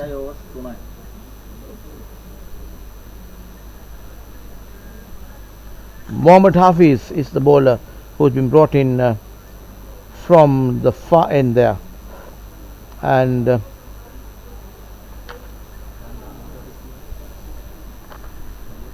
so the skipper of Pakistan, Pawan Malik, is marshalling his men, and I've just come in to do the commentary. With me is Dr. Krishna from the Indian contingent. Good afternoon, Doctor. Welcome aboard. Thank you. And This is a crunch match between India and Pakistan. The winners of this will be moving into the semi-finals directly. So it's a bit of a battle. Pakistan finished at 226 in the last over, having been all of losing only 10 wickets, and India have started very well, scoring at 7 runs and over. They are 21 for 3. Mohammad, that is a good delivery, pitch stability on the block hole, no runs there. Mohammad Hafiz is the bowler. He is bowling left arm around the wicket to the right-handed batter. So India and Pakistan may finish at the same point. It's going to be the net run rating is going to say who's going to be semi-finals. Very well bowled there by Hafiz. According to our calculation, it looks like 39 overs is the deadline. That will involve scoring at nearly 6 runs and over. At this point of time, they are doing really well, scoring at 7 runs and over. Hafiz comes in again, passing the umpire. That ball on the back foot just steers it down to the square leg area. Ball is running down towards the boundary, but doesn't have the steam to go it to the boundary. The batter's crossed over for 2 here. 2 singles to the total. Total moves 23 for no wicket. We are on the 4th over of this Indian innings.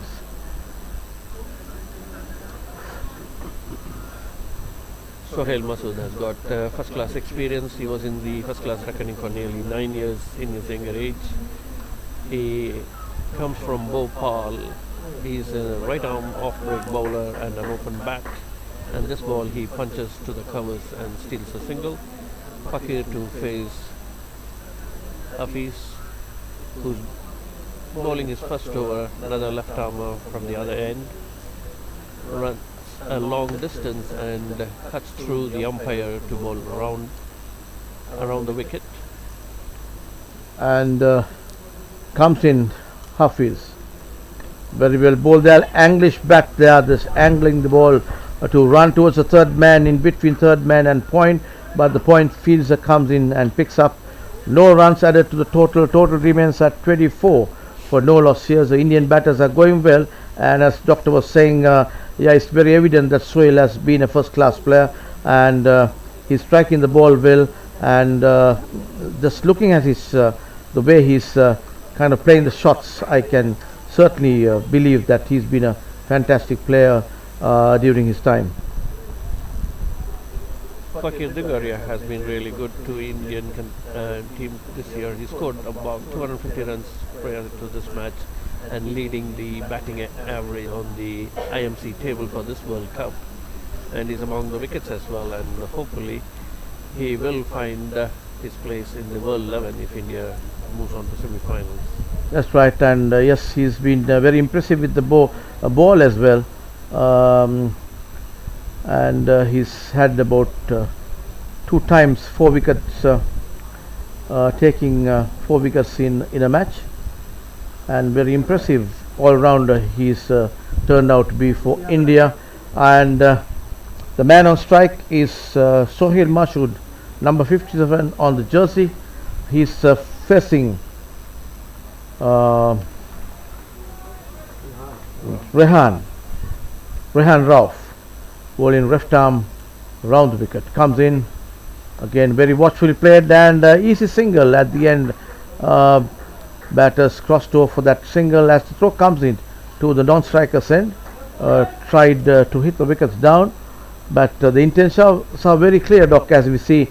They want to take run each and every ball that they face, and fielders are just a few feet inside the circle, and they always try to take nudging the ball towards that area. That ball played defensively. Ball runs to the shortish mid-off area, no runs.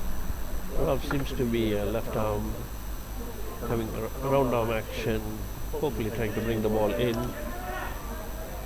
Pitching it very well outside the off stump and trying to get into the batsman. It's been played cleverly so far, putting their feet in front and mainly going towards point and cover region. That ball from Rauf, and that ball put away nicely towards the deep there. Batters crossed over for a single. Did not really get hold of that, the batter. He wanted to punch it to the gap there, but nevertheless the ball trickled down to the deep mid wicket. Single to the total, and 1 run to Fakir Dungaria. Again on the back foot, rocks back. Masood that time was the player who sent that ball rolling down to the deep there. Picked up no run, single to the total. Total moves to 27.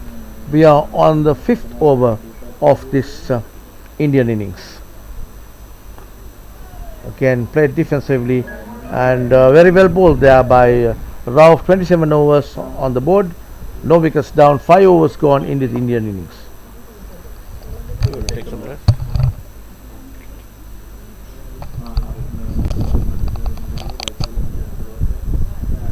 And to continue with the commentary from here, I'll hand over the microphone to Dr. Krishna. All yours, and I'll join you in the commentary box in a while, maybe after the drinks break.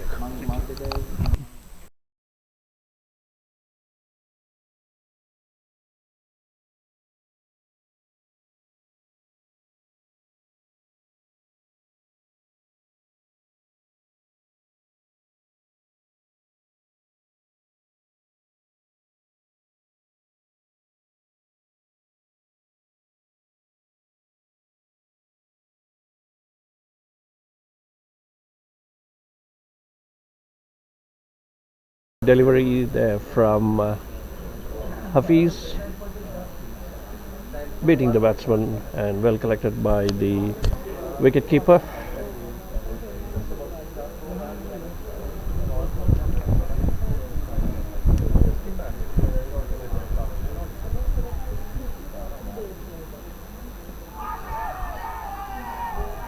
This one over pitch delivery played forward by the batsman Masood, got it on his stumps, and a big shout for LBW turned on by the umpire.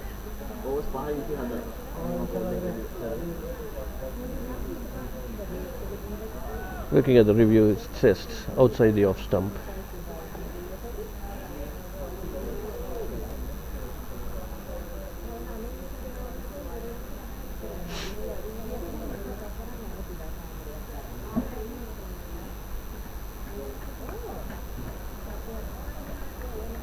The next delivery, again well over pitched, played defensively forward by Masood, no run. This has turned out to be a good over for Pakistan, 4 dots so far. A couple of them beating the batsman as well as trapping him in front. Another good delivery, just kicked off the good length but played defensively by Masood.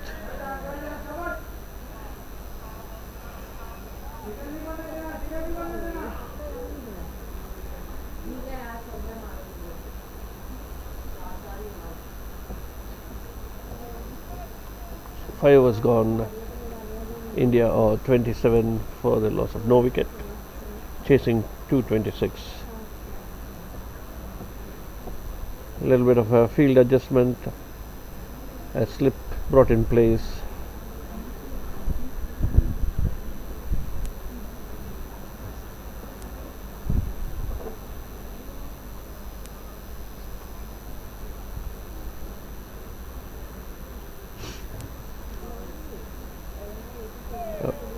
Good over pitch delivery outside the off stump, and batsman let it go and collected by the wicket keeper.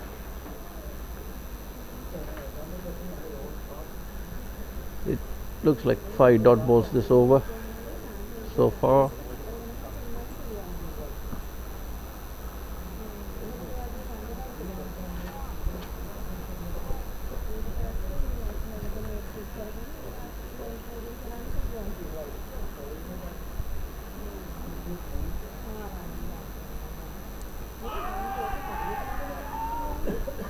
Similar over pitch delivery, a flattish delivery drive, making the batsman come forward almost on his baton pad.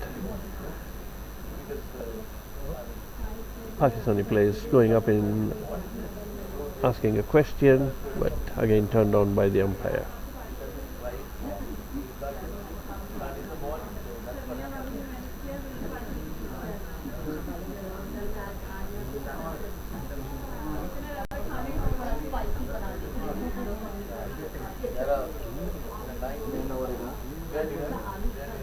So at the end of 6 overs, India are 27 without loss. Sohail Masood on 13 of 22 balls and Fakir Dungaria 12 of 14 balls.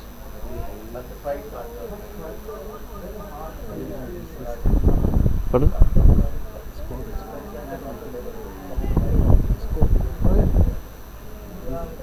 You can see them score from Okay.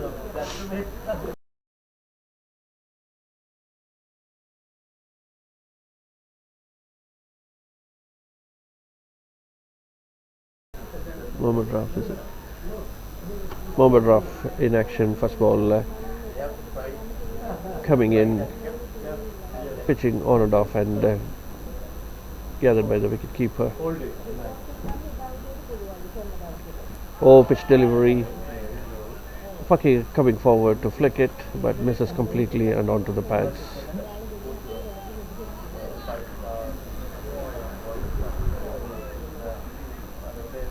There's a bit of a lull here, no run scored in the last 10 balls.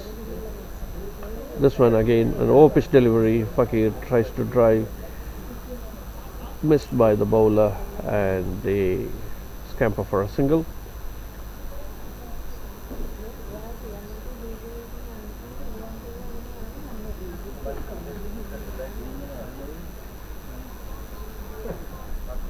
India move on to 28 without loss.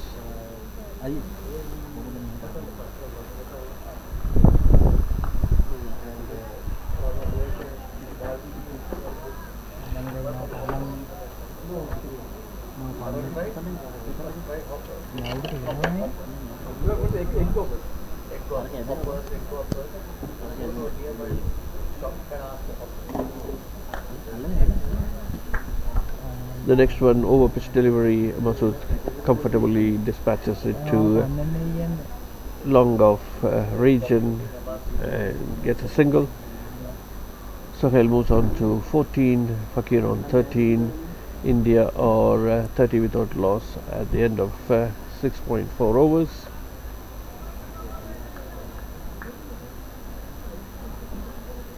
Ralph comes in, round arm action, coming in, delivery, and Fakir plays it down the track.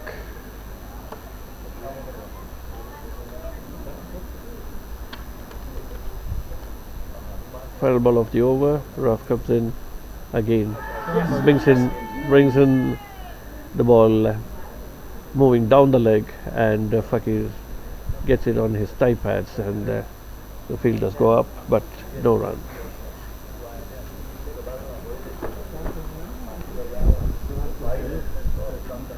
At end of 7 overs, India are 30 without loss. The last 2 overs have been quite good, giving away only just 2 runs, and the breaks have been applied. Both the left-handers are bowling pretty well. One is bringing in, Ralph is trying to bring the ball in, and Hafiz is taking it away from the bat. Hafiz has got good turn off the pitch. He starts a new over. Oh, well flighted delivery, over pitched, and Masood goes forward and drives it down to long off region for a single.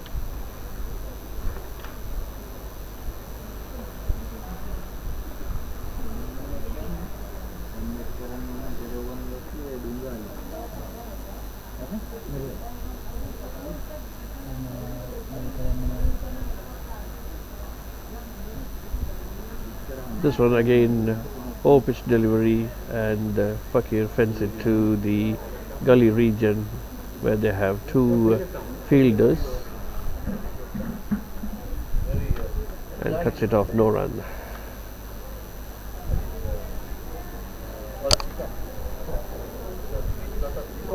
Hafiz is operating with 5-4.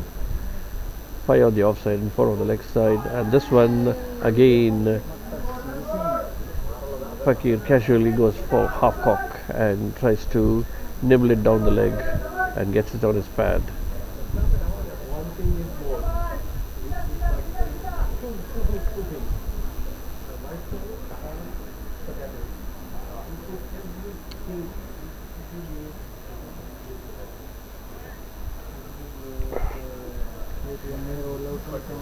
India started very well with few boundaries, but of late they haven't found the boundary.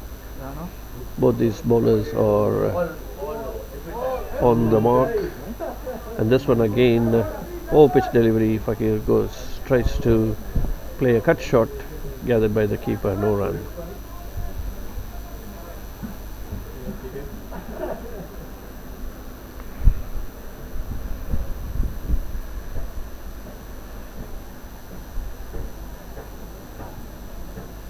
Current run rate has dropped down to 5.2.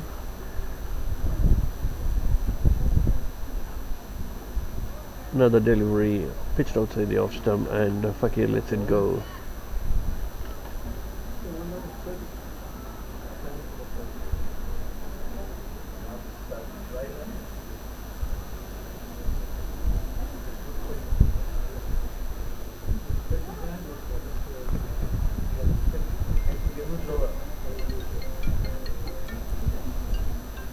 Last delivery of the Hafiz over, over pitch delivery, and Dungaria goes forward and plays a defensive shot gathered by the gully region fielder. End of that over. India or 31 for no loss. And Sohail on 15, Fakir Dungari on 13.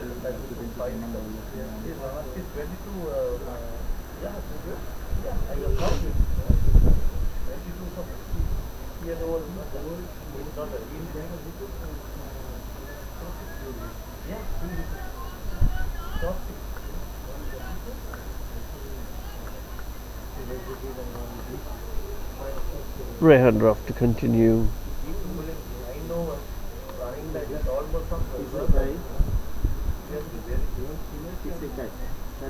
He has so far bowled 4 overs and given away 16 runs, no maiden, and yet to take a wicket. Bowls round arm, brings the ball in, which has been tucked away to third.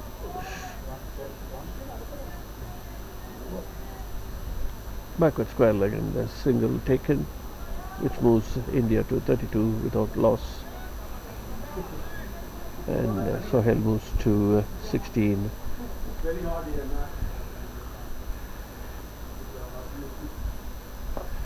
Over pitch delivery almost on the middle end leg, and played uppishly by Fakir beyond the mid wicket region, and a single taken, and the fielder from deep mid wicket covers the ball.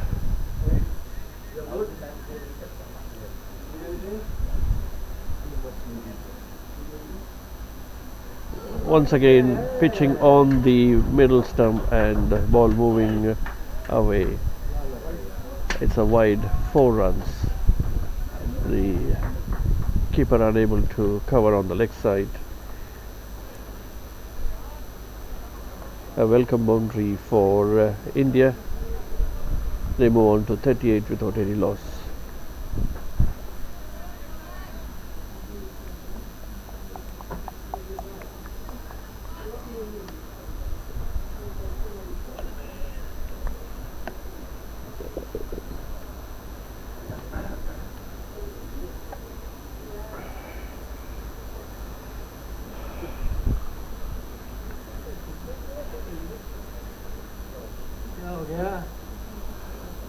It was a bit cloudy this morning, but the sun is beating down now, and the supporting players from the Pakistan team or helping their players getting hydration into. And the next ball again, Hafiz pitches and Masood makes no mistake to send it to the cover boundary for 4.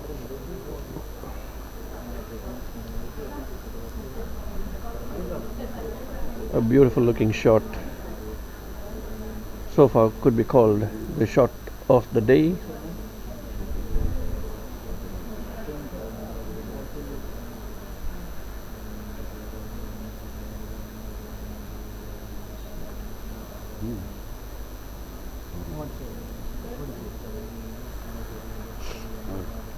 Thanks.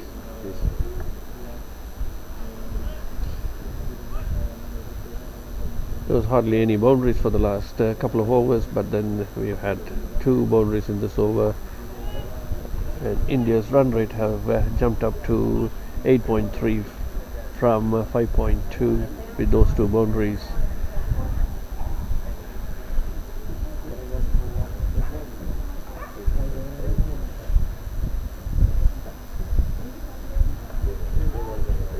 That's a over pitch delivery which was tucked up to the gully region, and before the fielder could come in and collect it, a single has been stolen.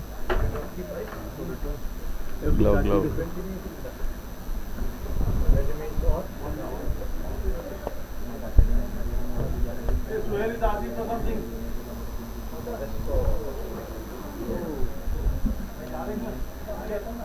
Again, delivery pitching on the leg stump and moving down the wide given. 2 extras in this over with his incoming deliveries. He should be pitching outside the off stump, but if he pitches on the middle and leg, It is going down the leg side. The next delivery was well bowled outside the off stump, and Fakir goes back to try to cut it, gathered by the wicket keeper.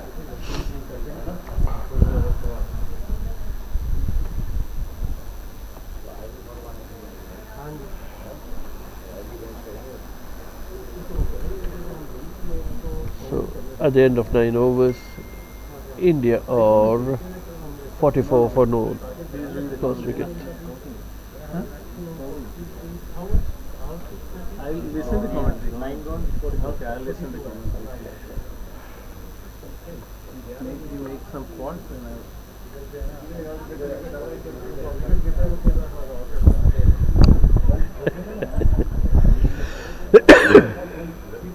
A mini drinks break taken, and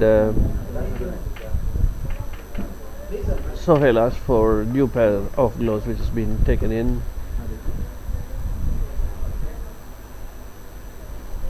Hafiz to continue from the opposite end.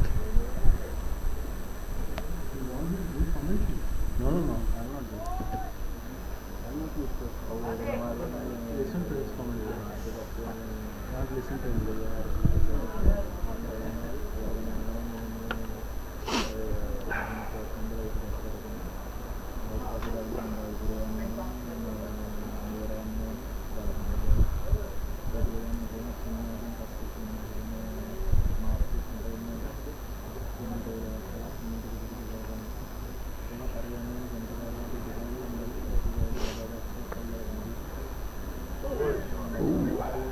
This was an overpitch delivery, and Masood trying to play in the leg side region, but probably taken the outside edge and goes to point where it's collected by the fielder, no run.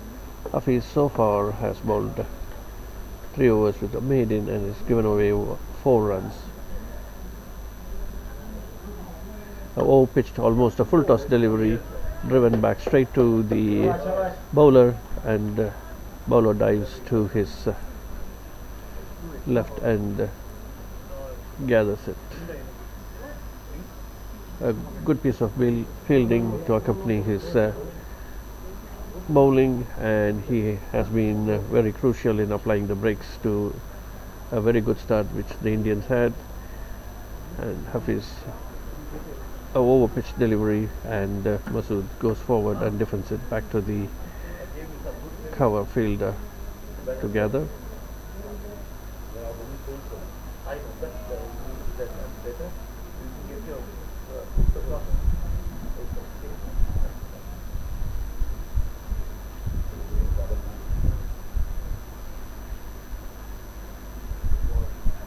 Another flat delivery just outside the off stump, and Masood lets it go to be gathered by the wicket keeper.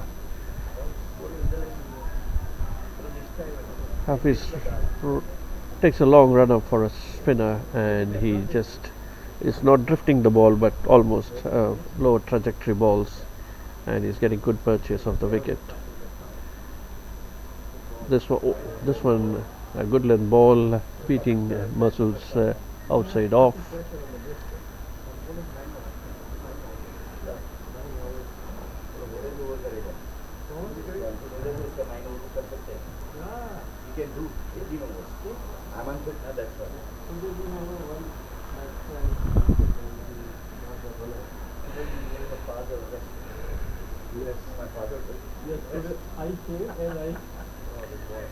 This one just on the stump and turning. Masood dabs it to the slip region, no run. A very good over from Hafiz, just giving a single.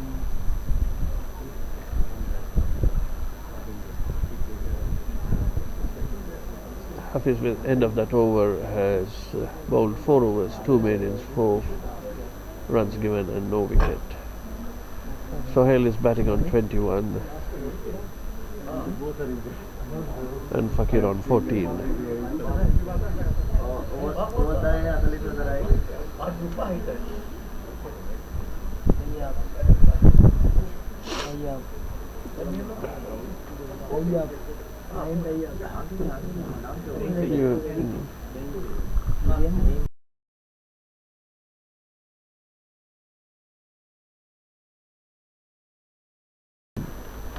Bowling action. It's going to be Naeem Tayyib to start from the pavilion end. He's discussing with his captain about the field placement.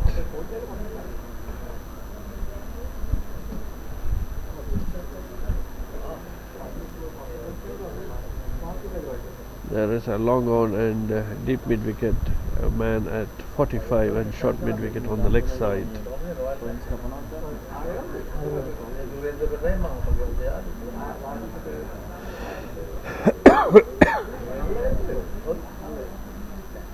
There's a man at deep gully, short covers, long off on the 30-yard circle, and he's also brought in a deep square leg.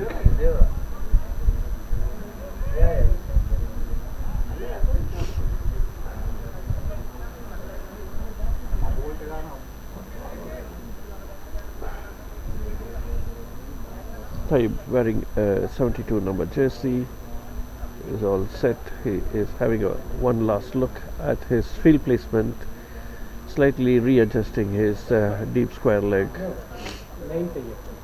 Right arm over.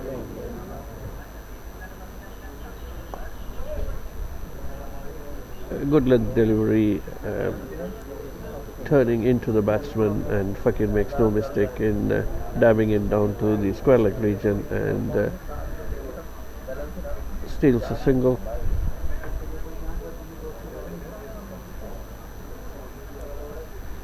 Ayub, a tall, lanky man, right arm over. A good length delivery again.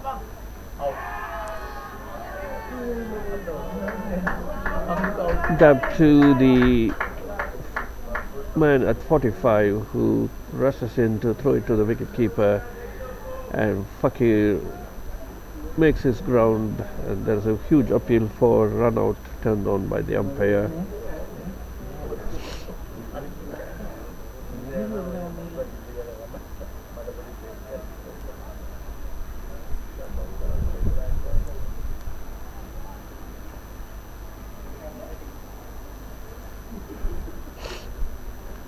Again, a good length delivery, and Fakir comes forward and defends it back to the bowler.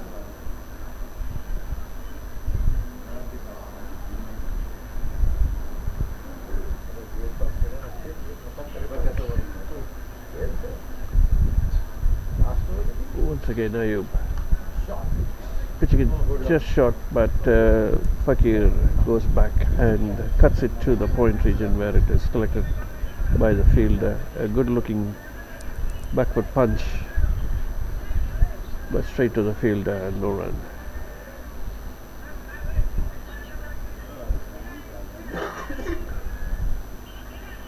A low pitch delivery, and Fakir comes forward and glances it to the man at 45 and no run.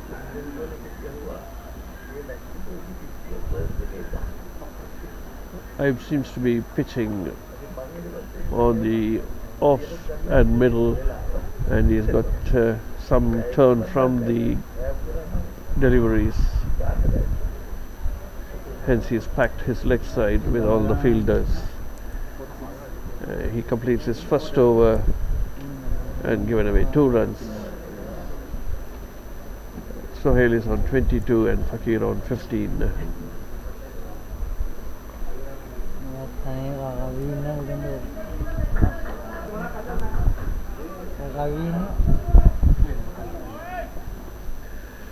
The first drinks break at 11th over.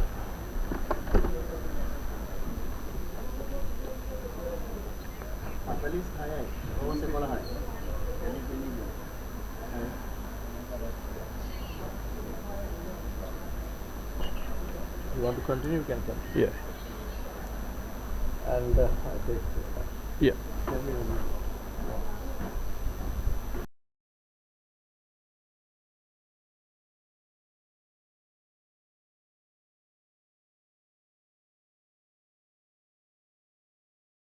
Break has been taken, and most of the Pakistan players, they are crouched in to reduce cramps and have a good hydration.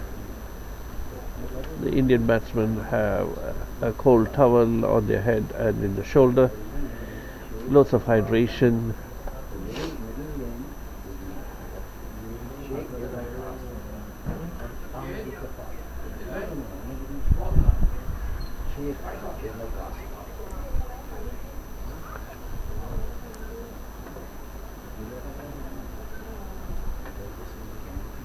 They have had a couple of injuries while Pakistan was batting. One of their batsmen had a hamstring injury and had to go out, and he continued to play with a runner after the fall of the fifth wicket, which is the new rule adapted in case of injury. Either there's three scenarios. If you are injured, you can either discontinue your play or continue to play without the runner, but if in case you want a runner, it has to be after the fall of the fifth wicket. This is the new IMC ruling which has started this year.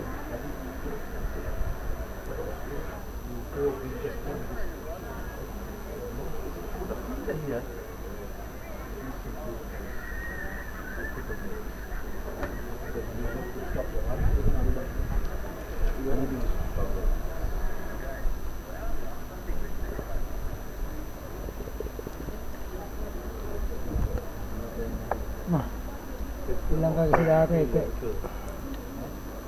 Lanka is the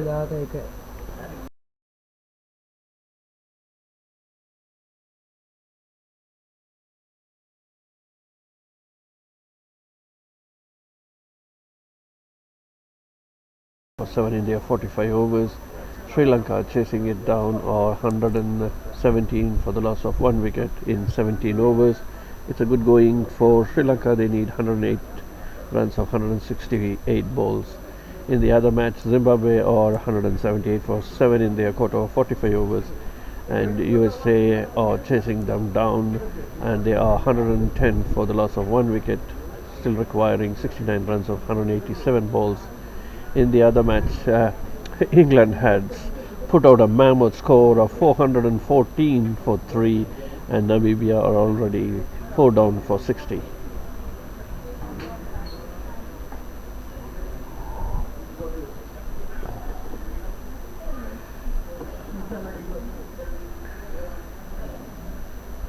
Mohammad Hafiz back in the attack. Here play resuming. India are 46 at the end of 11th over with a run rate of 5.3. Fakir Dungari on 15, Sohail Masood.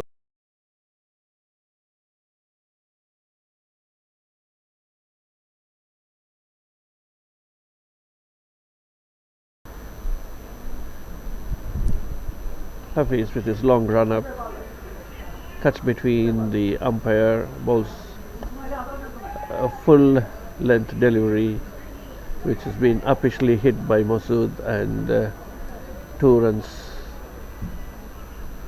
as the ball was in the air for a long time, and the fielder from long off had to cover a long distance to come to the covers to fend the ball.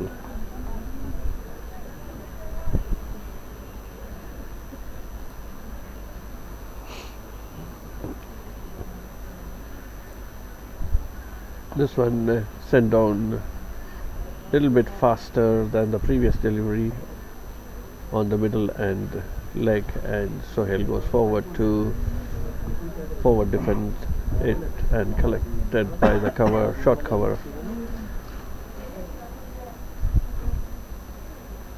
India currently on a run rate of 5.3. Another flighted delivery right on the full length, and Masood dabs it back to the bowler to collect it. India require about 5.8 runs in order to get a good net run rate from this total to qualify for the semi-finals. This one just short of length, and keeping low, Masood goes back and defends it.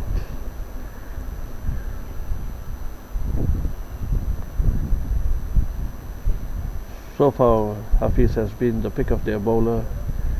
He has bowled 2 maidens and given away only 6 runs off his almost 5 overs. Full toss delivery on down the leg side, hit hard to the long on region for a single.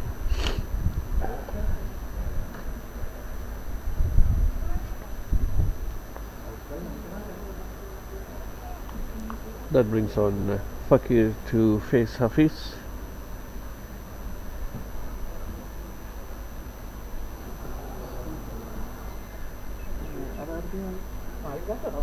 Bowling his last ball of this over. Ooh, this was pitching on the leg and turning, and Fakir goes back foot and gets a thick edge. Though they have a slip, he is unable to take the catch, and the ball rolls on to the third man boundary for a 4.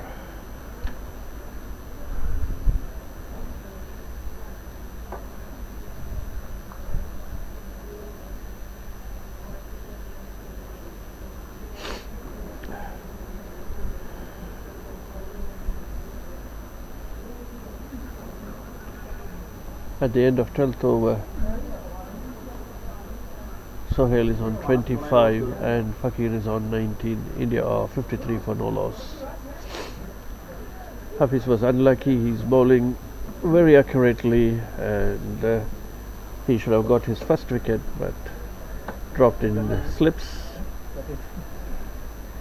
Tayyib back, and he's moving his gully towards the fly slip.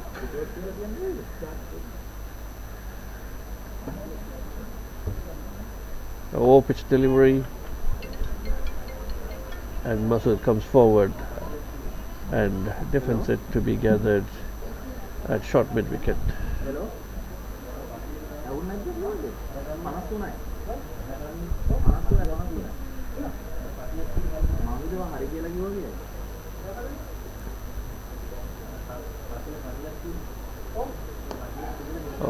This one, batsman comes forward and hits it towards the cow corner.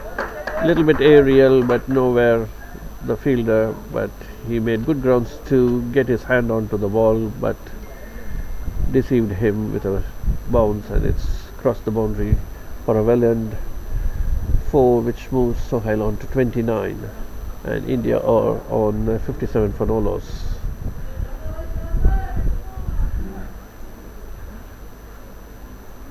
Because the brakes have been put on, Sohail seems to make little venture and has been playing some aerial shots.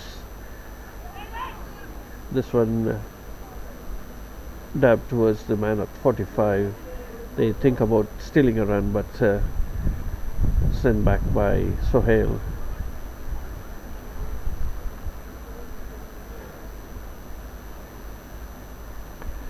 Third time in this over, Ayub comes in. Again, Sohail steps out and fends it towards the long on region for a single. India move on to 59.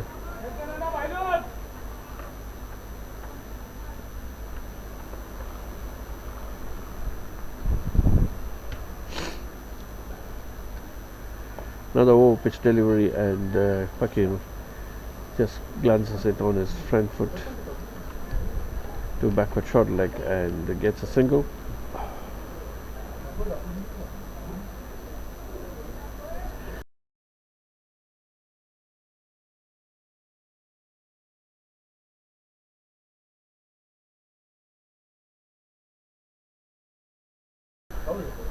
Next delivery over pitched and Masood places it forward.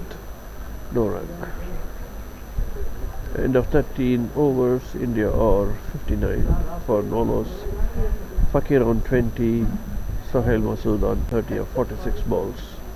Naib has finished 2 overs and expense of 8 runs and no wicket.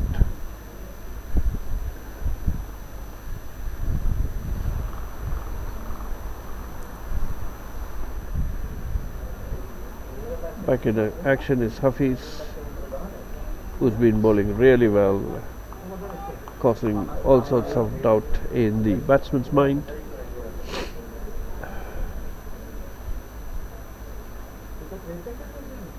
He's got a slip, backward gully and point, and extra cover, short extra cover and cover.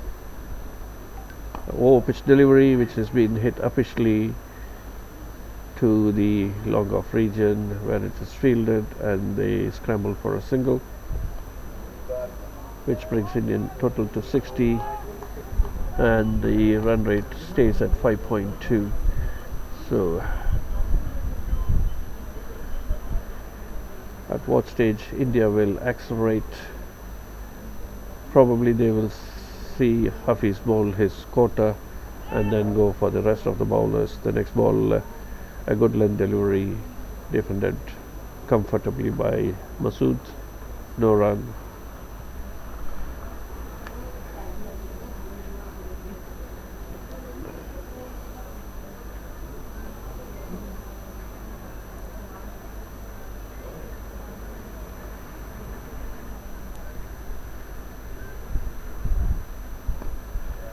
Once again, Hafiz full length delivery and defended back to him by Masood. Hafiz seemed to be the pick of the bowler. He is right on the money, giving no space for the batsman to go back or front. Another good looking delivery.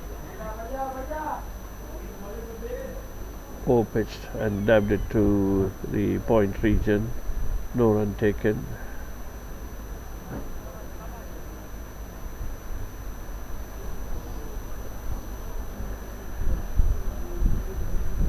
In nearly his 6th over, and Masood has given away only 12 runs and bowled 2 beautiful maiden overs.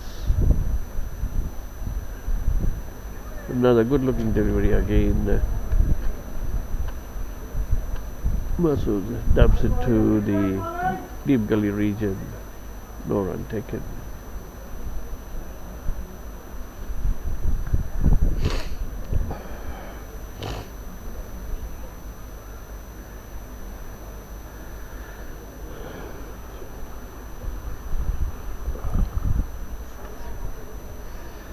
Last ball of the over.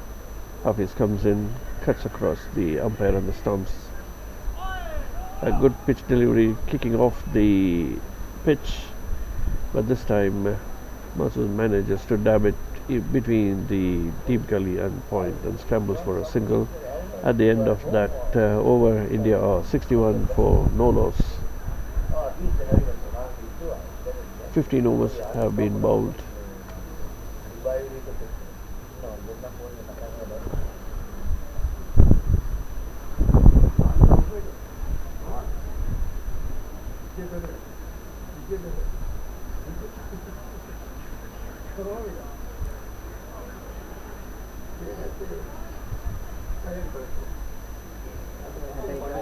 Ayub is back in action, bowling from the pavilion end. He has the same field. 5-4, 5 on the leg side, 4 on the offside. Masood has a stance, slightly crouched with the bat in the air. He comes forward and hits it high in the air. The fielder at long on runs in, doesn't manage to either grab the ball or stop it, and lets go the catch as well as gives away 4 runs. Half the Pakistani players have their hip in their hand and he's been changed to deep mid wicket, and the fielder who was in deep mid wicket has been brought on to cover the long on boundary. India are 65 for no loss.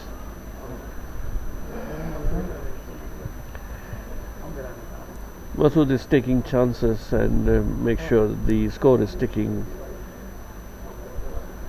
Once again he steps forward, but this time he has the ball in his pads, trying to repeat the same shot, but the ball was dropped, dipping down in front of him, no contact, and gets it on the pads instead. He should be careful as he is stepping out as well as hitting the ball in the air, so he's giving 2 chances every ball. This one was a faster delivery, slightly short, goes back foot and punches to the mid-on region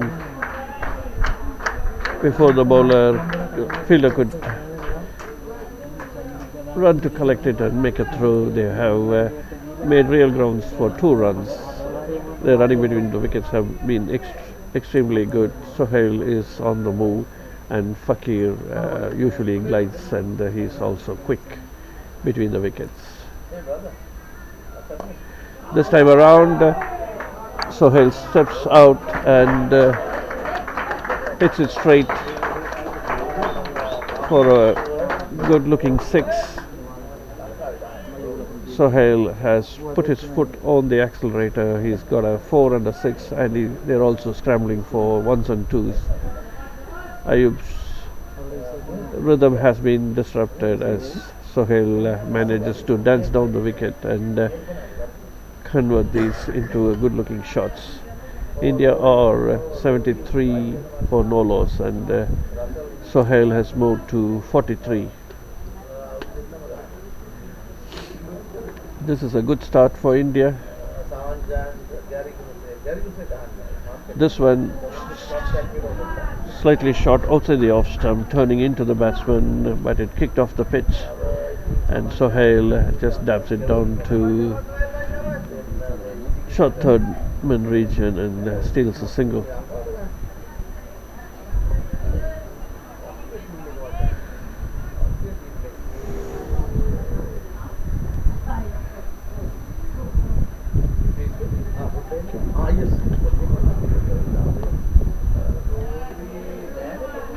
This one just dabbed to the extra cover region, and a single taken. At the end of that over, India are 75 for no loss. The run rate remaining at 5.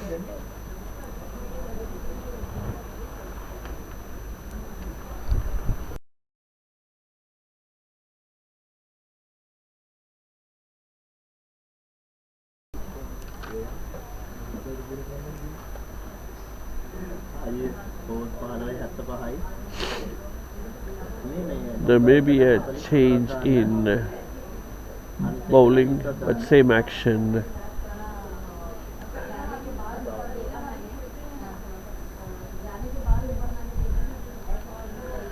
And it looks like Mohsin Qureshi to start.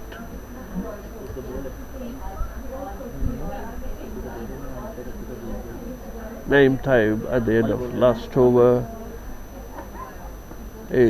has given away 22 runs in his 3 overs, and the last one nearly 14 runs of that last over.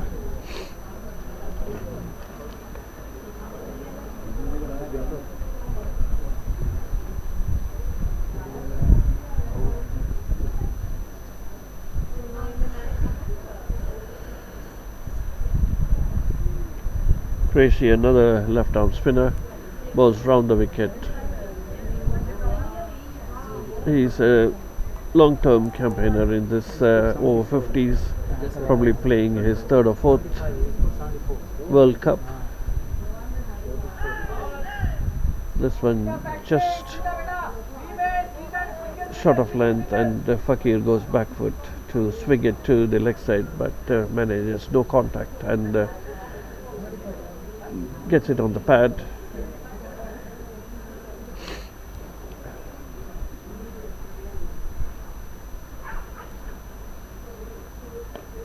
This one, a flighted delivery, and Fakir steps out to dab it before the long on fielder comes to collect it at deep mid wicket region. The batsmen scramble for a single and India move on to 76 for no loss. But their run rate seems to be staggering around 5.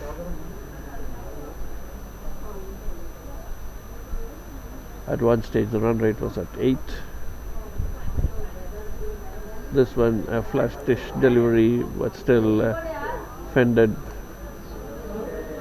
to the deep point region before the fielder could gather and send it to the wicket keeper. A single has been scrambled.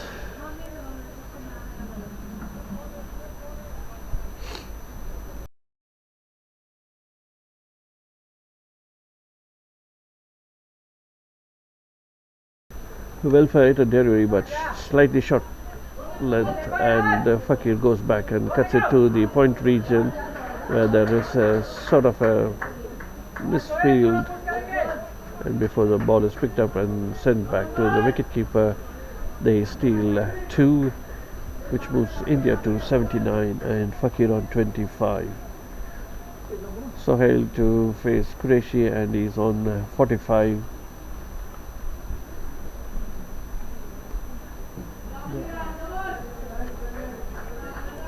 This one again a flattish delivery, chopped on to the point region and a single taken.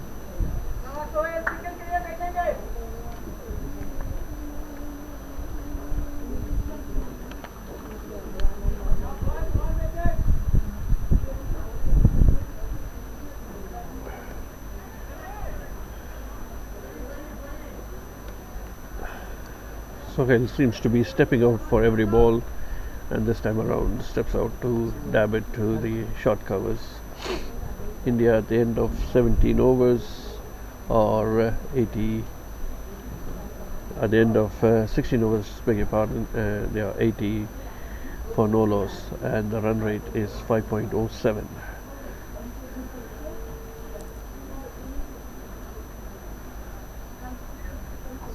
Since Ayub gave away 14 runs, there is a bowling change at our pavilion end, and this is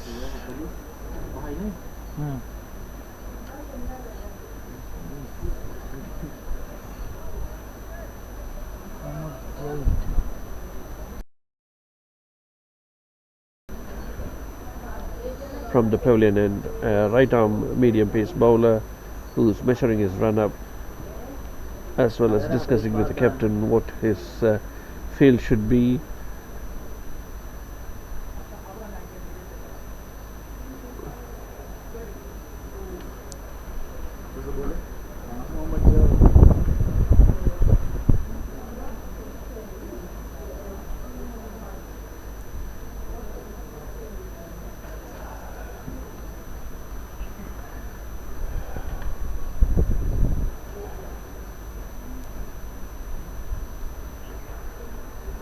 So there is a deep mid wicket, a man at 45, short mid wicket, and long on there is a mid off, third man, and deep point so far, and the captain is still hovering around the bowler.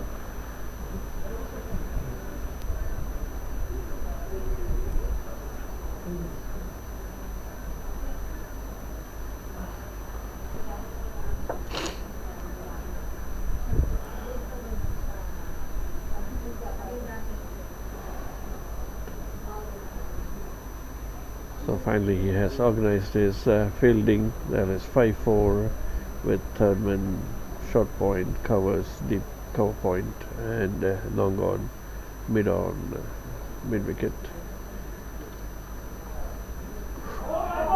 And his first ball, he beats the bat of Fakir and takes the off stump, clean bowled. India lose their first wicket at 80 of the first ball of Javed. I think the ball jagged in quite well, pitching on the off stump and taking the top of the off.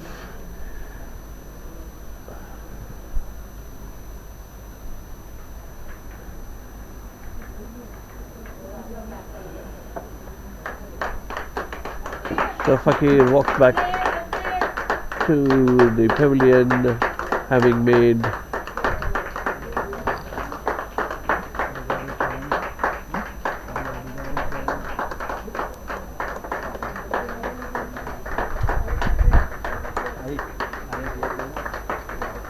It's 26. having made 26, playing second fiddle to Sohail Masood, who is on 45. Ingoing batsman is Murugan Mailsamy, wearing a jersey number 10. He hails from south of India, Kerala, and he is a cricket coach by profession. He looked very good with the ball this morning, having picked up fifer.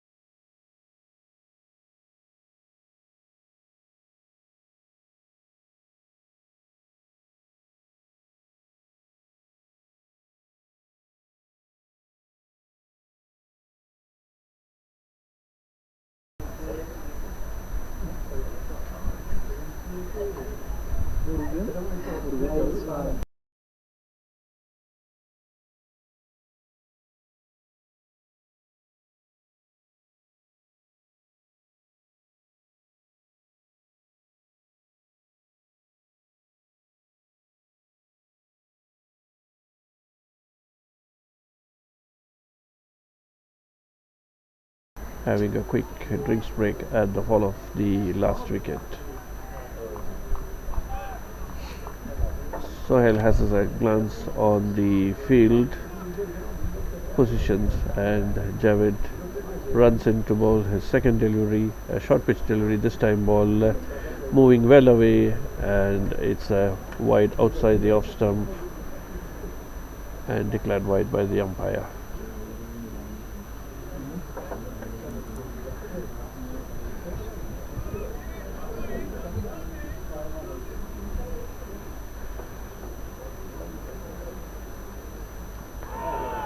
This one, the ball jagged in again, but Murugan comes forward to play bat and ball, bat and pad together, and no run taken.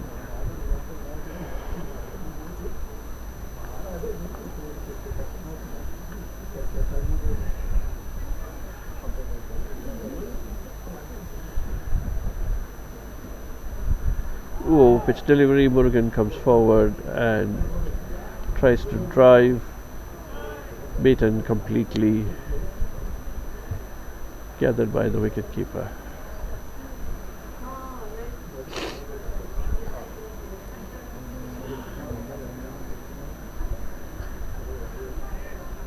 Sohail is on the non-striker end, having made 45.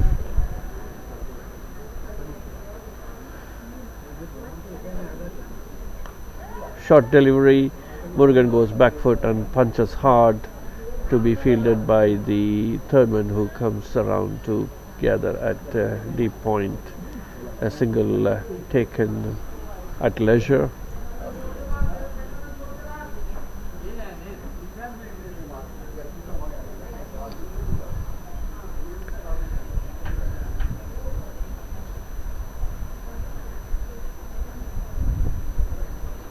Javed back in his mark. has a gentle jogging action, but he bowls on the money just outside the off stump, and this time Sohail glances it to the third man region, and there's no fielder to cover, and it's 4, and with that Sohail moves on to 49.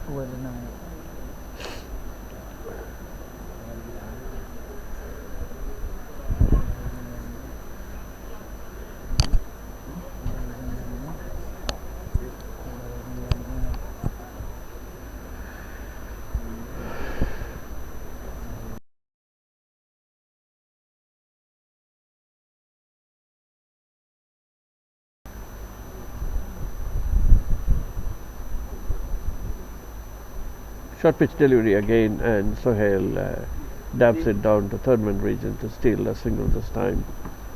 And with that, he moves on to his first 50 of Masood in this tournament. He has taken some chances and had some aerial shots, but other than that, he looked very confident.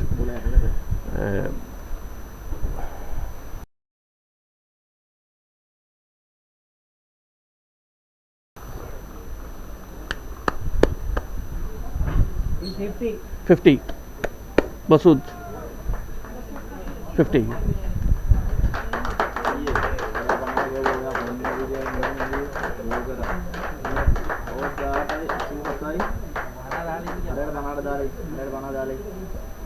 At the end of the over, India or 87 for 1.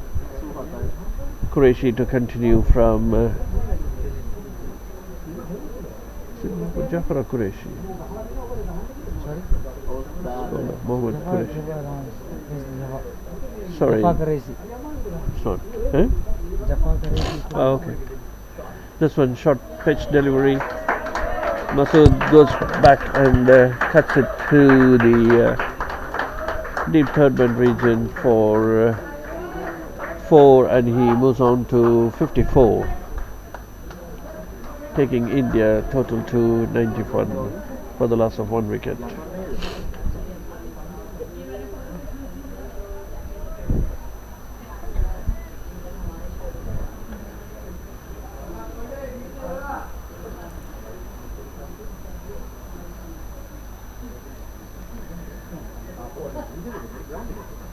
So Qureshi has strengthened his fielding on back of the wicket on the offside,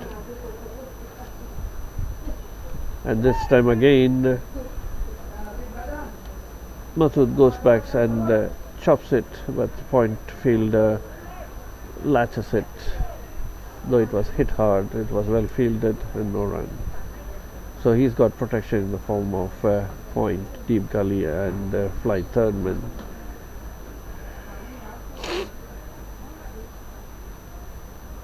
Once again Sohail dances down the wicket and hits it hard to the long on region, but he casually scrambles for a single, and by the end of that run he looks back to run for the second, but Murugan has sent him back.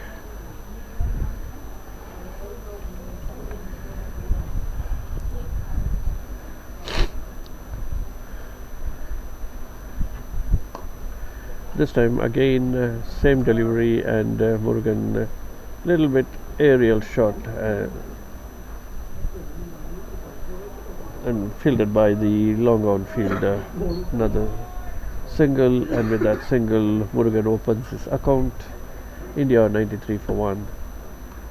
This one again a shot of length, but Sohail gets back and slashes it in. Even though there is 3 fielders, it has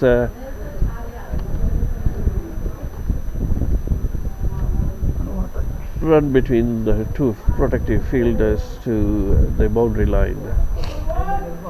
With that, Sohail moves on to 59.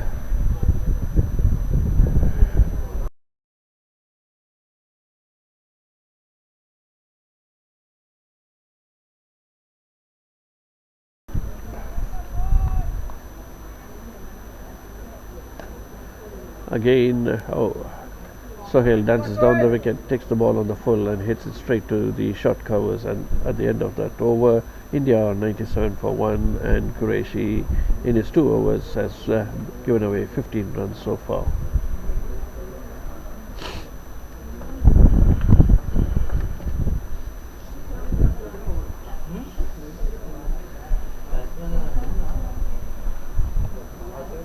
So far 18 overs have been bowled. India are 97 for 1, needing 130 in 162 balls.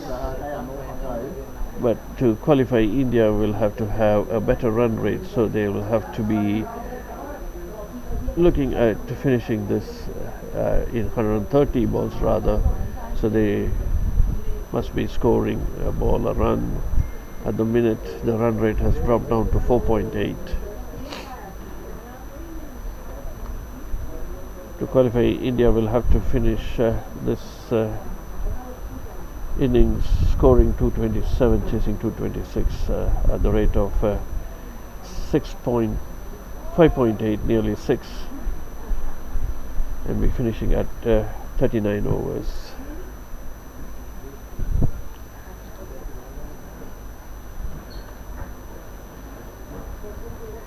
Javed to continue. First ball outside the off stump, well left by Murugan. He has a slip third man point and deep cover point covers and mid off, or on the leg side, mid on mid wicket, and man at 40 fine leg. This one Murugan rocks back and punches it down for the cover point region, fielder to field, and a single taken. India move on to 98 for 1.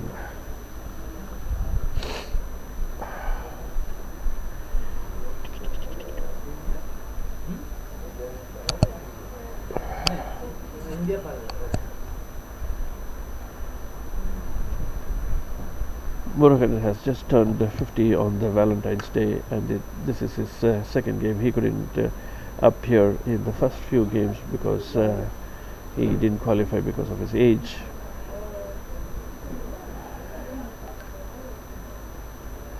This one dabbed to the third man region, and they take a single, which moves on India to 99 for the loss of 1 wicket. The wicket of Fakir, who was clean bowled by Javed for 26 of his first delivery.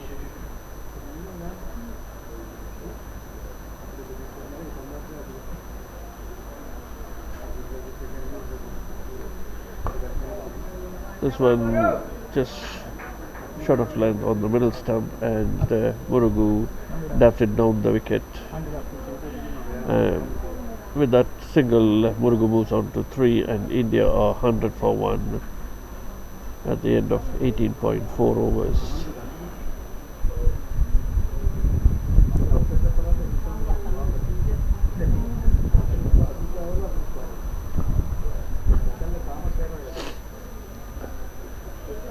This one outside the off stump, and Masood tries to chop off the front foot, misses it completely, gathered by the wicketkeeper, who is keeping up to the stumps for Javed. Javed is operating a medium pace right arm over.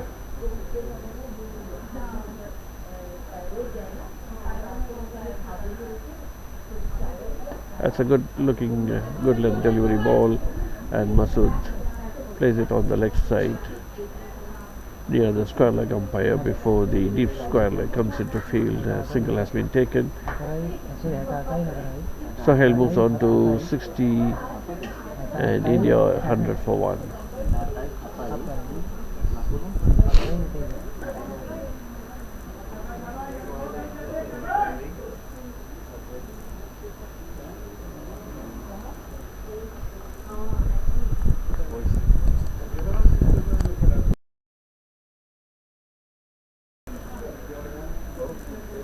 Qureshi to continue the next over.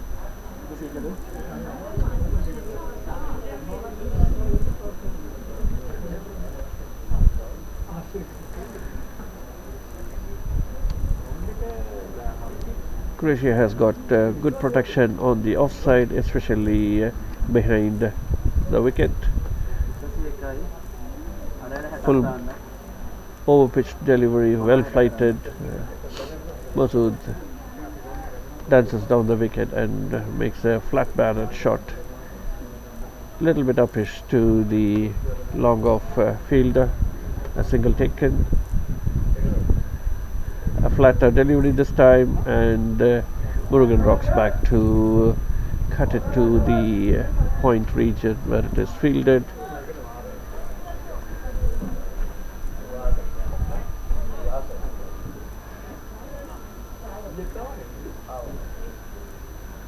A well flighted delivery, and Murugan goes forward and fends it back to the bowler. Murugan has started off very cautiously.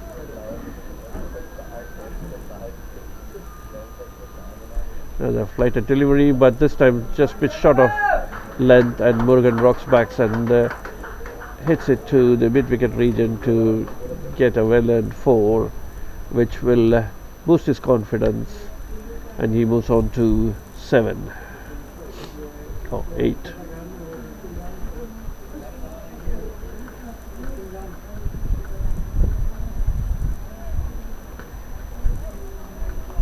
India with that 4 move on to 106, still run rate at 4.7, and to win and qualify this match they have to have a run rate around 5.8. Again Murugan goes back and dabs it to the mid-off region for a single. 6 runs so far in this over. Oh, this is a predetermined shot even before the ball was bowled. Sohail moves across the crease and dabs it to the person at 45 and scrambles for a single. Sohail is on 63 of 70 balls, and Murugan is at 9 of 11. India are at the end of that over 108 for 1.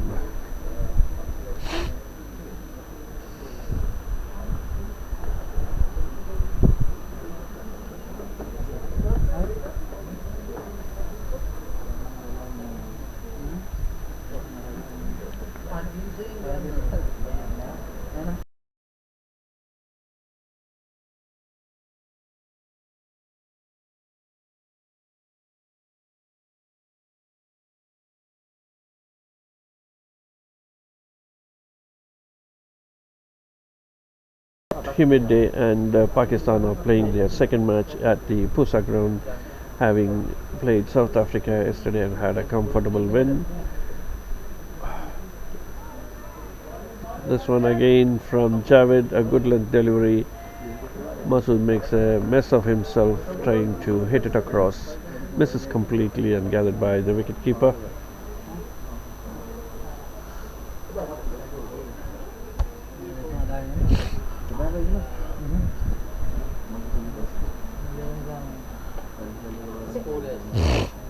Score is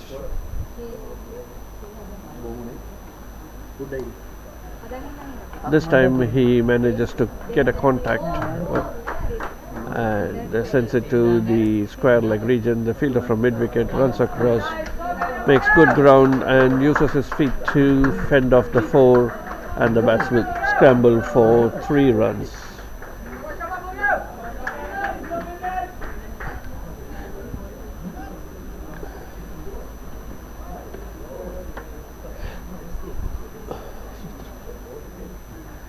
Even though Masood has been there for 20 overs, he ran a comfortable 3. Another short pitch delivery from Javed. Murugan rocks back and punches it to the mid-off region.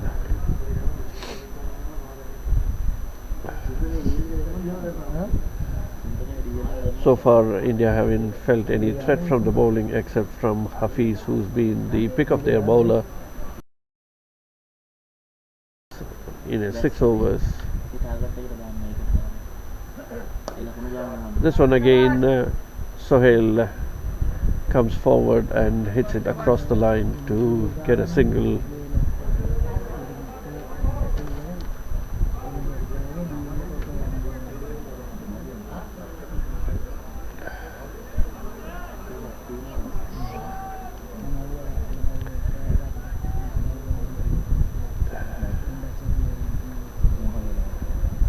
It takes a lot to play back-to-back 2 games in the same ground with this heat and humidity, and there have been casualties in the Pakistan camp, 2 of their players having a hamstring injury, and the next delivery from Javed is softly played to the third man region, and Murugan gets a single. Murugan moves on to 11. Sohail on 67, India 114 for 1. And the last delivery of the 21st ovary to be bowled by Javed. This one just on the leg stump, but Masood plays it off his feet nicely to the deep mid wicket and scrambles for a single. Yes. 115 for 1. At the end of 21 overs, India are 115 for 1, needing 112 runs.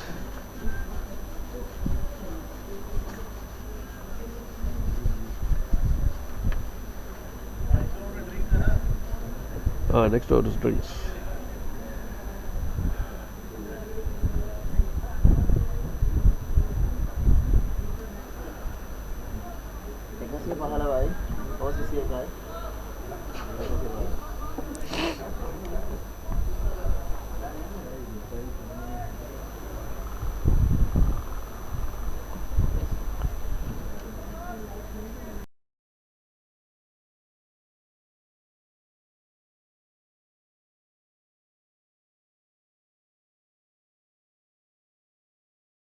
Last over before drinks, again Qureshi played off the front foot and scrambled for a single.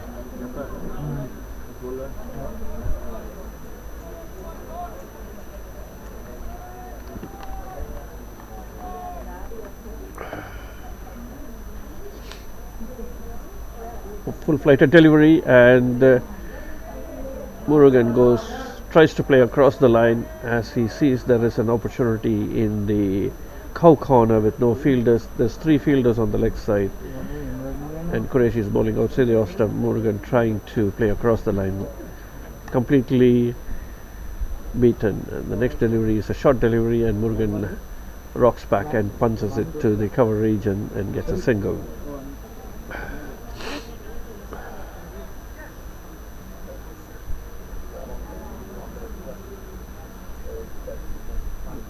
A cheeky looking shot from Sohail, who does do a ramp on the leg side and gets a 4. The bowler is not happy, but that's the way cricket is played these days, and even people over 50 who have been playing great cricket have latched on to these sort of cheeky shots. With that 4, Sohail moves on to 73, and India are 121 for 1.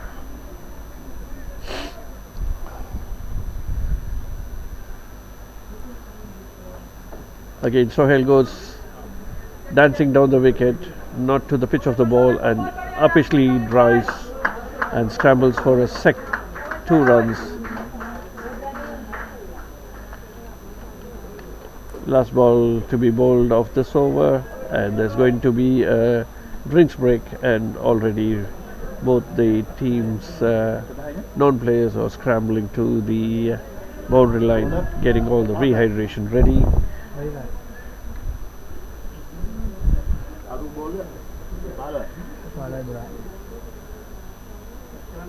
This one well flighted delivery, but still not up to the pitch, and Sohail rocks back to cut it to be fielded in deep gully region. At the end of 22 overs, India are 123 for 1, The net run rate, or the run rate at the moment is 4.5. Required run rate.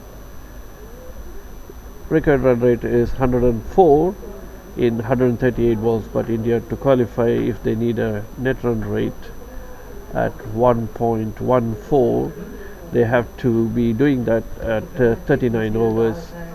Currently Sohail is on 75 and Murugan is on 12.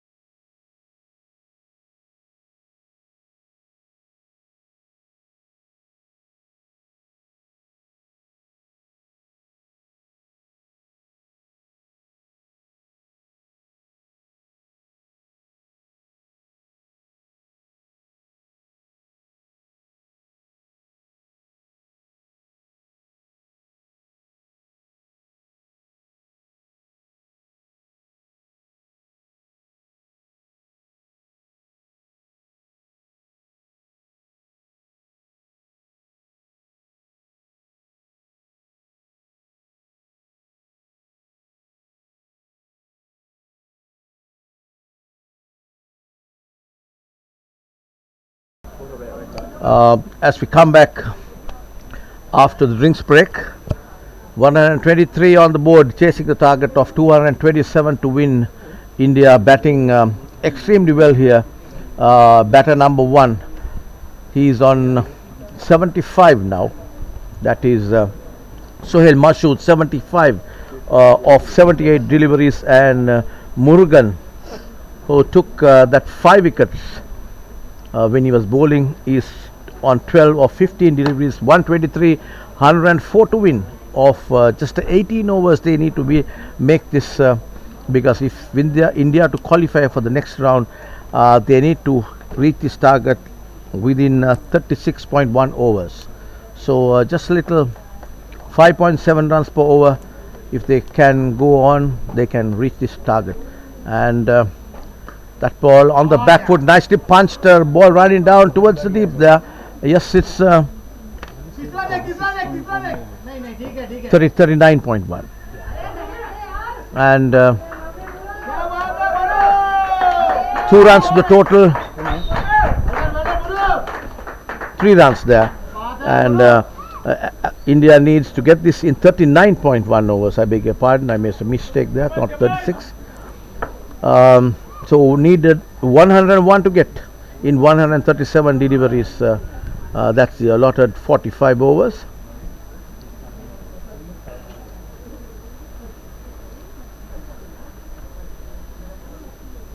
Comes in. Nice flicked off the wrist there. Runs the ball down to the deep there.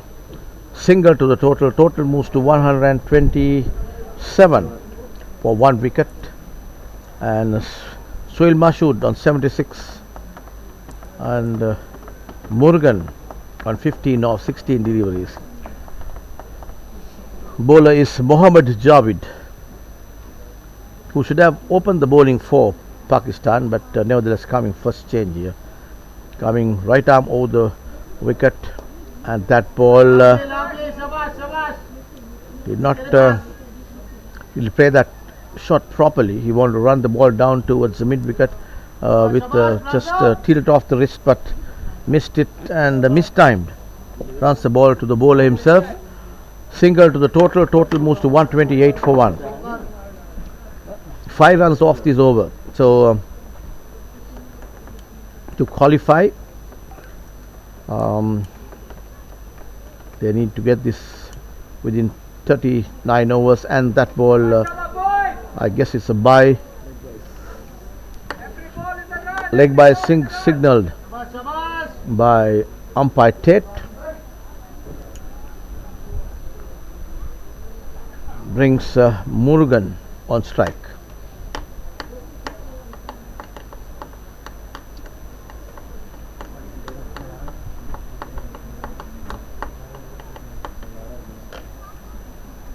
Javid comes in. That ball just on the back foot, played defensively.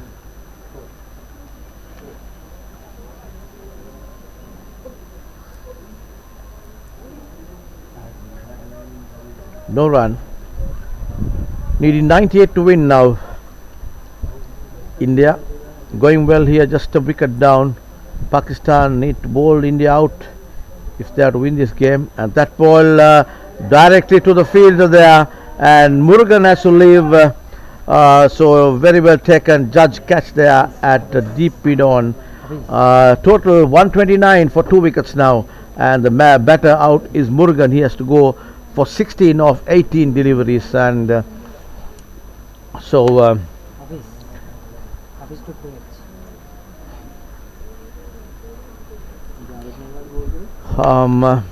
129 for 2 and 23 overs gone.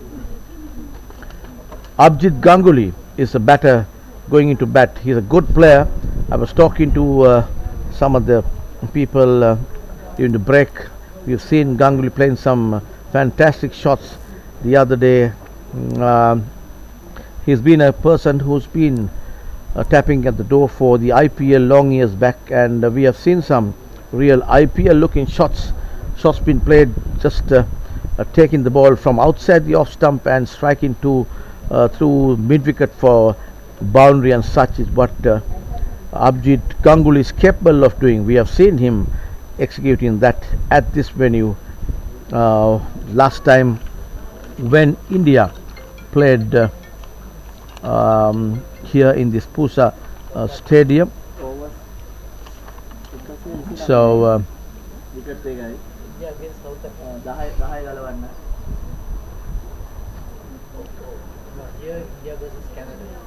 And that was a match against between India versus Canada. Ganguly is the man, just came in with the fall of that wicket. 129 for 2. We are the 24th over, and it is Mohammad Jaffer operating from the far end, bowling left arm around the wicket to the right-handed batter. And it's Sohail Mashood who on 76 of 80 balls. He's paced his innings well, just cruising towards the century here, but a long way to go because 24 runs more to get to reach that mark. But nevertheless, he's batted extremely well here. Flighted delivery from Jaffer. The ball runs down to the deep there, picked up one hand, and underarm throw comes into the wicket. Just 130 for 2. We're on the 24th over of this Indian innings. That brings Abhijit Ganguly on strike. Takes it guard and ready to roll.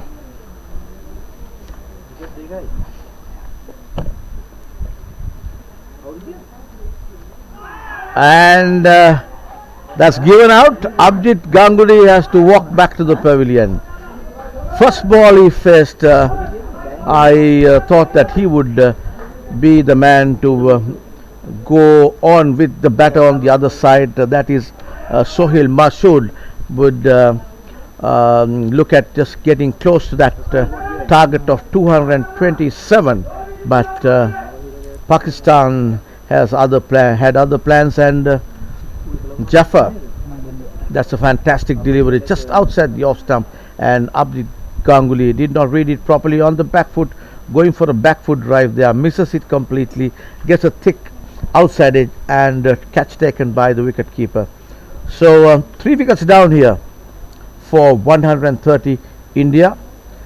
Still they have the depth of batting to reach that total, but number 3 batter is on now. That is Bandaragama,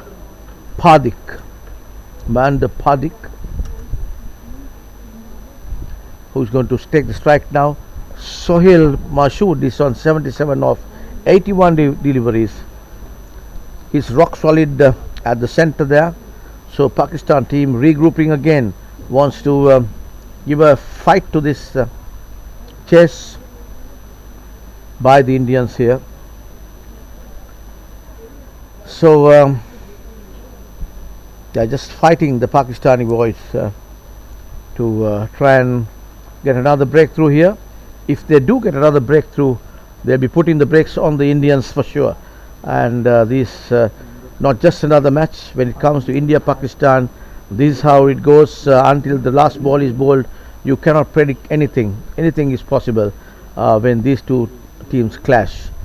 And they have been locking horns here at this PUSA venue in Millennia, Bandaragama, southeast of Colombo, 50 minutes drive from Colombo and 42 kilometers to the south of Colombo is where this ground is situated. Picture is scenario here. Nice looking, lot of greenery around, vegetation this alongside the ground.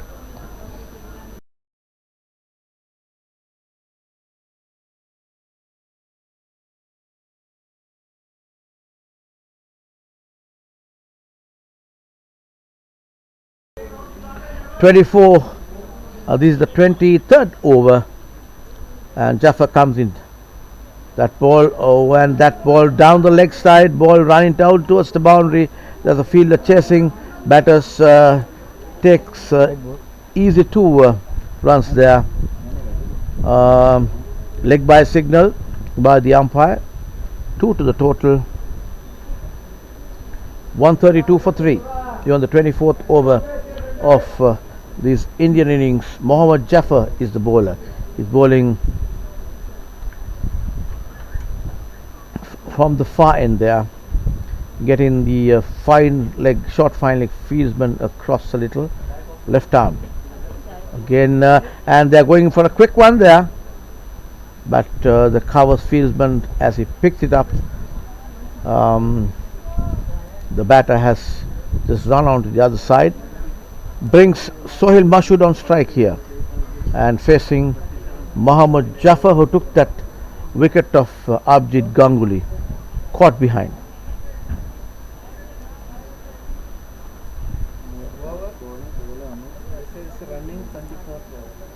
And that one just runs the ball down to the short mid-wicket area. Wicket keeper runs. This is Mohammad Khan, who just jogs towards the short mid-wicket region and picks the ball up. Batters crossed over for a single. Takes a total to 134 for 3.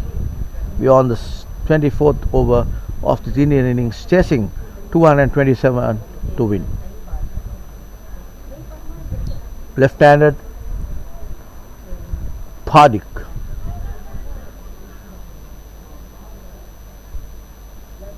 That brings the over of the Jafar bowling. 134 for 3. 24 overs gone of this Indian innings. I'm told that they need to make this within a span of 36 years if they are to qualify for the next round in his IMC World Masters World Cup played in Sri Lanka, Colombo. 14 teams are competing. The game started on the 9th of this month,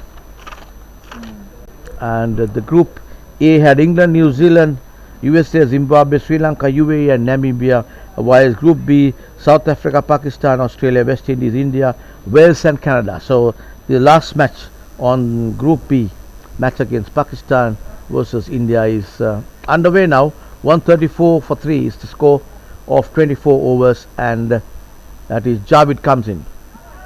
Very well bowled. That ball, he's bowling right arm over the wicket here to the right-handed batter, informed batter Sohail Mashood. He's on 78. He's bowling to a deep third man cover, extra cover, deep extra cover, a mid-off, mid-on, shortish mid-wicket, deep square leg, and a short fine leg. Comes in, right arm over. That ball slashed on the up there, and ball hit the bottom of his bat on the follow through hike. Ball runs down to the short mid wicket region. No run to the total. Javed is the bowler. Comes in, right arm over, and he wants a single there, but he cannot get through to that because it's I think the Pakistan skipper, who Moin Aftab, who fielded that.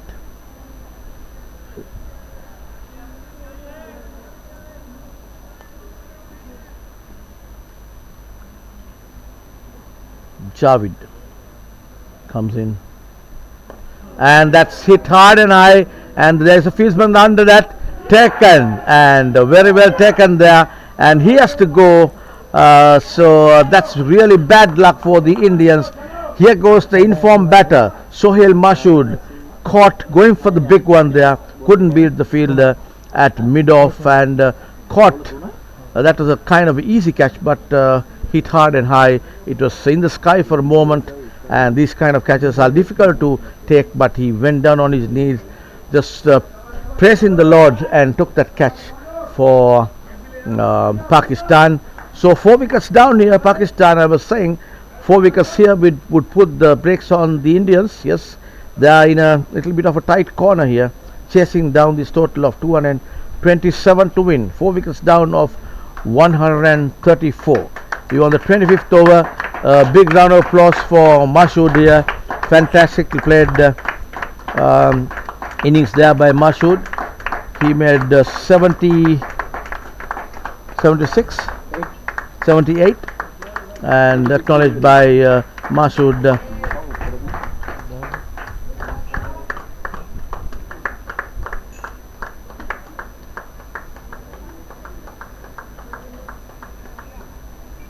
78 Masood of 86 ball. He was caught. Mohammad Hafiz bowled by Mohammad Javid for 78. Hit 1-6 and 8 fours. So far, Fakir Dungari was out for 26 of 39 deliveries. It was a good wicket for the Pakistanis. He is going to be one of the danger men for the Indians who could reach that target of the Pakistanis. Murugan was the guy who took 5 wickets when the Pakistanis were batting. He went for 16 of 19 deliveries. Abhijit Ganguly just faced 1 ball and had to leave the grounds for no score. He's been very disappointed there.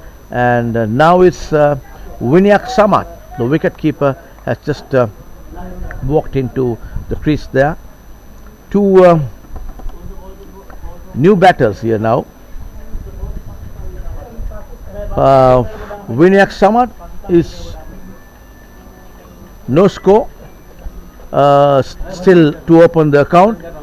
Mandip Padik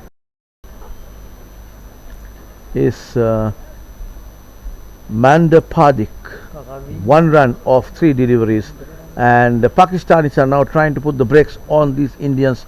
134 for 4 wickets, and the bowler who was successful that time is Mohammad Javid, who is coming in now, right arm over the wicket to the new batter. That was outside the off stump, way outside the off stump, and he was just chasing that ball, almost a wide there, but he was lucky not to be called a wide. So there's a bit of a tension building up in the Indian dressing room, I can see. The ladies who were having a good time have gone a little silent right now, because the Indians' chips are a little down here. 134 for 4 wickets.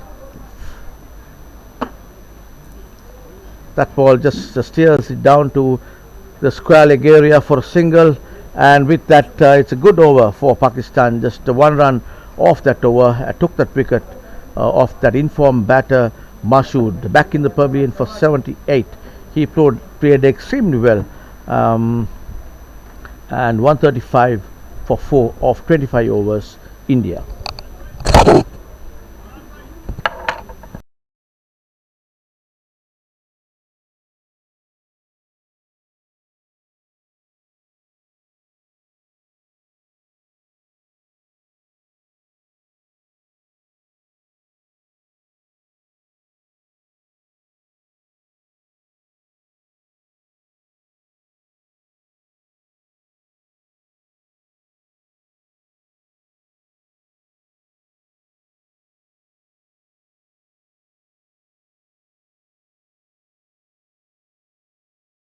Coming from the far end, operating, and the batter is Samat, Vinayak Samat, the wicket keeper.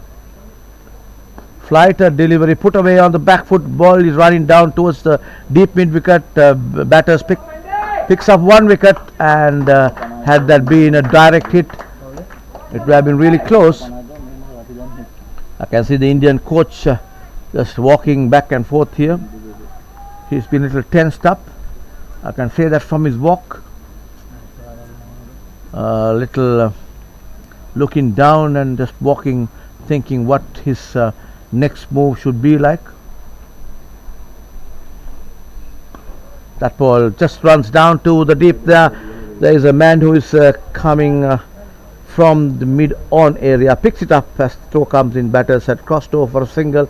Just 1 to the total, 138 for 4. We are on the 26th over of this Indian innings. Batters had the crease, Vinayak Samat and Mandip Padik. 1 run off 3 balls. Padik is the batter who is facing now Mohammad Jafar. He's bowled 5 overs, gone for 36 runs for 1 wicket.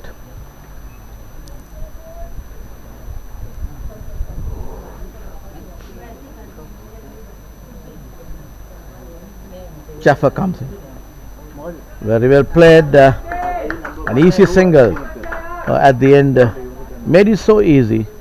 There were three men in front, but the batters are very quick off their feet. Takes that run, takes the total to 139 for 4. 26th over of this Indian innings is in progress. Some of the Pakistani fielders, including the physio, I can see has just lining alongside the ground there, calling out to their fieldsmen and so on, just eager to see their team doing well here against the mighty Indians. Samart is the batter, right-hander, and that ball put away towards the deep mid-wicket. 4 runs off the bat of Samart, nicely struck there. Boundaries had dried up, and Samart takes that boundary just on the half volley, beautifully executed. 4 runs. 143 is the total for 4 wickets beyond the 26th over of this Indian innings.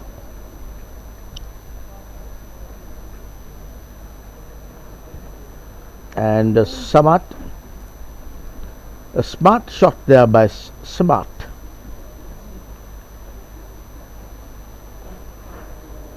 Again put away, but there is a fielder there in the deep mid off, just a single to the total, and that comes off the back of Samart. He moves to 9 of 6 deliveries, brings Manda Padik on strike. Nobody in catching positions. Just 1, 2, 3, 4 fielders outside the circle. Just defensively played to end the over there by Jaffa. Total 144 for 4 wickets at the end of 26 overs. India chasing this total of 227.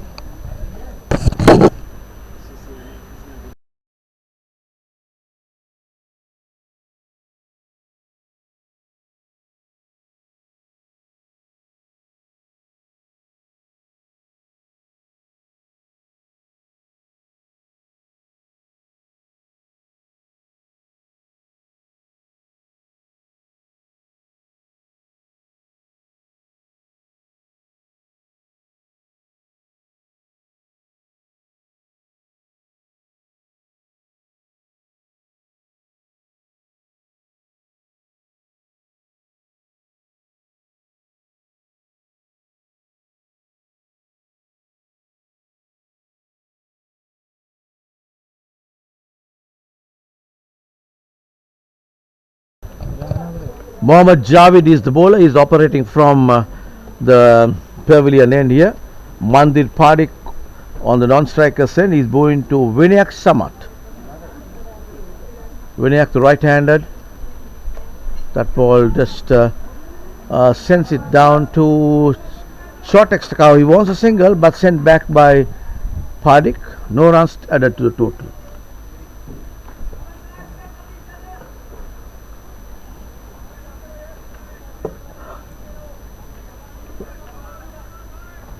Javid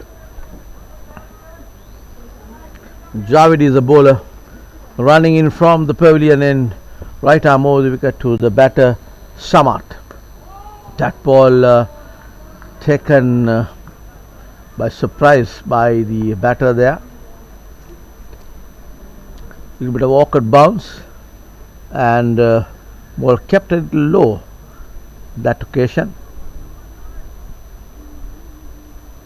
The batter has to rush on his back foot and play it defensively. No run. 144 for 4. And that ball, he tried to steer it down to the fine leg area, and as the throw comes in, good one there by the fielder. Just a single to the total. 145 is now what the total is. India 4 wickets down. You're on the 27th over.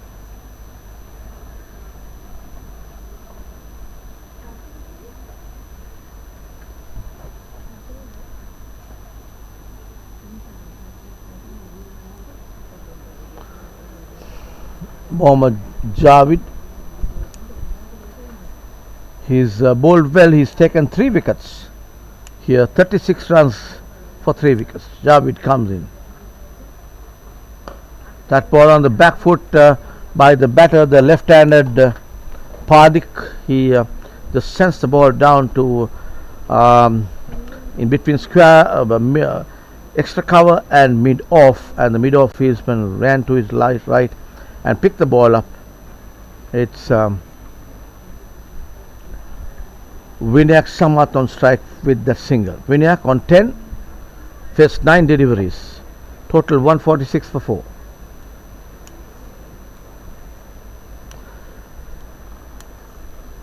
Javid comes in.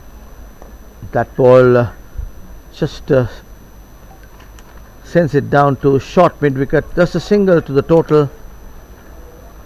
Brings Manda Pardik on strike.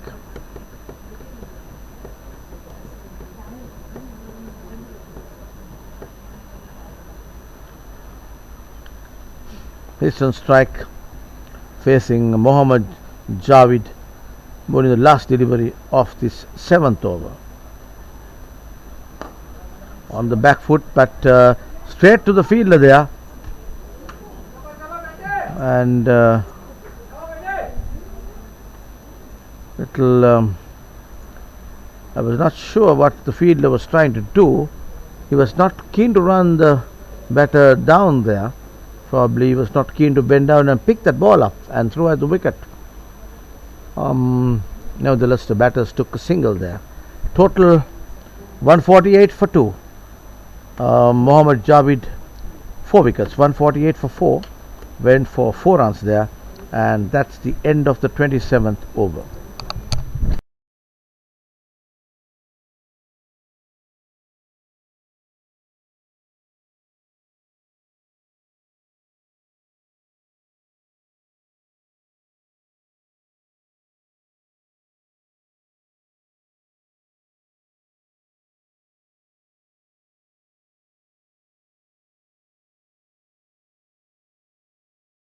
Four wickets here in this Indian innings. They've got another 6 batters in the pavilion to come.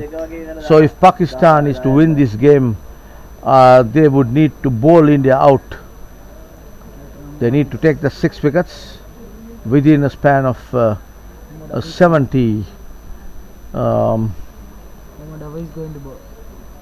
Mohammad Hafiz is the bowler. He's bowled 6 overs now, none for 13. Mohammad Hafiz bowled well in the first spell, but he's been brought again from the far end by the skipper of Pakistan, Moin Aftab. Hafiz.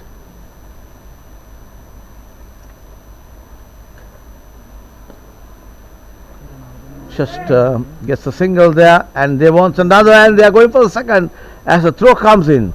Batters have crossed over for 2. That was good bit of running. Intention was very clear from the very first run. As the saying going, if you want 2 runs, you must take the first run fast, and that is exactly what this batter did. It was Pardik. He ran the first one fast and had no issue of turning back and coming for the second. That ball wide outside the leg stump. Wide signal by the umpire. 1 to the total, 151 for 4 wickets India. Chasing 227 here.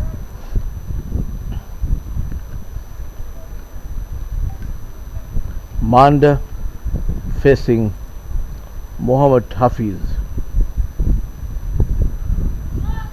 There's half-hearted appeal there. Ball trickling down the leg stump, going down the leg stump, and the batter tries to just steer it down the leg stump, down towards the fine leg area. Couldn't get it to fine as he wanted. Ball trickled down straight to the short fine leg, who is standing a little square off the wicket. And Hafiz comes in, left arm. Very well watchfully played there by the batter Pardik. Another dot ball there. 2 runs came off the first delivery. Just another dot ball.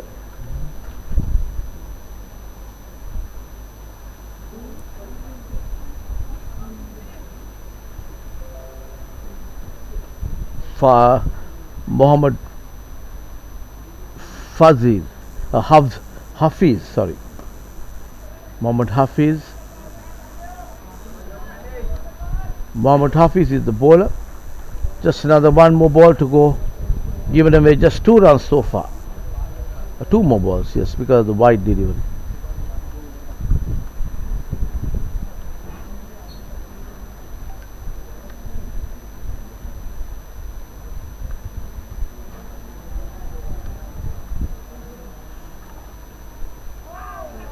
That's a peel there. Wraps him on his pad, but he was way down the track. There was no way that you can get LBW that way. And leg by signal by the umpire Ted from Sydney, Australia here. With him is umpire Martin Vale, who is from Wales. That was umpire Martin Vale. Peter Tate is in the leg umpire spot.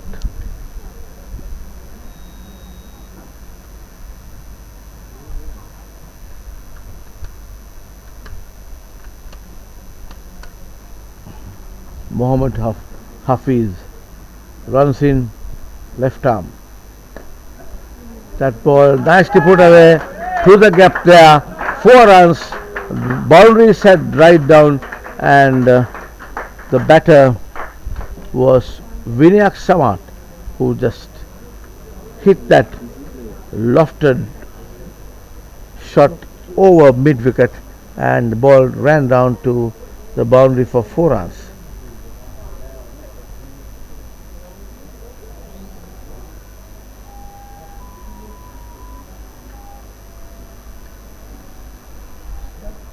And next over, over 50 අටයි 156යි.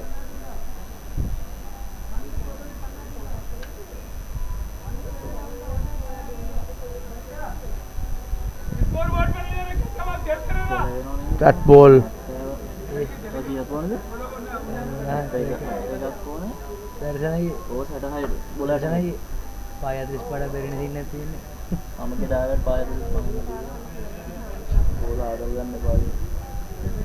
and Mohammed Hafiz gave away for 5 runs in that over, and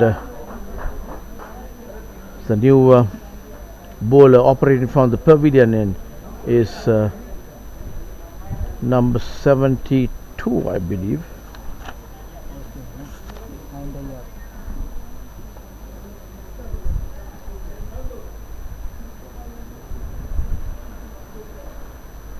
Naim Tayab is the bowler.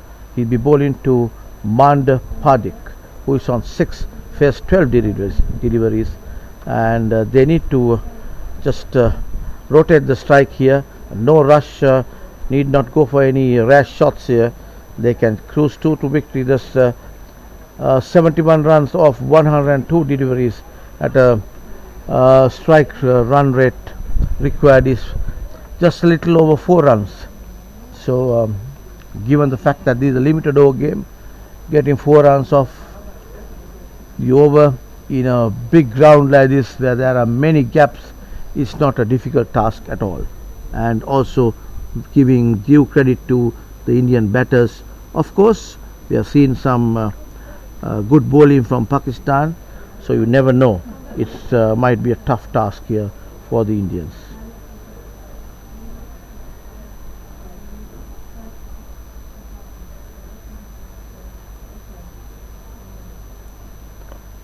That ball just short of length, challenged the ball to the cover area. No run to the total. Tayab is the bowler. He's been good, doing some good work for the Indian, the Pakistan side. and he comes bowling the next one, second delivery of his over, and that ball again off the back foot to the cover region, no run. Tayeb has taken 3 wickets against West Indies, so he's a bowler that the Indian batters would need to be careful because he's bowled some good overs against some of these teams here in the previous games, and he comes right arm over the wicket, runs the ball to the third man, short third man, and takes a quick single. 1 to the total, 158 is the total, 157 for 4 wickets. We are on the 29th over of this Indian innings. Tayeb wants the short fine leg a little squarer off the wicket towards square leg.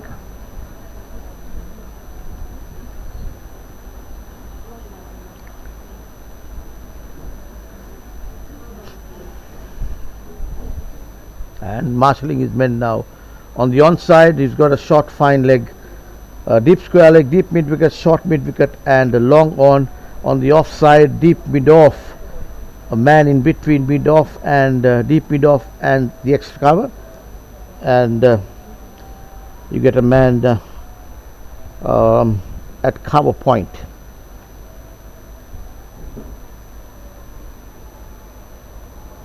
Tayeb comes in, right arm over the wicket,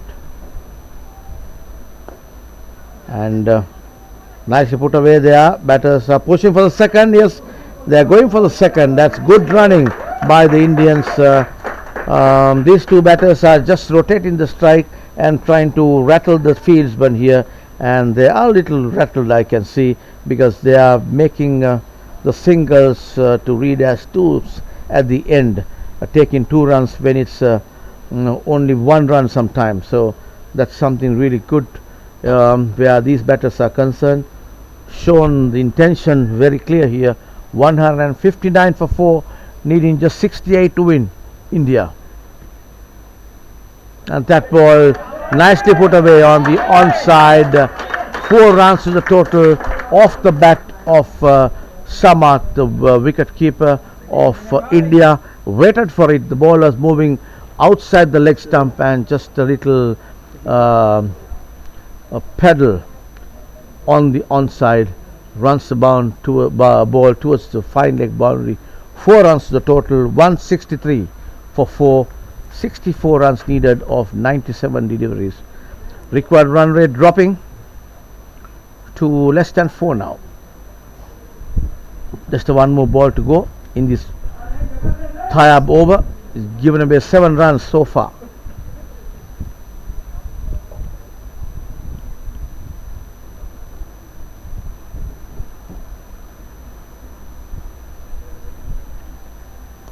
That ball again nicely put away towards the man in the deep square leg area. Picks up as the ball comes through.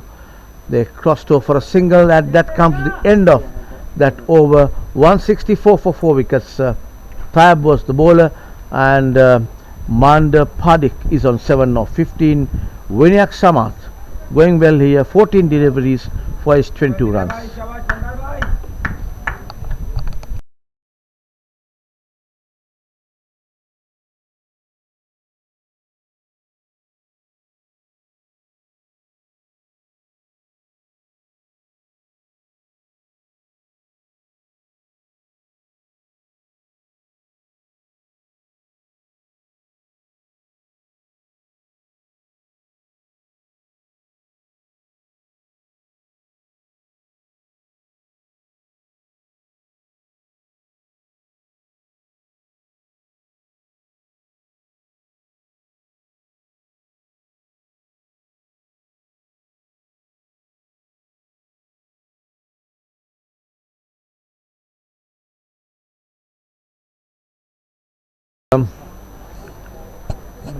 Jaffa is the bowler. I beg your pardon. It's Mohammad Hafiz, left arm round the wicket to the right-handed batter Samath, who is on 22. Nicely played there, beautifully struck ball running down to the boundary. Yes, You can't stop that shot from the word go. Very well executed shot by the wicketkeeper batter from India. Nicely swept away. 4 runs off the bowling of Hafiz. 4 runs to the total. 168 is on the board for 4 wickets. We are on the 30th over of this Indian innings. 59 runs to get of 95 deliveries. Pakistan, if they are to put the brakes on, the Indians will have to take another couple of wickets here, with the total hovering around 160, 170, 80 during that mark. And a little nudge to the Covers fieldman there, and takes a quick single. So these two batters are very quick off their feet. They're playing like an international game here, and just rotating the strike. You cannot say that these people are masters players. Very focused and very agile, and seems to be very fit to me. No sooner they strike the ball, they want a single. They're not afraid to take singles. They don't run out of steam here. The Indian batters, left-handed Padik is on strike, and that ball he did not get across the line properly. As the ball went towards the wicket keeper, he also moved with the ball and tried to steer that ball towards the third man area. Did not get hold of that. No runs added. 169 for 4. 30th over.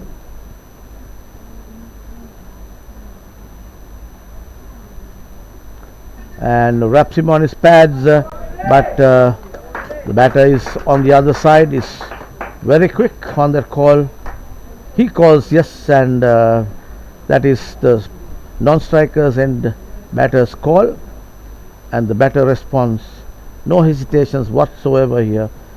Good run in between the wickets, these two batters, good understanding, and slowly but surely they are cruising towards this target of 227 required by the Indians. 170 for 4. 30th over, 2 more balls to go in this over. It's Hafiz, umpire, making sure that there's only X amount of fielders, 4 fielders outside the circle.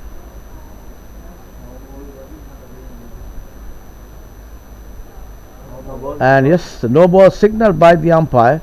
I get the feeling that there had been one person outside the circle when that ball was bowled. So no ball signaled by the umpire there. So it's a free hit to Mohammad Vinay Samat. Mohammad Hafiz is the bowler. Left arm round the wicket to the right-handed batter. He wants the Covers fielder sent just on the brim of that 30-yard circle, and the mid-wicket brought in towards the square leg area. You have a short fine leg square off the wicket, and also a deep mid-wicket, again squarish towards the cow corner. And that ball did not time it properly, which we have seen Samat hitting that sweep shot well, and that's how he got a good looking boundary the previous over. This time also he wanted to strike the ball towards that area, but that was a mistimed, and just ran and stopped halfway in the mid-wicket region. Single to the total brings Mohammad Padik on strike. He's on 7 of 17 deliveries.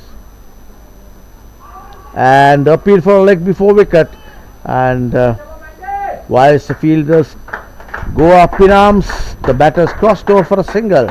The fieldsmen were, so engrossed with that appeal, did not look at the ball, but the batters crossed over for a single. Total 173, 54 to win. Getting another fielder in to the circle there. Deep mid wicket, long on, long off, and a deep extra cover. 4 fielders outside the circle for Vinayak Samat, who's facing Hafiz's last ball off this 30th over of the Indian innings. Nice little nudge there. No chance. Ball running down towards the boundary. Fieldsman does not make any attempt to chase that down. 4 to the total. Total moves to 177 for 4 wickets. 30 overs gone, needing just 50 runs of 90 balls. Strike rate, required run rate falling below 3.5 now.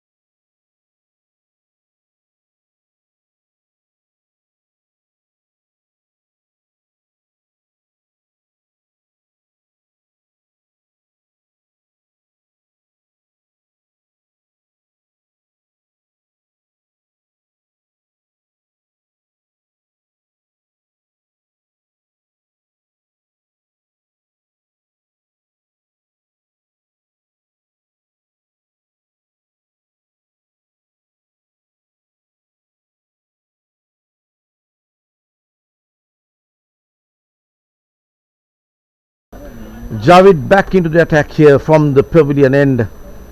Right arm over the wicket. He's been very good for the Pakistanis. This is the 8th over. Given away 39 runs, captured 3 wickets of the Indian batters. Good mix of deliveries he's been bowling. Quite a tall lad. I can just imagine Pakistanis are quite good pace bowlers in the world. He may have been a good strike bowler during his time. And Bandaragama facing Mohammad Javed. Very well played there on the back foot, just a defensive shot there. Just a single to the total.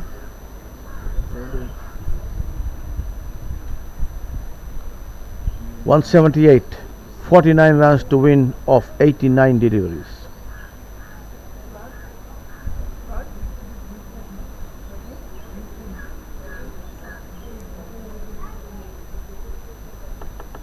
Javed comes in, right arm over the wicket, passing the umpire, and nice little nudge there, close in the face of the bat, letting the ball take its own run off the bat with no force applied towards the ball by the bat, just a small tap, and the ball, due to the pace of that delivery, went down to the third man area for a single. 179 for 4. We are the 31st over of the Indian innings. Javed is the bowler, comes in to Mandir, and that ball put away towards the third man, picked up in the deep there, comes in, just a single. The total 180 is a total, 47 to win of 87. So slowly but surely the Indian batters are closing in to victory here. They have been excellent today in the field. bowled well, fielded well, and also now batting well, cruising towards the victory. But you never know. 2-3 quick wickets here can really put the brakes on the Indians. Pakistanis have been quite capable lads when it comes to turning matches around, and therefore you never know. Cannot predict anything. That ball again, nicely runs the ball towards the deep square leg, picks up, and the throw comes in. Just a single to the total. Total moves to 181 for 4. 31st over in progress. Javid. So the Indian batters are just rotating the strike, taking singles, not interested in going for the big ones unless otherwise it's a loose delivery. There is no need for that. Again with that ball, a cheeky single, but that was I think it was Asif who fielded that and tried to take that, bring the wickets down on the non-strikers end, but could not. Asif Mahayun is the man. He was a great left-hand batter. Little unfortunate today. He made a 57 yesterday, the match against South Africa. That ball punched nicely off the back foot to Asif again. Dives to his right. A little bit of fumble. Ball just trickles down towards the mid-off. Picks up and the batters crossed over for a single. 183 of 31 overs. 4 wickets down. 45 needed of 84.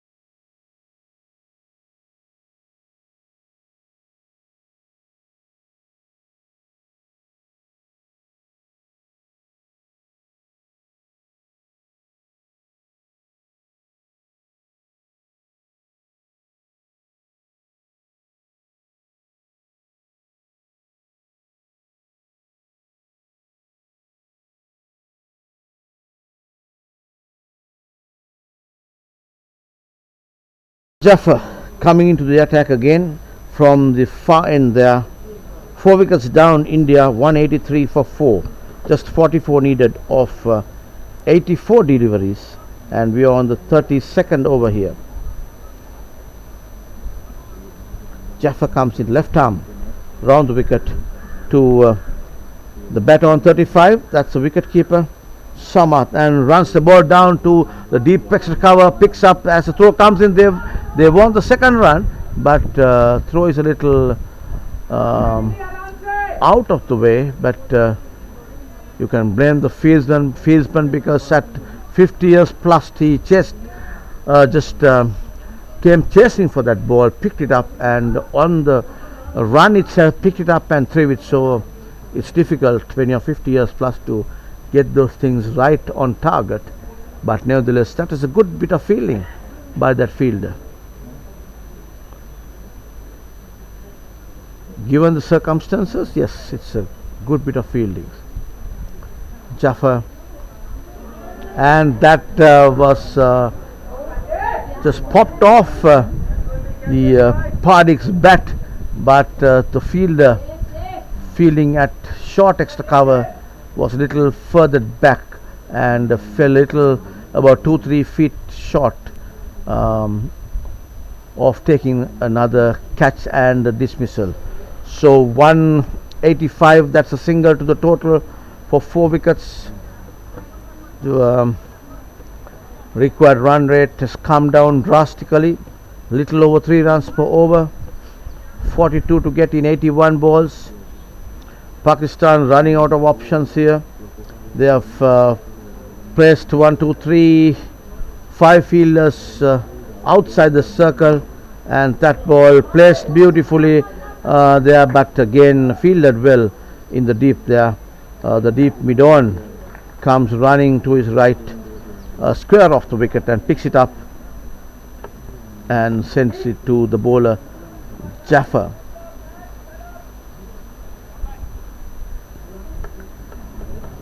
You get 3 fielders, the line on the offside, and 2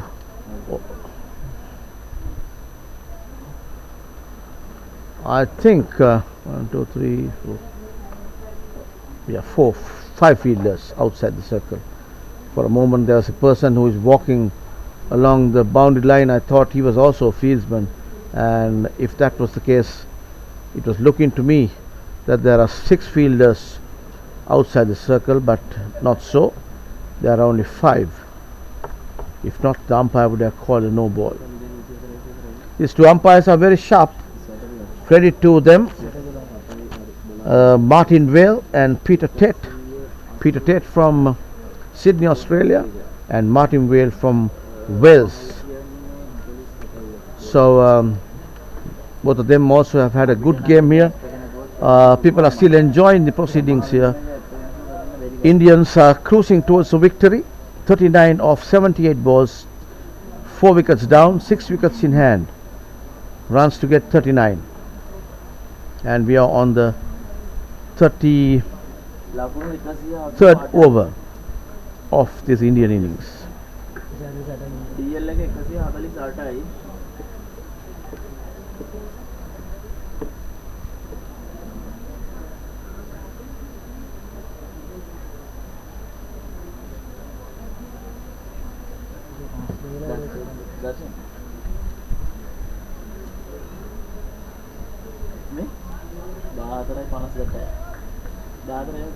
And Mohammad Javid is the batter, a bowler who is bowling to the batter Vinek Samat. That ball nicely put away, beautifully struck their ball, running down towards the deep extra cover. Batters take 2 here, 2 runs to the total, and the winning run is closing up. There's 37 to get of 77 deliveries, 190 is the score for 4 wickets. There is a match between India and Pakistan, the last group game, Group B. One of these teams will go and play a semi-final couple of days after this, and Javid comes in again, nicely put away to the short third man area. No rush whatsoever where the Indians are concerned. They have wickets intact here, lots of batters to come. Just single to the total, 36 on to get of 76 deliveries, 191 on the board for 4 wickets.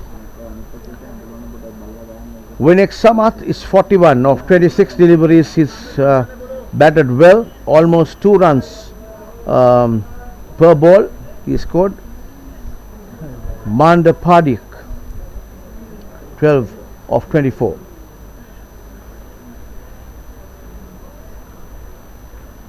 Mandar is the batter, left-handed. Nicely the wrist work there. I like that shot a very risky player. Padik,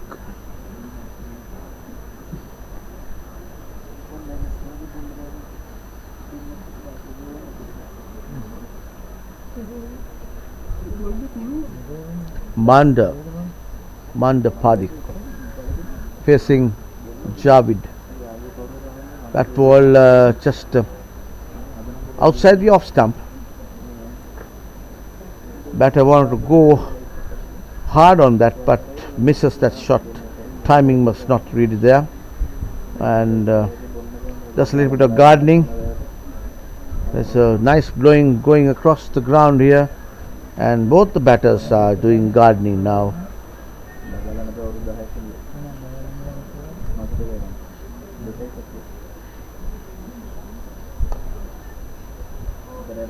And very well fielded there, as he dived and fielded that whilst he was on the ground. The non-striker wanted a single and takes it comfortably at the end. Total 192 for 4. We are on the 33rd over of this Indian innings. One more ball to go.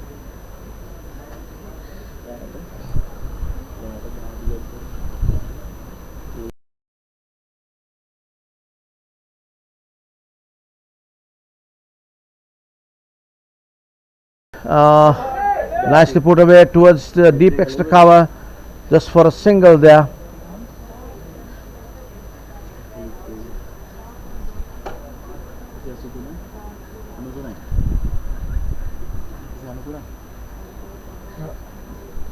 .193 is on the board for 4 wickets. 33 overs gone. There's a drinks break being taken, and just an update, Sohail Mashood was out for 78, Fakir Dungaria's 26, Murugan was out for 16. He's the man who took 5 wickets. Abhijit Ganguly, no score. Mandik Padik unbeaten on 13, and Vinik Samad is unbeaten here on 42 of 27 deliveries with 5 boundaries, just short of another 8 runs for a well executed half century by this wicketkeeper batter of India. 193 for 4. 33 overs gone. Drinks break is been taken, and we too at the comment box and the technical team takes a short break, and we'll be back. Stay tuned.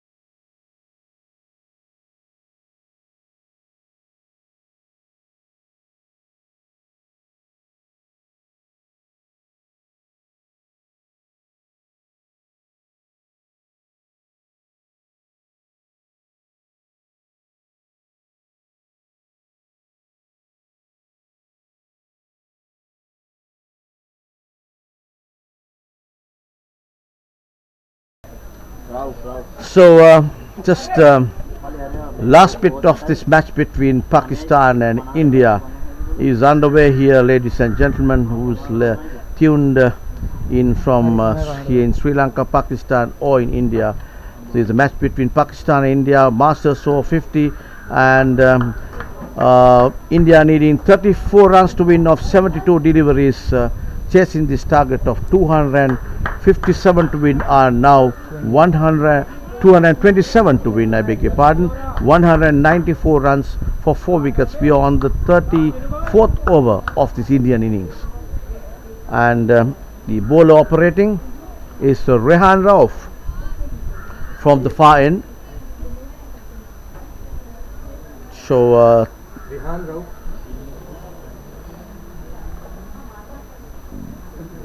Rehan Rauf, left arm over the wicket, comes in to the left-hander, and that is played uppishly, but the ball runs towards the deep mid-on just for a single, and they have to settle for a single. These two batters seem to be opening out a little bit now, because I understand that they need to make this total of another 32 runs before they reach the 40 over mark, if they are to qualify for the semi-finals of this IMC World Masters Over-50 World Cup, which has been played in Sri Lanka. Comes in Rauf on the back foot, nicely played, but just a single there. 31 runs to get, 69 deliveries.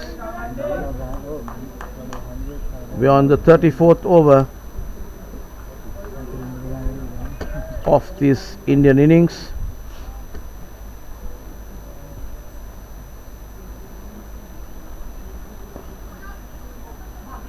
That's very well fielded. Not really. I thought he fielded that dive to his left hand. That fielder, I thought for a moment that he stopped the ball, but they are wearing green.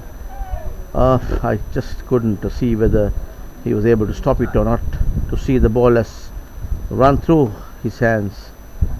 2 runs the total, 1 at 98 for 4, 29 runs needed.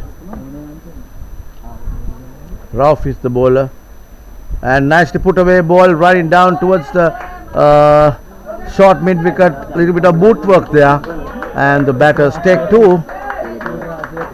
That's number 5, the skipper of Pakistan, using his boot to stop that ball. 200 up on the board, another 27 runs to get India to win this game. And we have Mandar. A loud appeal there, given out. Mandar given out. So Pakistanis have bounced back here. Very well bowled by Rauf. 200 up on the board, and 5 wickets down. That's the 5th wicket. Mandir Pardik was the guy who was out. 18 runs off 30, and just one more ball to go. 31 balls, yes. Mandir Pardik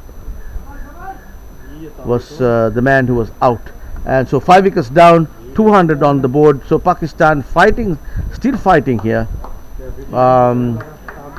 34 overs gone, so needing 27 runs off 66 deliveries. Run rate, required run rate is less than 3 now. So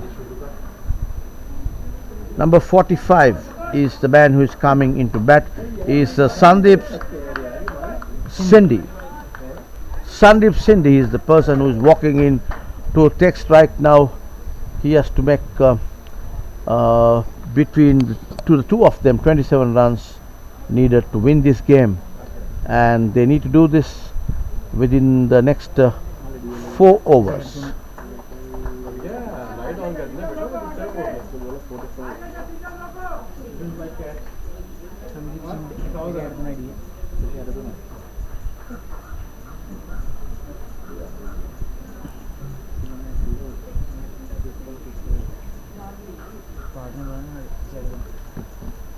We get started.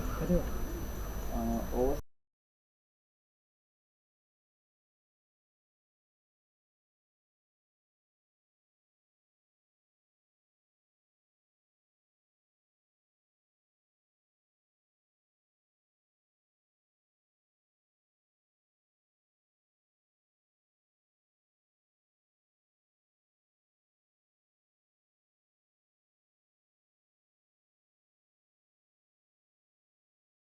Scoreboard has been updated by the scorers because there's quite a distance from the scoreboard to where the scorers are, and there's another person in the scoreboard, and sometimes there's a disparity with the scoreboard and what is the score, what the scorers annotate here. So they have to be sure right now because we have come to the teething stages of this match, the last bit of this game, and just 27 runs to get off 66 deliveries, 200 on the board, 5 wickets down. Pakistan needs to get 5 Indian wickets to win this game or curtail them of getting that 227. They are just 27 runs short. Bowler is Jaffer. He's coming left arm round the wicket to Vinayak Samat, who is 6 runs short of a well-deserved century, and very well bowled there.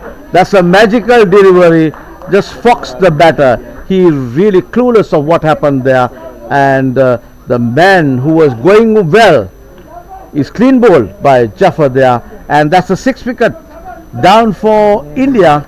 Just 27 needed to win this game of 66 deliveries. India are now 6 wickets down, 200 on the board, and we are on the 35th over of this Indian innings. New batter is number 5. That is Iqbal Khan. Iqbal Khan is the batter who is going into bat. So Pakistan is again regrouping and trying to. It was a well-deserved half century for Samat. He kept well when he was wicket keeping and had to just fall short of that half century, 6 runs short of a well-deserved half century. The ball really came into the batter. He was clueless and just beat him completely. Wicket shattered, clean bowled by the bowler, and Iqbal Khan is the new batter, and that was Mohammad Jaffer who bowled that brilliantly and got the wicket of the informed batter Samat. He had to walk back to the pavilion, and 6 wickets down of the Indian wickets here, 200 on the board. They have another 27 to make, just 65 balls, and Jaffer comes in next delivery. Again, now the fielders are on their toes, attacking mode where the Pakistanis are concerned. This match turning out to be a good one here, with that wicket taken to dismiss the informed batter Samat, who was cruising well towards the half century. He had to depart, clean bowled by Jaffer, and comes in left arm, and that ball nicely put away. Ball running towards the deep there. Fielder just before it reaches the boundary. Just 1 run to the total and takes Iqbal Khan off the mark. He moves to 1 of 2 deliveries. Sandeep Shinde is the new batter. So 2 new people at the crease. He'll have to be watchful. So this is how this game goes. You have to settle in sometimes, but there is not much time to settle, and that ball punched off the back foot just for a single. They'll have to settle for a single. 202 is the total for 6 wickets now. 25 runs needed of 62 deliveries, and we're on the 35th over of this Indian innings.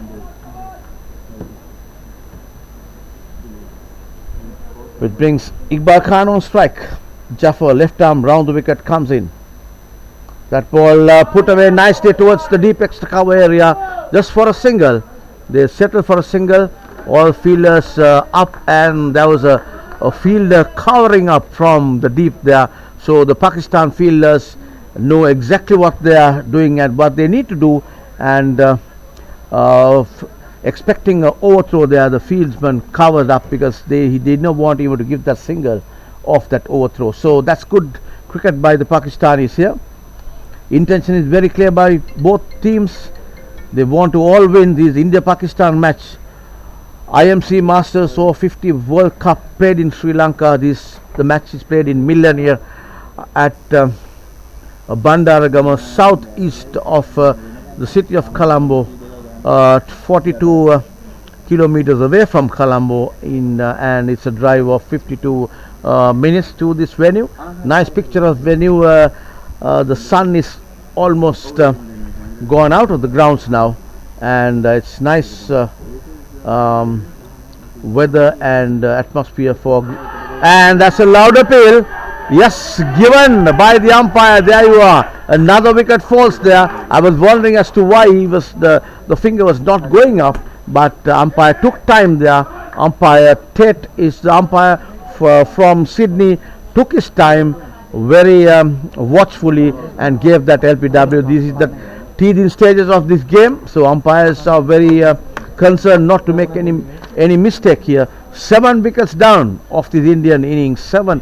All of a sudden, Indian chips are a little down here. Pakistan not giving up. Their tails are up right at the moment. Just 27 runs to get to win this game. 7 wickets down.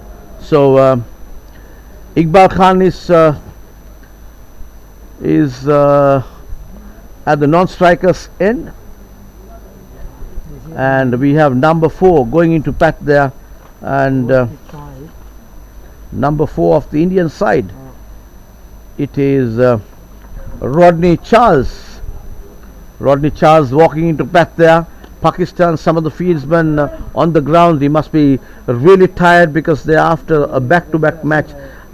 Yesterday played South Africa. It was a tough game yesterday too, and so same scenario with India as well.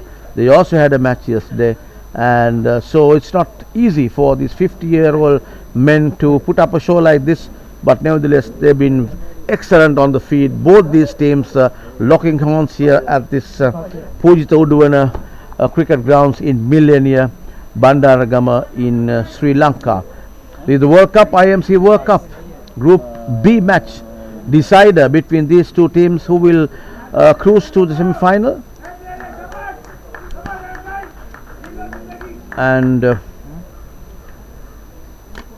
yes, that was the end of that over. 35 overs gone, 36th over in progress. We have 24 runs to get, 3 wickets in hand. India, Rodney Charles and Iqbal Khan, 2 new batters at the crease. Pakistan, I sense, also have a good chance of victory here, because there are 2 new batters. They take 1 wicket here. Indian boys are in trouble. So that's exactly what the Pakistanis are trying to do here. They will not give up until the last ball is bowled. Comes in. This is Rauf. Another loud appeal, but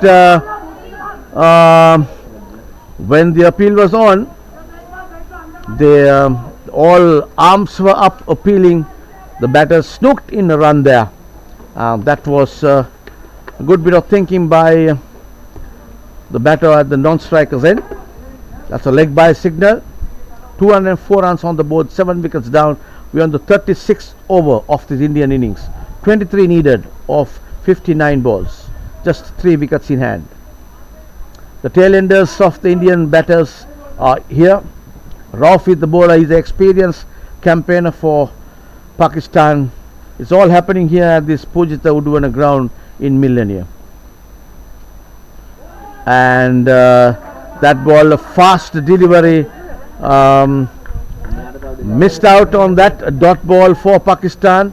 They have 2 fielders in the deep. They are deep extra cover, and the deep mid off. A third man cover and extra cover. Rauf comes in, left arm. Again, very well bowled there. He's bowled into the field. No run taken. So this is turning out to be a good contest here. They're all on their feet now.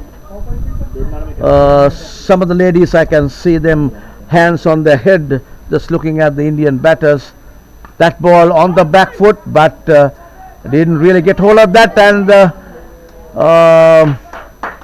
but the ball was running towards the bowler. I think it hit the leg, foot of the non-striker, and with the deflection on, there was a single taken. 22 runs needed. 205 is the total for 7 wickets. 3 wickets is what Pakistan team needs. Rauf, and that ball, they are taking a single there, just to the extra cover region. That's the Pakistan captain who's feeding at short extra cover there.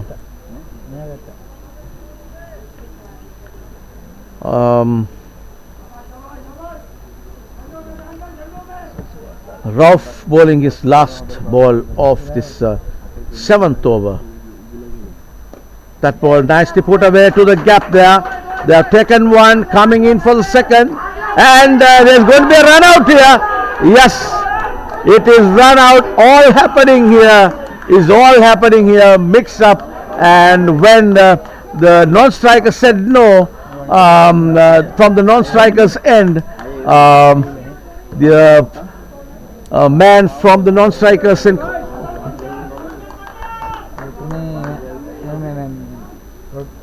we'll have to wait and see who has got out. I think it's Iqbal Khan. Iqbal Khan is the person who has to come off the ground. He's the man who was run out. That was total unnecessary by the Indians. Is all happening here. 8 wickets down. 8 Indian wickets down here. 206 is the total. 8 wickets down. 207 is the total. 8 wickets down. And this is what happens when the pressure sets in to the batters. It was nice. Everything was going well for India. All of a sudden, a few quick wickets by the Pakistanis. Pakistanis are up for their money here. They are playing some good cricket and putting the brakes on these Indians. Just 207 runs, correct? 207 runs on the board. 8 wickets down. We are on the 37th over. 37th over of this Indian innings. Just 2 wickets in hand. Just 2 wickets. As I was saying from the very inception, if Pakistan are to win this game, they'll have to bowl out the Indians, which is a gettable target here. They have 20 plus runs to make, and that's the Indians are concerned. Pakistan is the tail end. The Indian tail end is here just to take 2 wickets is what they need, and that was a total mix-up by the 2 batters and run out. This how the game of cricket is being played. Sometimes these things happen, and you're talking of a match between India versus Pakistan, and this is going down to the wire here, as we can see. All of a sudden, 207 for 8 wickets. India, who has been cruising well, who was doing well when Sohail and such were batting here, but all of a sudden, so many wickets falling in quick succession have put the brakes on the Indians, and all of a sudden Pakistanis are seem to be on top of this game. 207 for 8 wickets. We are on the 37th over, and the bowler is Mohammad Jaffer, taking his time to set the field with his skipper. Jaffer comes in left arm round the wicket here. That ball on the back foot, the batter Rodney Charles just getting across the line and want to put it away, but ball ran down to the bowler himself. No run. Again, another good ball fielded by the skipper. Just a single there. Just a single to the total. 208, 19 more to get. Just 2 wickets where Pakistan is concerned to take here to win this game. It's turned out to be a good one, this Pakistan and India game. Both teams fighting here right through to the end. Pakistan, Jaffer is moving his field around, getting a fine leg, short fine leg, a little finer towards the wicket. He's got a deep square leg, deep mid wicket, mid on, and a short mid wicket.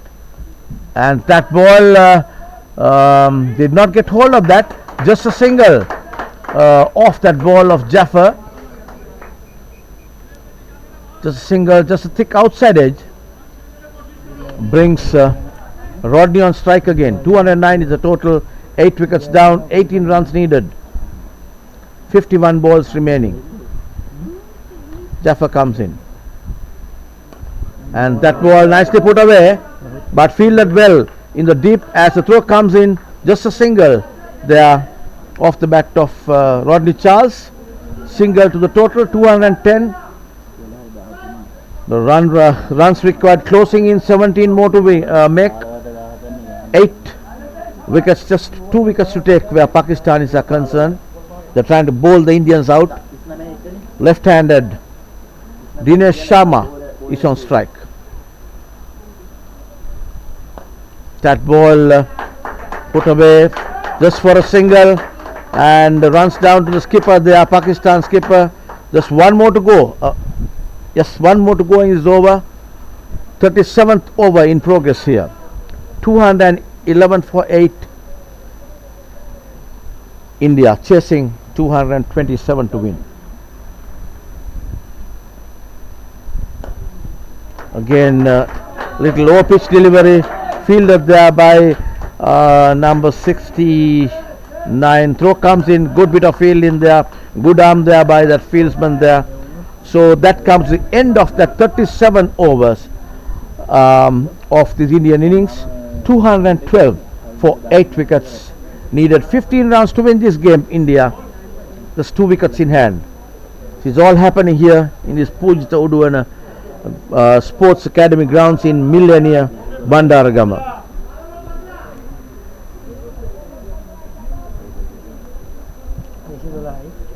So it's turning like to be the weather here, because at one stage it was India, at another stage it was Pakistan whose tails were up. Now it's kind of equally.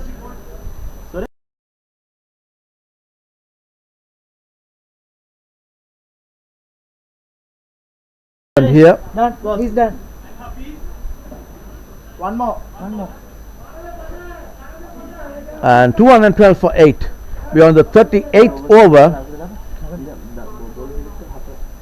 38th over, and the bowler is Rehan Rauf coming in from the far end there. Bowling is 8th over.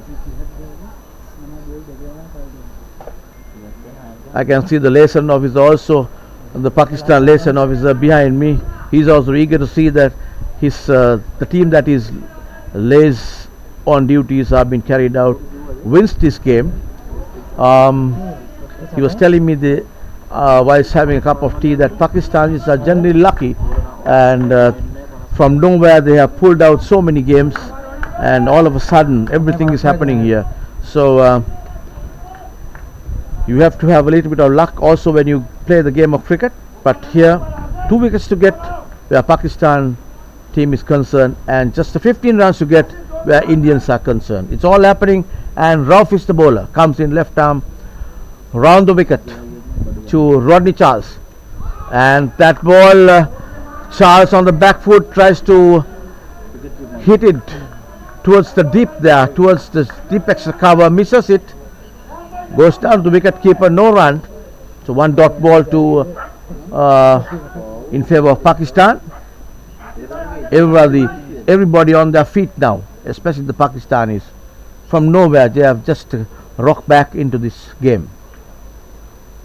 Again, very well played there, nicely struck towards the long on, and just a single to the total, and that fielder there doesn't want to take any chances. He picked it up and sent it to the wicket keeper himself. Good bit of field in there, no chances taken even in the field. Batters also doesn't want to take any chances. I'm trying to figure out whether they understand that they need to make this in 39 overs. 39.1 overs is what I have been told. I have no clue whether how far it's right, but I've been told by the scorers. And yes, it's Rauf marshalling his men, and there is 1, 2, 3, 4, 5, 1, 3, 5 fielders outside the circle. We need to be careful here not to give a free hit, and Rauf comes into the left-hander. Sharma, played defensively by Sharma. He has no hurry here. 38th over is in progress here. 14 runs to get. Just now 3 balls off this over left.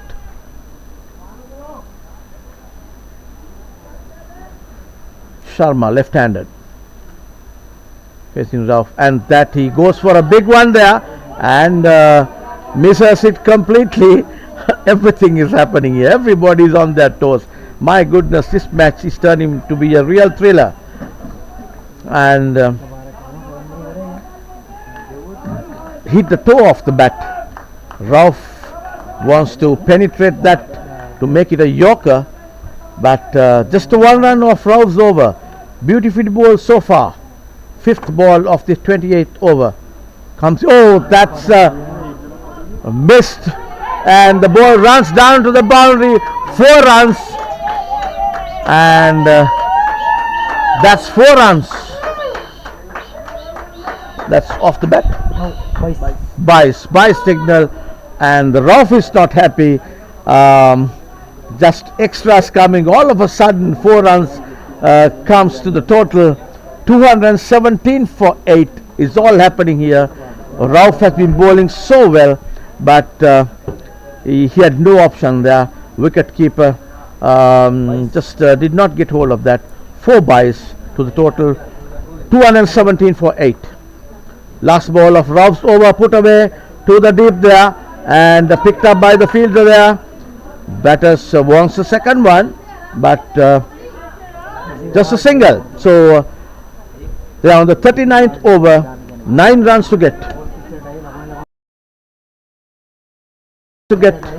Here, 2 wickets in hand. It's getting dark here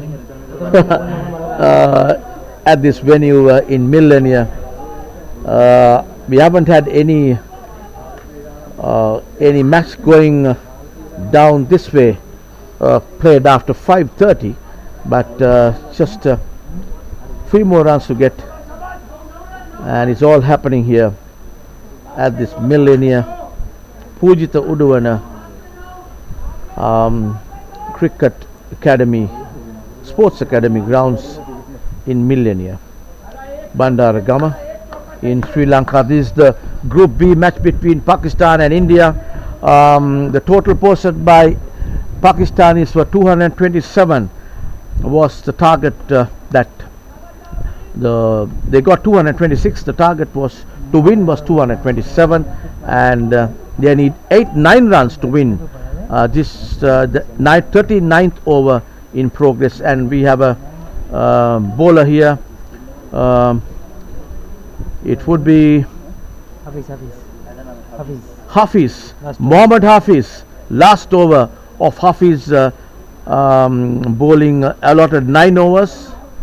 Hafiz is coming left arm. He's been given him 31 runs, and this is the 9th over, the last over of his allotted 9 overs is happening here. This is a crucial over because this over, I think 7 deliveries are there for them to make this 9 runs. I believe, I hope I'm right here. 39.1 overs?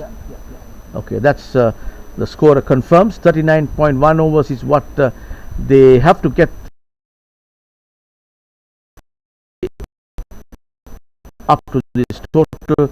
And the left-handed Dinesh Sharma is facing Hafiz, comes in left arm over the wicket, and that ball nicely put away, ball running towards the boundary, and it's a 4 runs.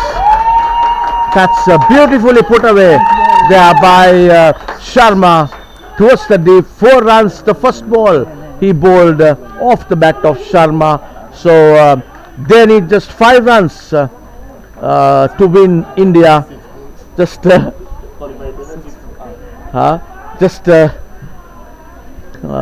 wickets down, and Pakistan needs to take those 2 wickets. 5 runs to get. And another shot there, ball ran down towards the mid wicket. He wants a second, they are calling for, and here comes the throw, a run out, my goodness. And that's a good one for the Pakistan. 9 wickets down here.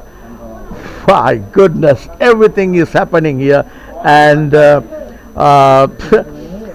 was no run there, but the batter wanted to take 2 because he was eager to get on to the other side to take the total to another run, so that it reaches more than 1 run, and to get that 2 runs they had to give away that wicket. So 9 wickets down here, all of a sudden 9 down. Pakistan just 1 wicket to take to win this game, and it's all happening here. Pakistan stays up, and just 5 runs to get here where Indians are concerned. Can I have the total? Yes, yes. The man out is Dinesh Sharma. Sharma is the person who is out, and 9 wickets. 9 wickets down here. Total.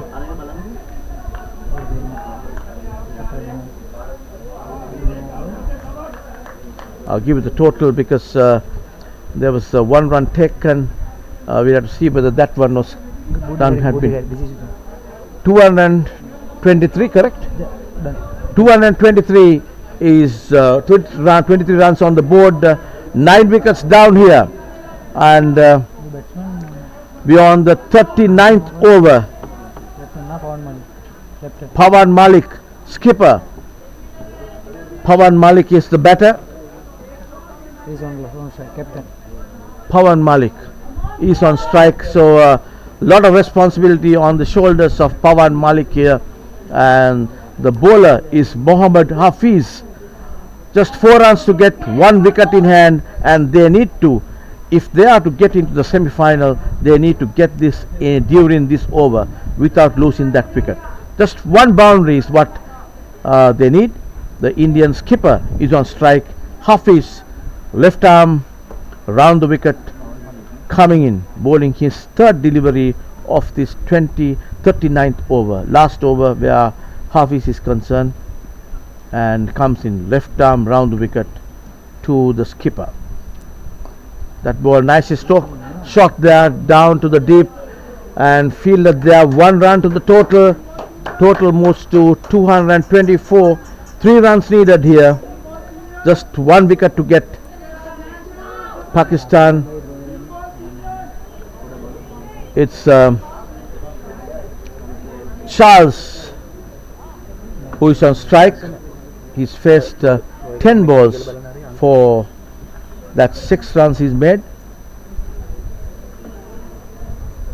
Hafiz, Mohammad Hafiz is the bowler coming in from the pavilion in, bowling to Rodney Charles. Comes in, bowls, passing the umpire. That ball just roll of the wrist, and the batters wants 2. No, but they settle for only 1. Only 1 run there. And Just the 2 runs required to win this game. 1 wicket in hand.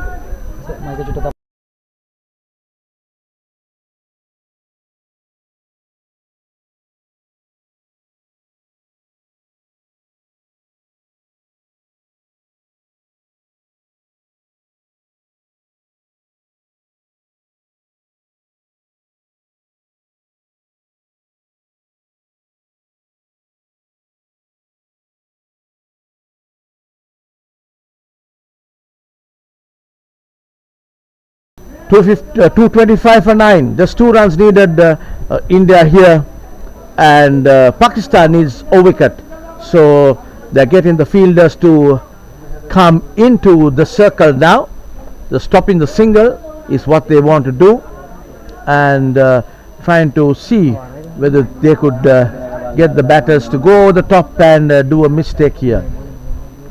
And Hafiz comes in, left arm round the wicket to Pawan Malik, Indian skipper, and that ball beats him outside the off stump.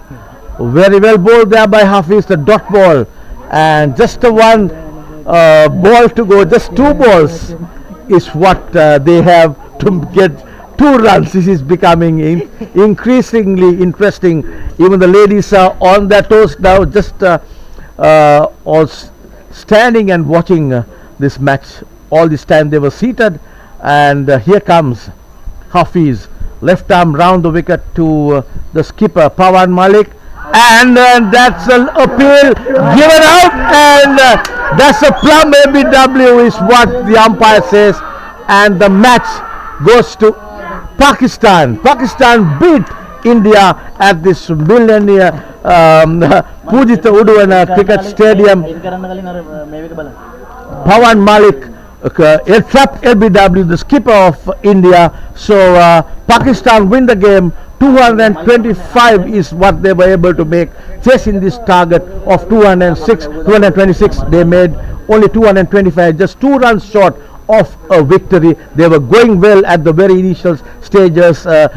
People like Sohail was excellent with the bat, and sadly for India, they'll have to walk back to the pavilion, losing this game. What a contest it turned out to be at this Pujita Uduvana cricket grounds in Millennia, Bandaragama. Fantastic performance by the Pakistanis.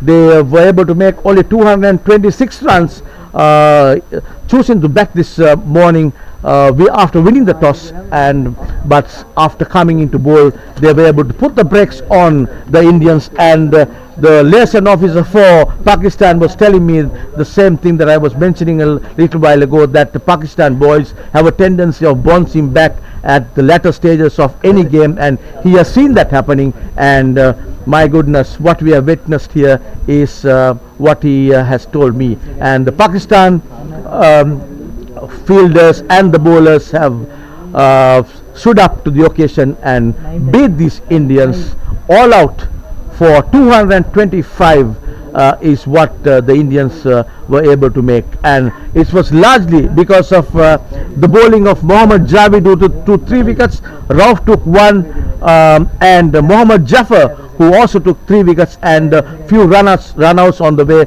When the pressure was setting in, it really rattled some of the tail enders of the Indian team, and there were few obvious run-outs that went, and Indian lost this game at the end. So, but it was a fantastic contest.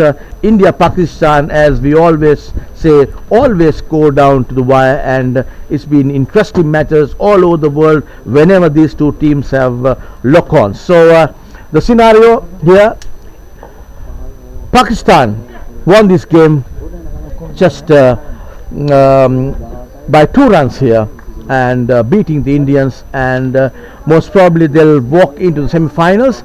And so I'll just give an update of the scorecard in a while. Where the batting was concerned, 225 is what India Masters over 50 made. Sohail Mashood made cracking 78 of 86 balls with 1 6 and 8 4s. When he was out there, it was kind of showcasing Indian victory, but nevertheless the Pakistan bowlers bounced back and put the brakes on the Indians, fielded well. They were running in and stopping all the boundaries and stopping the one spin made into two, and there were so many stops that they made on the way to the victory, and some good catches also, and also some good throwing in where they were able to take some of the runouts when the Indian fielders or the Indian batters were kind of rattled at the end of the Indian innings. So Fakir Dungaria was excellent throughout the tournament, but he made only 26 here. Murugan, who took 5 wickets to dismiss the Pakistanis, made 16. Abjit Ganguly was sadly had to go out of the ground for no score. Mandar Padik made 18 of 31. Vinayak Samat, he was looking good. He made 44 of 30 deliveries with 5 forced to the boundary. Sandeep Sindhi was out for 1, and Iqbal Khan out for 3, and then we had Dinesh Sharma out for 8 runs of 8 deliveries, and Pawan Malik, the skipper of Pakistan, he was the last to go. LBW trapped LBW, and the not out batter was Rodney Charles for 7. Total 225 was what the Indian batters could get, and India losing this match to Pakistan, and most probably Pakistan will cruise into the semi-final. So that's what happened at this PUSA Grounds at Millionaire at Bandaragama, the match between Pakistan and India, and it was a fantastic match at the end. We all enjoyed giving this live update from this ground, and I'm sure everybody around also may have enjoyed as much as we did. And thanks to our technical team and everybody who helped me in doing this. My name is Nalin Jayatlak. I'm signing off from the commentary box here from this Millionaire PUSA Stadium. Thank you, and good evening to all until we meet again with yet another game. All the best and good evening.